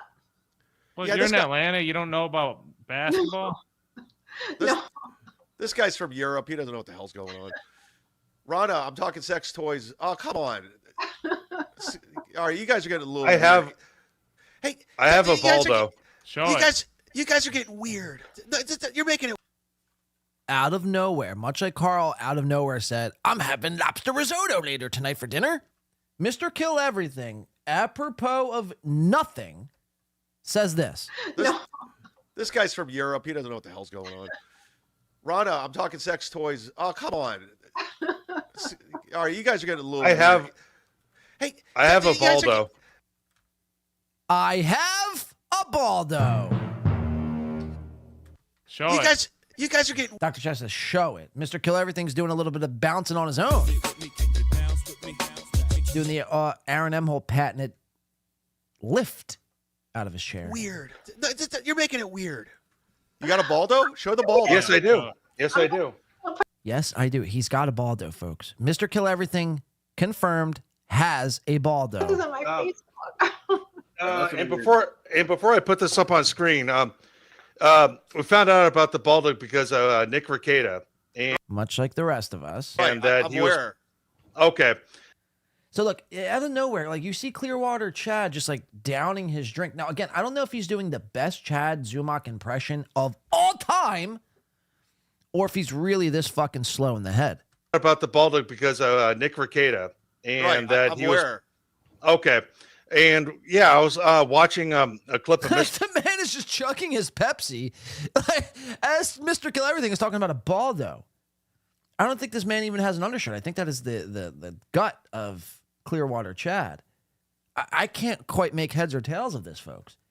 I can't tell if he's doing Chad or if he's just being himself. we found out about the baldo because of Nick Rekieta, and that I'm he was aware.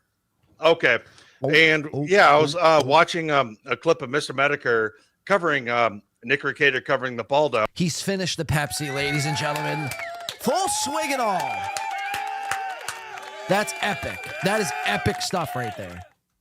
And a friend of mine ordered a few baldos for myself and some other friends as a gag gift.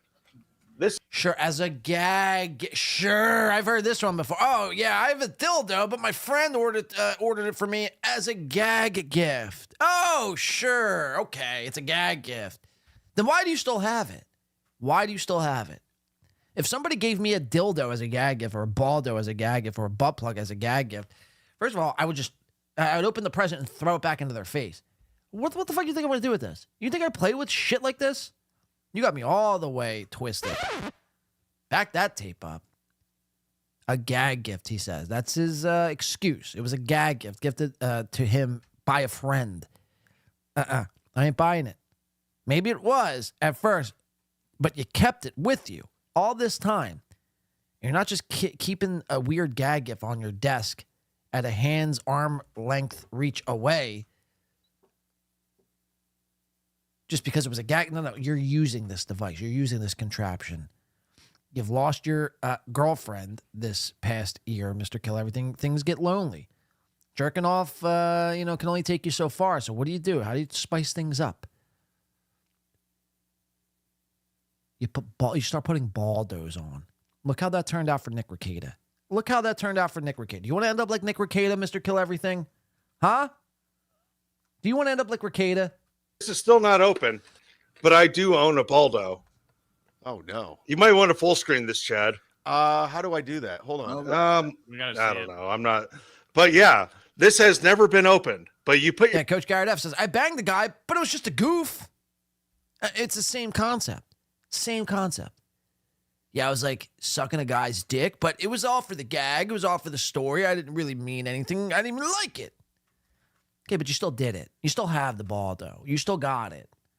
At the arm's length reach away. Now you're holding it up for everyone to see. Your nuts in this, and it turns your dick into it turns your balls into a second penis. Oh, Jesus. I know.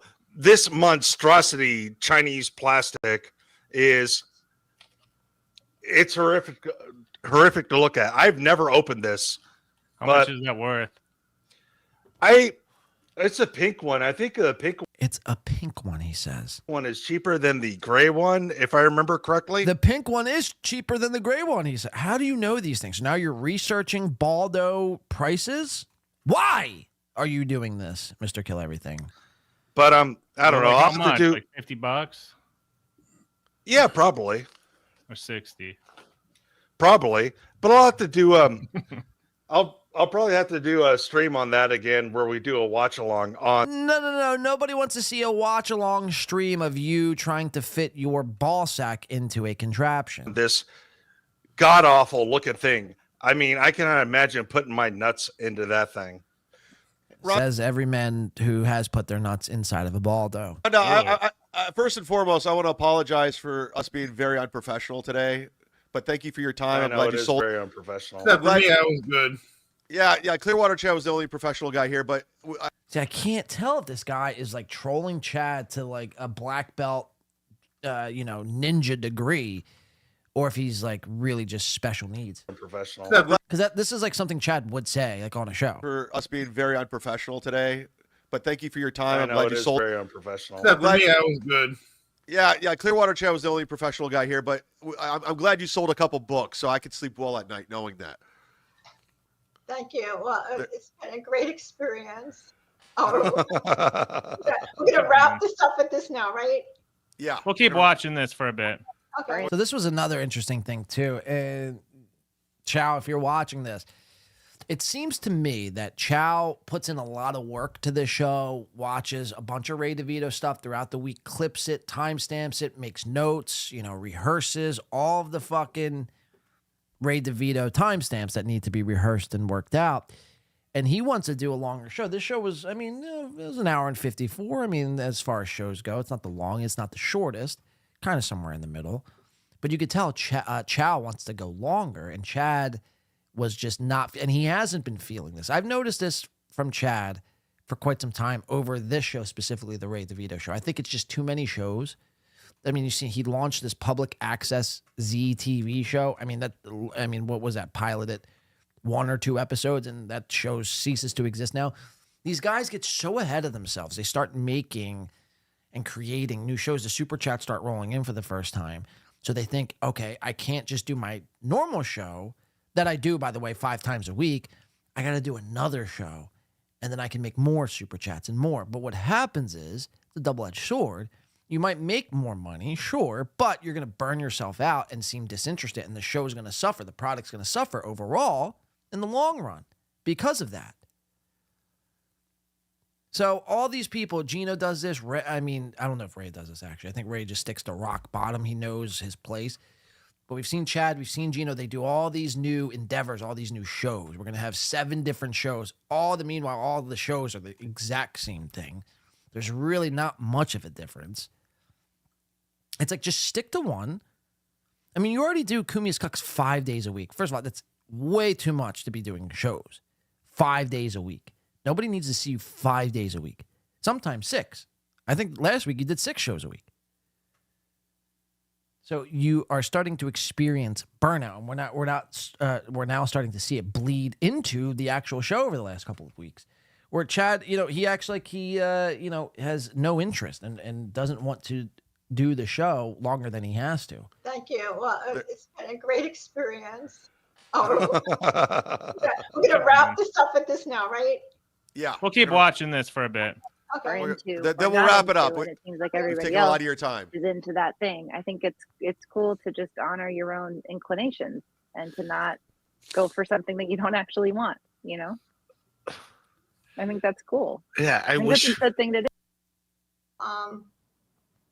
I know it's probably, next time he has a psychic on, he needs to tell her beforehand, look, when you do, I guess he doesn't know a lot about psychic readings. When you do the psychic reading, like, don't talk about sex, don't say anything that's too personal about me. You should have given her some boundaries on what she can say and what she can't say. And he didn't say, he just said, go for it. I guess he learned his lesson. If he has psychics on, you can't just let them say whatever because they'll just come out and say anything that they see. So in conclusion, thank you for your time, but Rhonda, do you think this guy Ray DeVito is he long for this world? I don't think, from what I'm seeing here, there's nothing really that much wrong with him. There's a lot of guys like that who they're just, they don't want to get into relationships for whatever reason. They're afraid of relationships and they avoid sex. Is he an incel? Oh my God. Yeah. I think so. Yeah. So we're coming down. That's to funny. An incel? So I get some cheese. I think that's the good.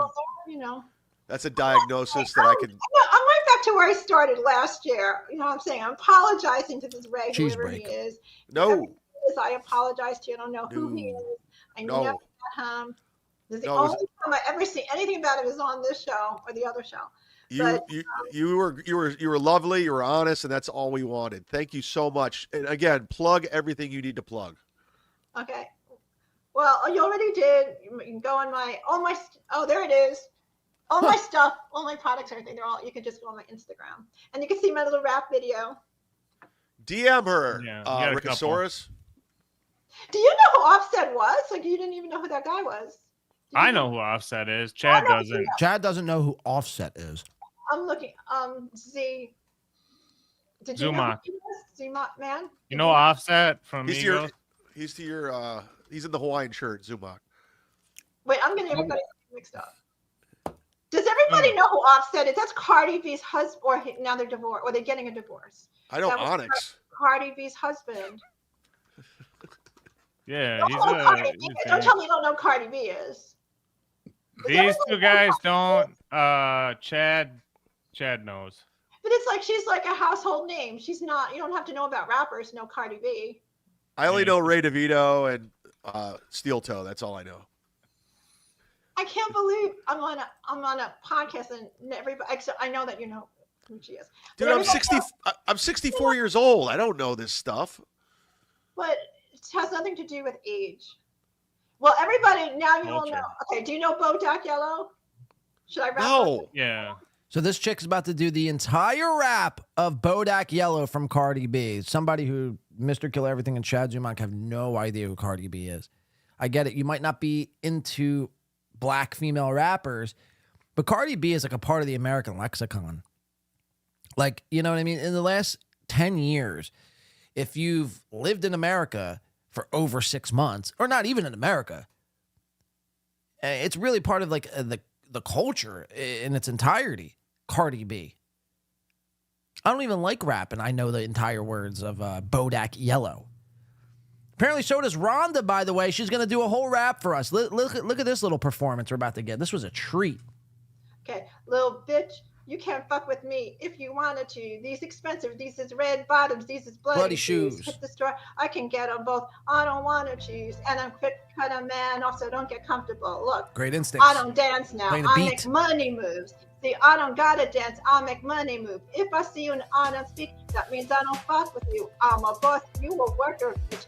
These are. Hey, come on. You know that line about the. Keep going. Make money move. Keep going. I don't know what. Now I probably lost track of where I was. But, Bloody shoes. Pick it up at a spot. Pick it up at a spot. Roll with it. Settle down, Baldo. I mean, she's got it from here. You a worker, bitch. I make money moves. See, said you're gonna do what to who? Let's find out and see. Cardi B, you know where I'm at. You know where I be. You in the club just to party. I'm there. I get paid a fee. I be in and out them clubs so much. I know they're tired of me. Honestly. I'm getting exhausted.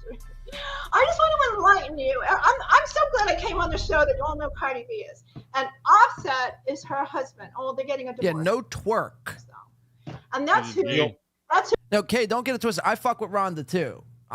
This Rhonda person is, I mean, truly a generational talent. I mean, she's out here on the Ray DeVito show rapping Bodak Yellow from Cardi B, schooling Chad and Mr. Kill Everything on who Offset is. I mean, that's amazing. You did good. Did you like Very it? good. Very good. It's fire. Well, No one seems excited, by the way. This bitch just delivered, I mean, Bodak Yellow on a silver platter, and everyone's like, yeah, cool, fire. Kayla says Rhonda's spitting bars. You did good. Did you like Very it? good. Very good. It's fire. I mean, no applause, gentlemen. No, holy shit, Rhonda. That was fucking fantastic. Chad, I know you had an applause button. Couldn't you hit it? Good job, Rhonda. Seriously. If somebody came on my show and performed, I don't know, Toxic by Britney Spears, I'd be giving them fucking standing O's, curtain calls, and wanting an encore. These guys are like, it's time for my SpaghettiOs. I got to get out of here. Like, what? That's who the. You did good. Did you like Very it? good. Very good. It's fire. Well, you had watched Ray's rap last time too. Remember? You thought he was pretty good. Right. I do remember he was rapping. Ray stinks. Ray stinks. Chad raps too. Ray Z-Man. sucks. Yeah. Not tonight, though. Okay. All right, Rhonda. Bye. All right. Yeah, Rhonda. Thanks for coming. Well, that's quite through. an exit. I thought I would have got that exit, not her. Edgy stuff. Edgy stuff. There you have it. The Ray DeVito show. Mr. Kill Everything is now a balldo owner. Chad, not knowing who Cardi B is, also claiming that he was the first to be entrenched in the toe warfare, when we all know that is false. Again, go back January 7th, 2023. By 2 Radio. First covered steel toe. We were the ones to do it. That is a fact check. And that's a fucking fact. All right, let's finish up with a little Gino. Gino's a bitch. And Keanu. Okay. And these two are, well, they're getting dragged out to Minnesota. I can't wait. This coming May, they're getting dragged out. And they're going to have to testify against their pal, their bud, Aaron Emholt. Another win for the toe. I can't wait because don't say I didn't try to warn you. Don't say I didn't try to warn you, guys. When I came to the comedy event in Brigantine, New Jersey, to spy and report back about how shitty your jokes were, I looked both of you in the face and then simply told you, hey, you're part of the toe. It'd probably be in your best interest to distance yourself from Steel Toe in its entirety. I mean, for Christ's sake, the man is choking and headbutting chicks, divorced, cocked. I mean, what other signs you need? And then at the time, Keanu was like, I don't know. Within a week later, Keanu had gotten some wild text, allegedly, from April that she can never look at Aaron the same. Aaron, in her eyes, was a monster. A motherfucking monster. So then Keanu distanced herself and started doing Kiki in the mornings, sniping Steel Toe. We remember all this? Gino wasn't thrilled with Aaron. He thought he was a internet guy. Funny how he used Aaron's word against him at the time. And there was this whole big thing. Gino and Keanu, the toe versus the toe, and the whole shebang, only for Keanu to drop the ball within literally 5 days.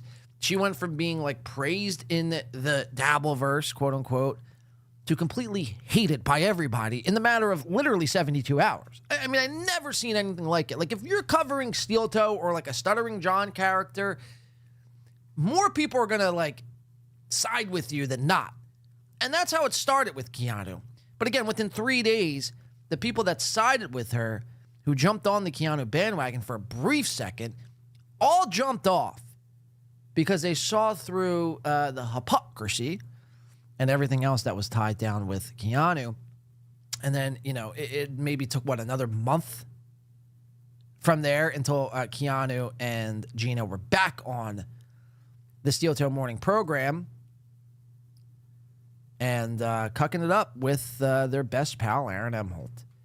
And now we have the latest turn of events, Rana and the Incels, says Kim Nicholson. That would be a good name. I'll be the drummer in that band. Nasty Neil says emergency show.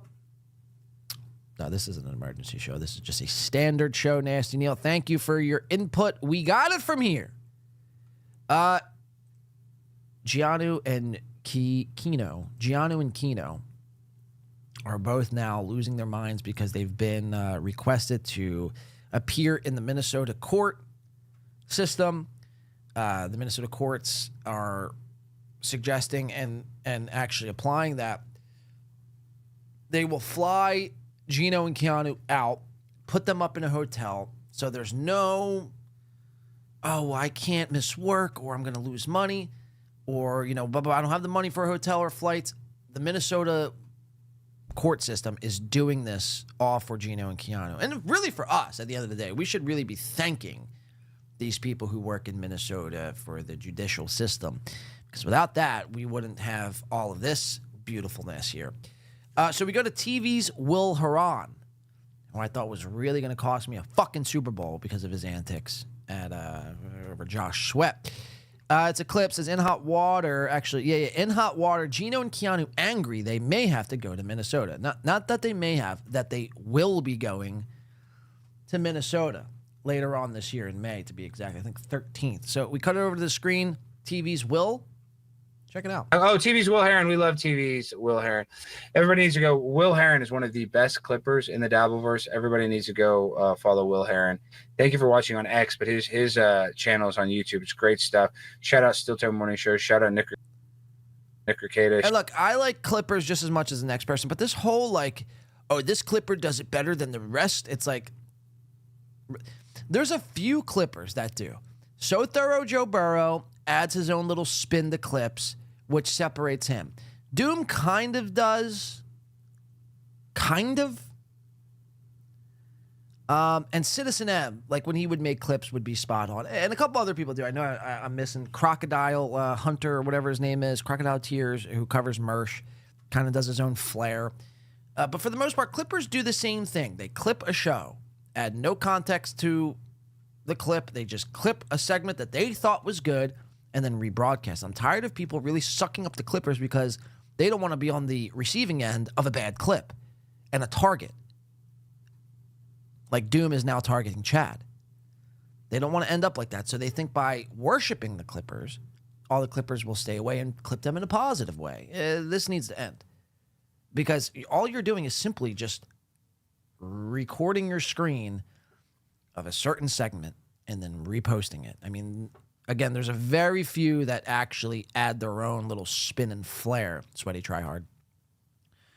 Says 14 months just to tell you, you got some shiz on your beard. Do I really? Well, that's embarrassing. I think you're just fucking with me. Well, this will not stand, Sweaty Tryhard. Now we got to go to a break screen here. I don't know if it's your screen or if it's my lighting. Oh, now everyone's saying it. Wait, my mustache. This is embarrassing. Well, I'm just going to go jump off a cliff now. There's no point of even coming back onto the show. I'm getting wipe my mustache. Red alert, booger on your stash. I'm getting text. My DMs are filled with, wow, you look like a retard. How could you ever tell it how it is with a booger on your mustache? Now, this is great, guys. This is great, Sweaty Tryhard. I mean, I appreciate the 14 months.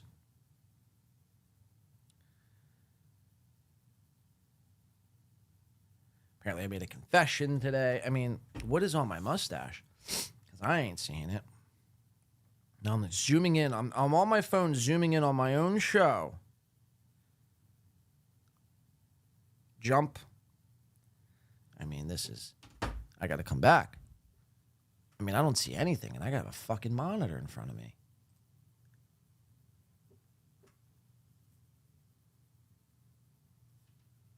Oh, is that it? It's a piece of cheese, you fucks. Or is that just a piece of my hair? I can't even quite tell.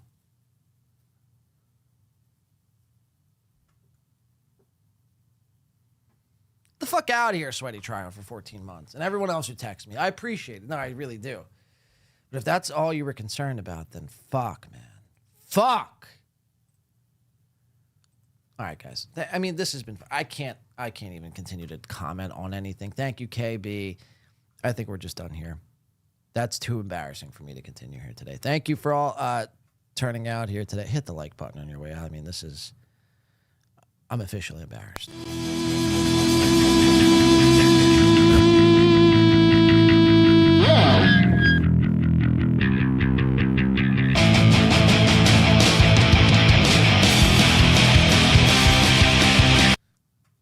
Kidding, of course. Got him. Literally a piece of, I don't even know what, to be honest with you. I didn't even get anything. You guys are the real ones, though. Most chatters, the client host says 100% clipped and sent to Kiwi Farms. Fuck, man.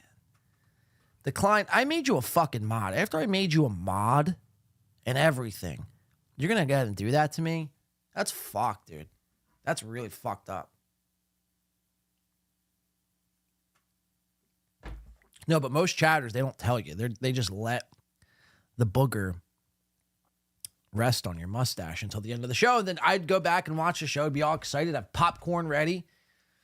And then I'd watch and see the infamous booger on my stash and wondering, where did I go wrong? How did that even get here? I didn't even blow my nose today. This guy's neighborhood for $1.99 says, for a post-cheese log tash comb. I'm going to need that. Huh? I should probably just store a brush right here And then actually, or just not eat cheese. Let me just not be a fat ass for fucking 4 hours and find myself eating during the show. I hate eating. I hate when other people do it, and then yet I did it, and that's what happens. That's karma, ladies and gentlemen. That is what we call karma in the biz. DiCaprio stealing bits from Peter Jackson now. I don't know who that is, but probably. Anyway, can we get back into Gino? Stop looking at my beard. I'm going to shut my cameras off. All right? Don't look at my beard. Look at the screen. You've been warned. Shout out Anne. I think that's the girl's name that goes and records Nick at Court. But Will Herron's doing some good stuff. Yeah. So, by the way, did you watch that did you watch that law tuber guy yesterday? Mm-hmm. I mean, I'm sorry. I like him. Oh, I have no problem with him. I have a problem. Like, it's so fascinating that I'm watching him. It was. Oh, this looks like a breaking news. Ethan Ralph, according to the Decline host, Ethan Ralph just tweeted that Aaron M. Holt got NLO removed from Twitter. Big if true. Let me just say, I don't want to go too much into it because I don't know. All I know is Melton is off Twitter. Hilarious, by the way. Whoever got it done, hilarious. If it was Aaron, that's even more hilarious, by the way. But thank you for the update, Decline. I swear to motherfucking God, Decline knows. Seriously, you post that clip on Kiwi Farms, we have a problem. I'm breaking the fourth wall right now and talking directly to you. We have a serious issue. You post that booger clip stash on Kiwi Farms. You're done. Nick and Fort, look at that. Nick and Fort fucking, all the way from Fort Wayne dropping $10 fucking dollars. What say you? What say you? What's stopping you? Nick's all the way in fucking Fort Wayne. He's like, you know what, Blade? Here, take the 10. Good show, man. Now we're only, I think, 122 away from the goal? So come on, guys. Come on, guys. It's getting desperate over here.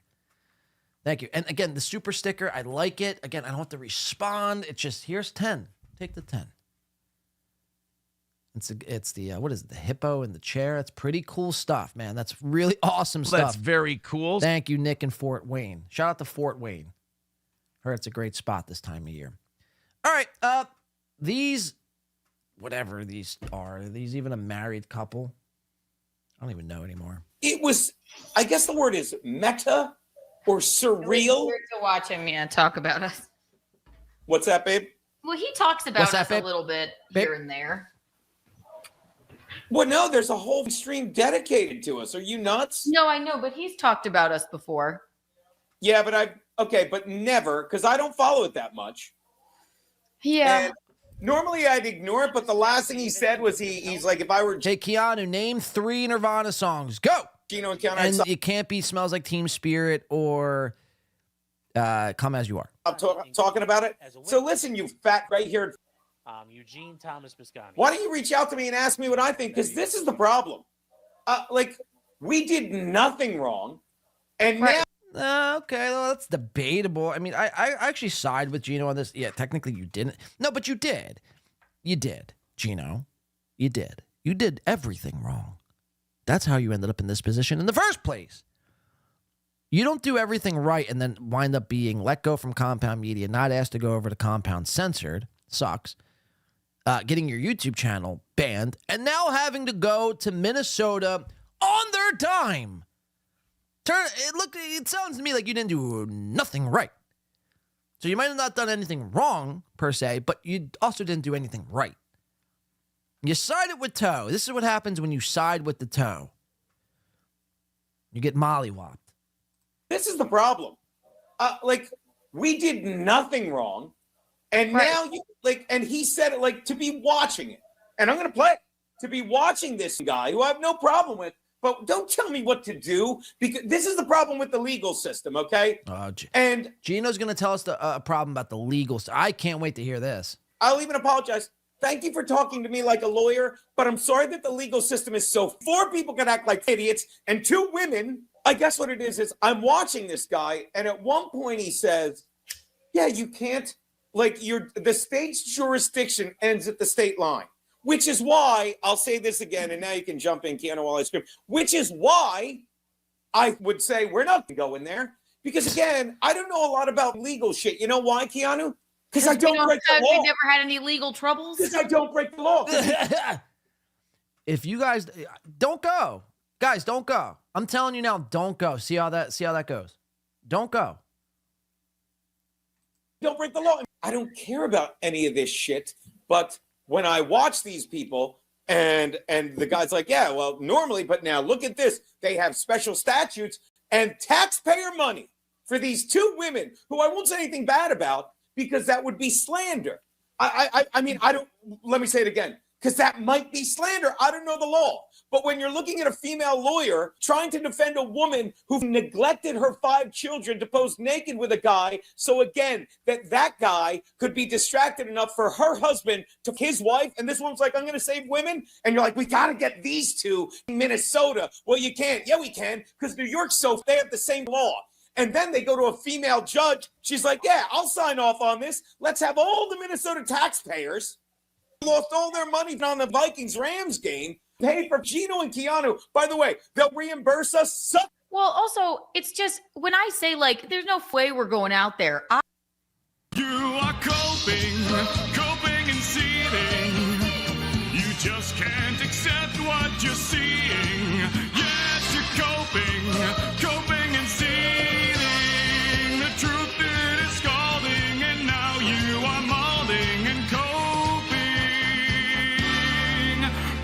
so hard, coping and seething. Bow, bow, bow.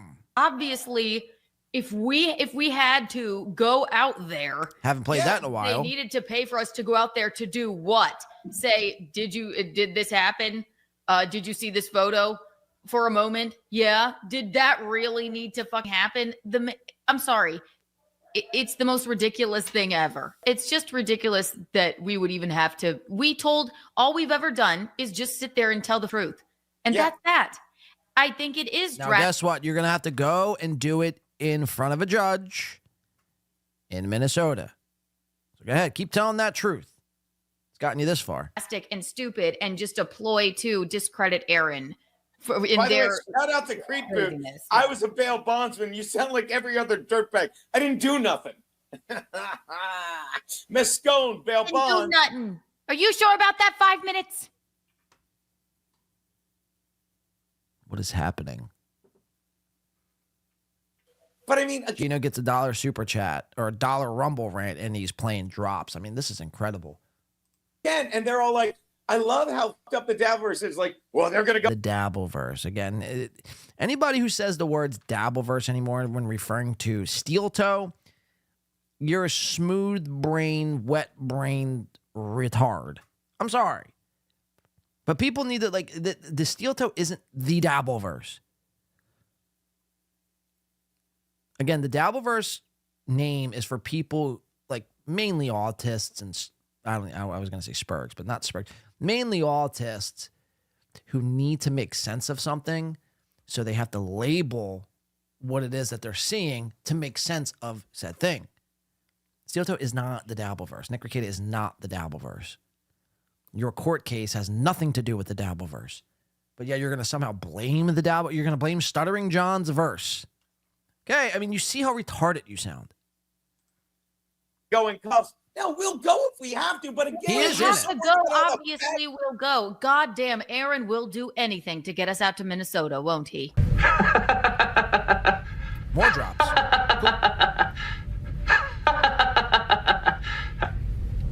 And we'll do and whatever. But again, I don't know if you know this. I don't know if you watch Red Bar Flat Broke. And if you think I'm paying up front I love how Gino to fly out there, you're out of your mind. Gino does Red Bar's taglines now about himself. That's amazing. And we'll do and whatever. But again, I don't know if you know this. I don't know if you watch Red Bar Flat Broke. And if you think I'm paying up front to fly out there, you're out of your mind. Right. Like what we did nothing. And also I have Keanu's like a little child. We did nothing. We know nothing. We know nothing. Did nothing. Know nothing. They know that. They know that. But they need you to testify in front of a jury of your peers and a judge. Actually, I don't know if it's a jury trial. But, yeah, they'll pay for you. The Minnesota's got money. They know you're broke. They know you've lost your YouTube channel and Compound Media as your workplace. They'll spot you the 400 bills to fly out there and stay a night. So now what? What's your excuse? Big problem since, I was trolled I on the have one internet too. for not. Oh, you said big problem with a B. I have a big problem with since I was trolled on the internet for not when the whole thing all went down. You were trolled on the internet because the way you handled it, not because the way it went down. The way you guys handled it was piss poor. Knowing what the word disseminate meant. Oh, Keanu, whoever put this in her brain that she doesn't know what the word disseminate means Keanu's losing sleep over this word disseminate. You're going to hear it. She's looked up this word, I think she's going to say hundreds of times. I mean, imagine being so fucking broken over one word that you proceed to look up the Webster's dictionary version of the word over 100 times. Because I just never heard the word before. But I did look it up. And it does mean, disseminate means spread ideas or photo or what have you to a large group of people. A large group. That's the. And I don't even think the word disseminate means that necessarily. Like, I think she has it half right. Literal definition. A broken man who got cucked out of his life sent a photo to his buddy that his buddy did not ask for, and then his buddy deleted it. Is that really who did it hurt? And I don't think she actually is really hurt by it because wow. So you're going to speak on the behalf of Lady Rackets and assume that she's not hurt by her nude image being consumed by Gino's jaundiced eyes. Who's to say Lady Rackets isn't like in therapy and is like seething and crying and cutting her wrist, slashing her wrist, shooting up fucking meth up into her fucking jugular vein because she's so bent over shape. Bent out of shape. Bent over shape? Yeah, that's the saying, you fucking idiot. Bent out of shape due to this whole thing. But Keanu seems to think she's probably not even hurt. So why do I gotta go to Minnesota? A guy like Aaron just being cucked out of his life, and what, one nude picture was shared to one person? Grow up, Lady Rackets, you stupid bitch. That's what she's saying. Hashtag believe all women. Who did it hurt? And I don't think she actually is really hurt by it because, no. Because why? This is taking her a second to think. Really hurt by it because, no one saw it. Did Aaron post it anywhere? No one saw it, she says. Gino and yourself saw it, Keanu. That's enough. If it's a person outside, first of all, the way Aaron got the photo was sketchy, borderline criminal. Then he goes on his live stream, brags about it, and sends it to you, who you have no idea. You've never even met Lady Rackets. You've never even been in the same fucking state as her. Well, actually, maybe you have. You've been to Minnesota. You've never been in the same zip code as her. How's that? I rephrase. So, what if she didn't want you to see it? What if she didn't want the picture even out there in the first place? Or taken in the first place? Do you ever think of that? These people, all they think about is themselves and how it's an inconvenience to themselves. Well, what if this happened to someone you know or even yourself? Try pointing a packet. Now that constitutes, I think, a drop, I think. Right? I don't get to fucking sleep. I don't know why I'd play that drop for a $20 dono, but hey, it suffices. Meemaw will pick up the tab and go. They will make money live streaming. Melton, Gunt, Balldo, and the Clippers will feed off of the toe polycule formula, and all will be cohesive in the fecal verse. Now, I like that name. I think we should start rolling with that name. By the way, I like your avatar. It's Patrick Melton eating chicken wings. Thank you for the show. Thank you, Poignant Pachyderm, for the $19.99. I mean, that's far too kind. I am not worthy. I repeat, I am not worthy. I am, in fact, desperate. So come on, guys. Thank you. This is where we get in the last hour. It gets a little desperate. Let's go on a roll. Come on. I prefer a shorty roll, if you will. Yeah, look, that's what they're not understanding either. instead of fighting it, see, this should tell you, this is a good point by pointing it, by the way. This should tell you how these people think. They don't, by the way. But if they were smart, they lean, okay, all right, Minnesota, I'll call your bluff. You get me a room for 2 nights and a plane ticket to and fro New York, JFK, airport. We'll go. We'll go and we'll do whatever we have to do. If you need us to be truthful, we've done nothing but tell the truth, so it shouldn't be that hard anyway. We're getting put up, and then we'll stream it. And we'll make money doing that. Everyone and their mother is going to want to be there. And you guys are going to have a first-hand account of what the fuck is going on, and you're like refusing? I mean, how fucking retarded could you be? It is what it is. You're going to have to be there regardless. So instead of fighting it and telling everyone how truthful you are, by the way, never trust somebody ever if they're telling you how truthful they are or they've been. I always tell the truth. Or I told the truth like last week. I'm a truthful person. Truthful people don't have to tell you how truthful they are. They're just truthful. You know it or you don't know it. You either know that they're truthful or you could just pick up that they're a shady, shysting kind of person. So, again, your instincts are shot, and maybe that's why you guys are stuck at a combined views of 42. Between the Gary Biscayne YouTube channel and, the Untoward Tuesday show, 46 at best? So why don't we start doing something different? Lean into it. Fucking idiots. And worst comes to worst, yeah, poignant pachyderm is absolutely correct. Meemaw, a.k.a. Micheline Levy, will pick up the tab. I mean, you think she's going to let you fucking suffer? Thank you, putting it for the 20. I mean, great point. Great point. All right, let's finish this little clip out. Let's see what's happening. Go anywhere? No, it's gone.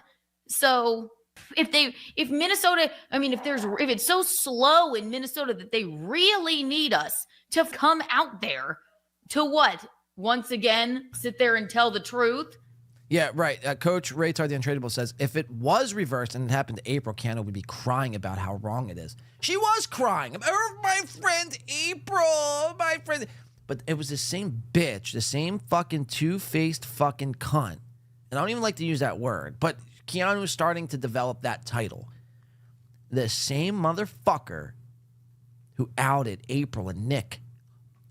Huffing fucking whippets. Shit, Nick.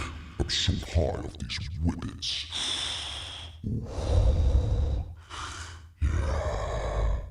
I love me some whippet. Oh, yeah, Nick. Yes. Keanu was the same person to tell everyone that April was huffing whippets. But April's her best friend. My pal Ape. But that's then I guess we'll have to do The it. point is, she ain't a good friend. But whatever. Like, goddamn, it's so crazy. I don't think it's going to come to that. I think they're going to be like, once they Well, thank God the judicial system isn't based upon and around your thoughts and what you think will or will not happen. I mean, imagine a world where that's a reality. That's no world I want to be a part of. We're not on that side of. My problem is, why should I shouldn't have to care about that. It's amazing how when you don't do anything wrong, and the Dabbleverse can say all they want, but they try. The Dabbleverse. Oh my God, spare me. You coping fucking old, bad hairline, jaundice, cirrhosis-filled old freak. It's like, I shouldn't have to care about this. I should not. And thank you for Curtis John, who said, yes, sir. It's like, you don't lie to cops. So again, it's like, and I want to show some of this stuff, but it's like, it's so accurate. You don't lie to cops unless you're Kevin Brennan. You just call him a bitch. But that's a general rule of thumb. Good rule of thumb. Don't lie to cops. Just call them a bitch when you don't get your way. I mean, imagine. Coach Weekly for 5. Look at that. Says they won't be. This is my my severance for the other day. Thank you, though, for the 5. They won't be the only ones there. With all the people showing up, Aaron's trial is looking like bigger event than the AC. Hashtag Space Wars.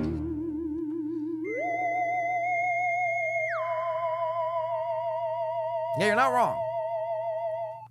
Aaron's, this court trial, this might be bigger than like Rodney King or O.J. Simpson, the amount of people that are showing up here. Hell, I might go. Coach Weekly, what do you say? We make a fucking weekday out of it, or a week out of it. Go up to Minnesota, we stream the people streaming. I mean, imagine just everyone in the Dabbleverse showing up to Minnesota that week. That would be insane, Reverend Billy, 199 says. The Shuli Network making fun of disabled people on sexual assault, so mess up. The Shuli Network making fun of disabled people on SA? Sexual assault, right? That's what SA means. Is so messed up. I don't know what that means, to be honest with you. Who are they making fun of? Jake Hudson?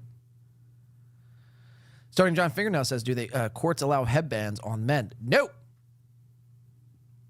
The courts will not allow you to wear anything on your head while you're in court. If you do, Gino, listen up, Gino. Gino! Listen up.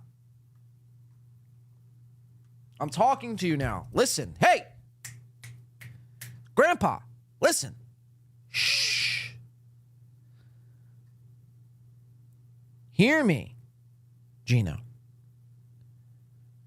You will not be able to wear a headband in court. I hope you know that. There's no hats, no handkerchiefs, no scarves, no do-rags, no bandanas, no scullies of any sort allowed in a courtroom, or your ass will be locked up for contempt of court. So the entire world is going to see this hairline. This piss poor hairline that you've been hiding for the last 7 years behind a headband because you're too scared to be your true self. So you hide behind a headband. Oh, I can't wait. Besides Aaron's verdict, the second thing I'm waiting for is to see Gino's hairline. SA, Shuli's Anonymous. Okay, thank you, Reverend Bill. You didn't need to put in another super chat, but thank you. So the Shuli Network making fun of disabled people on Shuli's Anonymous. So messed up. Yeah, and it's like in reality, man, the entire cast of the Shuli Network, like the Shuli Network in itself, the people on the Shuli Network, Mike Morse, Zenhauser, producer Phil Russo, Shuli himself. I mean, one can make the argument that they're disabled people. You know what I mean? No, Shuli, look, Shuli will have his comeuppance, man. I'm a firm believer that Shuli will have his comeuppance. Again, karma is a fickle bitch, and it'll strike 10 times out of 10. You might think you got away with something. I've had this happen to me in the past. Like, you think you're in the clear, and then karma finds a way of always catching up with you, Shuli. So if you did know something about producer Eso, stop trying to obfuscate the blame and post it on Stuttering John and Vince, the midget lawyer. By the way, like I said, I saw Vince in person. I mean, talk about tiny. But stop trying to pin these people as they knew something before. Stop. Stop. That's not what a man does. Own up and take fucking responsibility. Now, unless you're hiding something as well. Now, that's kind of been my conclusion, is that Shuli is hiding something even worse than what producer Eso had. It makes what producer Eso have look like fucking child's play. 6,000 images producer Eso had. Shuli probably has 50,000 and actually 3 children locked up in his fucking basement. Why do you think he had to move to Alabama?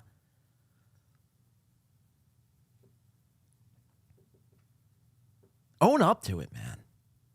If you're not hiding anything. If not, I mean, it just looks, worse as each day goes on.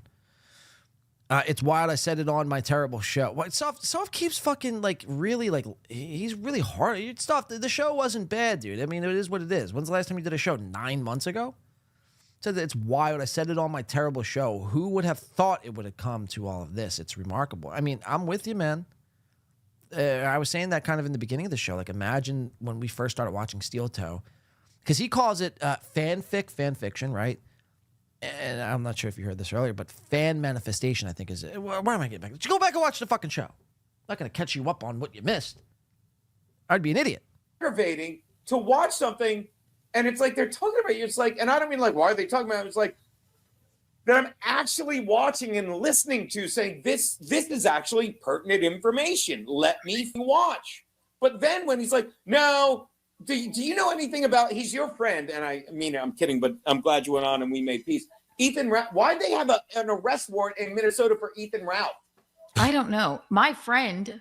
I mean, if you don't know that, then you guys, I mean, are more fucked than I originally anticipated. If you don't know why Ethan Ralph had an arrest warrant out in Minnesota, you shouldn't be doing this sort of thing. You shouldn't be doing this sort of thing. My friend.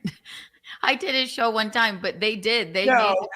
I'm saying he, like, I did. I'm like, he's in it. And then you went on, like, straight on that show. I mean it. Like, I that's another time, like, I can admit when I'm wrong. Go on, baby. I'm sorry. No, I just right. I just think it's ridiculous. I was just trying to highlight the ridiculousness of the fact that we would literally actually have to go out there to testify, and I'll wear my best. I don't care how ridiculous you think it is, bitch. You're going to testify. Suit. So get used to it. And I'll sit there and just tell the truth. The whole country is selfish, arrogant behavior, the liberal of our past administration. Yes, of course. Right on. This is spot on, Gino Bisconte. The liberal, the country, the state's liberal. Now it's a liberal versus the conservative thing. I don't, next is going to be COVID and the vaccine. He's going to turn a whole fucking thing of him having to testify in court into COVID and the vaccine. You watch by the end of this whole thing. And Minnesota, I'm sorry. This is not saying I'm right, but you can't convince me I'm wrong. That's my mindset. Not saying I'm right, but you can't convince me I'm wrong. So what you're saying is you're right. Minnesota is one of the epicenters, and I know there can only be one, but in my case, there were several, of when it all began. Thoughts? Audience? Thoughts? Any super chatters out there want to talk about this guy getting ambushed by the fact that his wife is banging a cane fiend? Anybody? Oh, we got $10 from Will Heron. It says, aha. All right. Speaking we gotta write the Dabbleverse musical. When the world is normal. This is live. And Gary you don't know what Biscayne. to do. And then you start This is live. I literally just tuned in and they're talking about the Dabbleverse. But they're not in the Dabbleverse. Remember, they'll be the first to tell you they're not in the Dabbleverse. Stop interrupting the song. Go. Gary Biscayne, ladies and gentlemen. I can say it best in song. When you're in the Dabbleverse. When you're in the Dabbleverse and nothing is as it seems. Hey, I charge $100 to kiss me. And let me see what Gino's point was. This is Jim Stansel and Keanu. Or else what's the point? And I'm Gino, and I hate fake wrestling, pro wrestling. Even though, by the way, folks, WWE is back. Better than it's been since the Attitude Era. My goddamn space I've will been not watching work today. every Raw. I watched the Rumble. It's never going to be the Attitude Era. I'm not saying it's that. But WWE is the best product it's been since the late 90s, early 2000s. I highly encourage everyone to check it out. I mean, does this guy sell drugs? I mean, how is it that he's at Gino Bisconti's on a Tuesday afternoon? Like, what does he do for work? Somebody at the door. Put some I love food your in my face. musical. Go ahead, Keanu. How did I love do? your musical. That was great. How's Alan Fierce? Oh, he is he's just as bizarre as ever. He's an odd bird, and I don't mind him, but he's an interesting character. God bless him. He is the is that strangest sex? man. I was just What is talking this? about. I forget how it even came up. I was telling somebody about how my friend Is this Gino show or used to do a Keanu show show? at the sex museum. I'm Is that confused place as still all hell. open? It's open, I think. That was pretty Right? classic and unique, I have to say. I always enjoyed I it. like the Museum of Sex. They have That was the original. Was that before Guys We Fucked? Yeah, I wasn't even on the podcast when it was there. But back to you, Eugene. What are you talking about? This Week in Sex. Yes, but when it started there, we were at the sex dungeon. What? Oh, okay. That's we what might I'm have thinking. done one at the. Alan started it, the podcast, and then I was like, then the this- third Next episode. Dungeon I'm refreshing, Museum. hold on. But that just reminded me. Do you know who's running for mayor? And I'm not kidding. Yes, I saw it. It came up my feed. Why can't I think of her name? Not Corinne not Fisher. Stacey Pressman. Corinne Fisher. So she should team up with Stacey Pressman. All right, here's what we're gonna do. I guess this You was are earlier going on to in the go show. because we have fresh. Where am I at? Talk to me. Oh my God. Hold on. This is incredible. This is breaking right now. And it's something so stupid. But Yes. only Gino would do this. Yeah, it's not really a secret. It's been said before. Only Gino would do It's this. a Come on, separation- Gino. Sit it's the a fuck separation down. of church and state. Sit the fuck Here's the thing. Here, down. let me just stop you, and then I'll let you go. Please. If I were to come on any show, this show, my show, your show, and talk about the comics Hold I on. see every night and the shit that happens there, then I would agree. Like you're talking about, I never. I don't give a shit. Okay, You're on well, my show. That's my. And I don't mean like you're on Yeah. my show. You're on my show. But my And when point is, you- I'm no, not using it to monetize or get views. If I Doesn't was, matter. Gino can't afford new glasses. Apologize by explaining, and I don't even mean to apologize. I snap at you because my show's good. My show's not. My that show's shit. good. And you're not saying this. You don't mean it. But what I hear is like, whoa, be careful. Because in the world of the Dabbleverse, all they want The to do is Dabbleverse. fucking call That and didn't say take long. Stupid shit. But when I brag that you work at New York Comedy Club, which is a great club, which has great comics, and I say that, you're like, whoa, don't say the name. Then get I'm off like, why? YouTube. Say no. Hey. If you don't like it, then get off of YouTube. I don't know what else to tell you. Or stop commenting on the Dabbleverse in its entirety. You're the one who keeps it alive by going on Steel Toe and going on every other of these shows, Stuttering John H shows, and everything else, and then bitch and bitch and bitch. Every day, all day, 3 times a day, every show, all show, my show's great. I'm not Dabbleverse. I hate the Dabbleverse. This is why the Dabbleverse sucks. This is why the Dabbleverse stinks. This is why the... You sound fucking insane. Out giving people health tips, and I just shut my fucking mouth. And then when the oil came back, you cannot convince me they can't have me there because I was the fucking one of the loudest. And now he's talking about the vaccine. Was bullshit. Shocking, right? Shocking. Face that they were fucking My show's great. It sucks. Put in a good word for me. Well, I wasn't there for any of that. I don't even Didn't know. say you were. I don't even know. And I'm giving you props and I'm pumping the club up. And like I'm I always thinking- tell you, as I tell other people as well, asking me to do anything in Unfucking the club is believable, like man. asking the heads. And these are ground- the guys who like pride themselves as being pro broadcasters. You're not. You suck. It will never How's not that? hurt me that you don't try. For a pro broadcaster. You're not saying, hey, I got this new guy. I mean, shit, that pisses me off. It really does. You know, you should really have Gino back. Again, it would be My show's great. I'm not Dabbleverse. But you talk about the same fucking 4 things every day. Dude, dude, how many do I don't bring it up. I don't mind. If I was, It's like you enclose yourself into like an echo chamber where everyone just agrees with you. So no matter what it is you say, you just have fucking bobbleheads there agreeing with you. So no one ever calls you out on your shit. That's a question. And when someone does call you out on your shit, you call them a troll. So you like pretty much warp and bend and shape the reality you want to live in. Like you can't hear outside criticism. Otherwise, your fucking world would implode. That's a whole. You other old side of- fucking Who do you deal with? freak. I deal with distributors and rats. No, it is hard to watch. No gusto. I'm not even kidding. There's rats in the basement. Oh my god. Kmart says, yeah, ban evading YouTube while bashing YouTube is pure Gino. Imagine this. It's insane. It literally is insane. It's the definition of insane. Doing the same thing, expecting a different result. Because this is delicious. This is oh my The god. poverty is real. I literally went to the kitchen. And I rinsed out the glasses. And I Cool got- story. Marble kitchen. that Thank you have. very much. Beautiful. By the way, first time at the place. I went to my kitchen, washed my dishes and glasses, and then washed my hands, and then came out of the kitchen. And then what did I do, Keanu? Oh, darling, what did I do? Oh, yeah, then I ate some dinner, and then I used a napkin to wipe my face, and then I clipped my fingernails. And then I went to the bathroom. It's like, are you just telling us, like, what you're doing, like, minute by minute, and calling it a podcast? What the fuck? I say, baby, thank you so You're much. Oh, yeah. Thank you very much. So we will be, I don't know where Keanu went, but I'm sure she's busy. We will be. I disagree. Art says Steel Toe verse. Oh, no, okay, never mind. I thought it said equals Dabbleverse. Okay, I read that wrong. Steel Toe verse is greater than the I agree. The Steel Toe verse at least branches. The Dabbleverse is like constructed of three things. Stuttering John, obviously, being at this epicenter of that.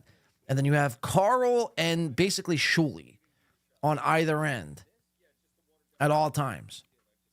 The Steel Toe verse, at least you got like Gino and Jim Hobbit, Keanu, obviously, did I say Steel Toe? Steel Toe, April, Corey, Johnny, now this Digger, Melton, Dabbler, like Chad, myself. Like, it's more of a verse. Mersh, even, to a certain extent.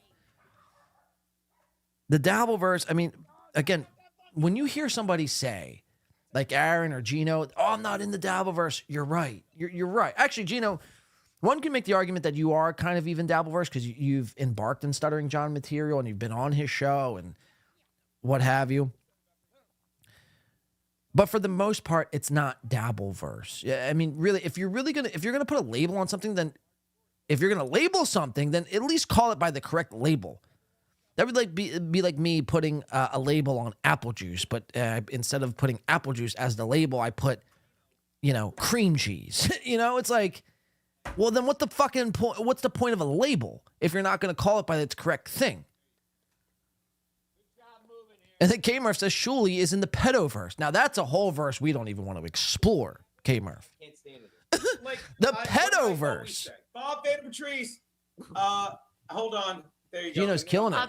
Look at that dollar. For the $1, Jaquan G. Imagine having to read $1 super chat and that being the highlight of your show. AC, we love Stancil. We don't love anyone. Airtight. I can't understand. Salute, gentlemen. Who's Larry's Shandan. Rodney's? You've never had that guy on? Oh, that's pretty good. Larry Baya books Rodney's for me. That's why I call it Larry. I don't know what this show is. This sucks. I'll do it. We're getting out of here. I've been on for. I'm just done. I'm throwing my voice out. I've been on 5.5 hours. The last time I did a 5.5 hour stream, I mean, I couldn't even tell you when, but we did 5.5. Round of applause to yourselves, guys. Round of applause to each and every one of you. This has been a very fun show. Very fun show. Very fun week. On the return, season 5 is upon us. Let me know. Write me. winby2radio@gmail.com. Send me a Venmo. Tell me how bad the rollout of the new studio looks. Now, I know to some of you, you don't even realize probably what's happening, but go back and watch the last episode and then watch this episode. And you'll be able to figure out. Again, this look, I'm still trying to tidy up. I want to figure out something else to put in this shot. It's a work in progress, though. I might even buy a bigger TV. I don't know. I mean, it's not that I hate it, but I feel like it looks a lot like the last time. I mean, that was kind of the point, but mind you, I just bought all of this equipment like within the last year, so I don't dislike it. I like out of everything. This shot, I think I really did great on. But I know you don't come to this show to hear about my shots. Okay.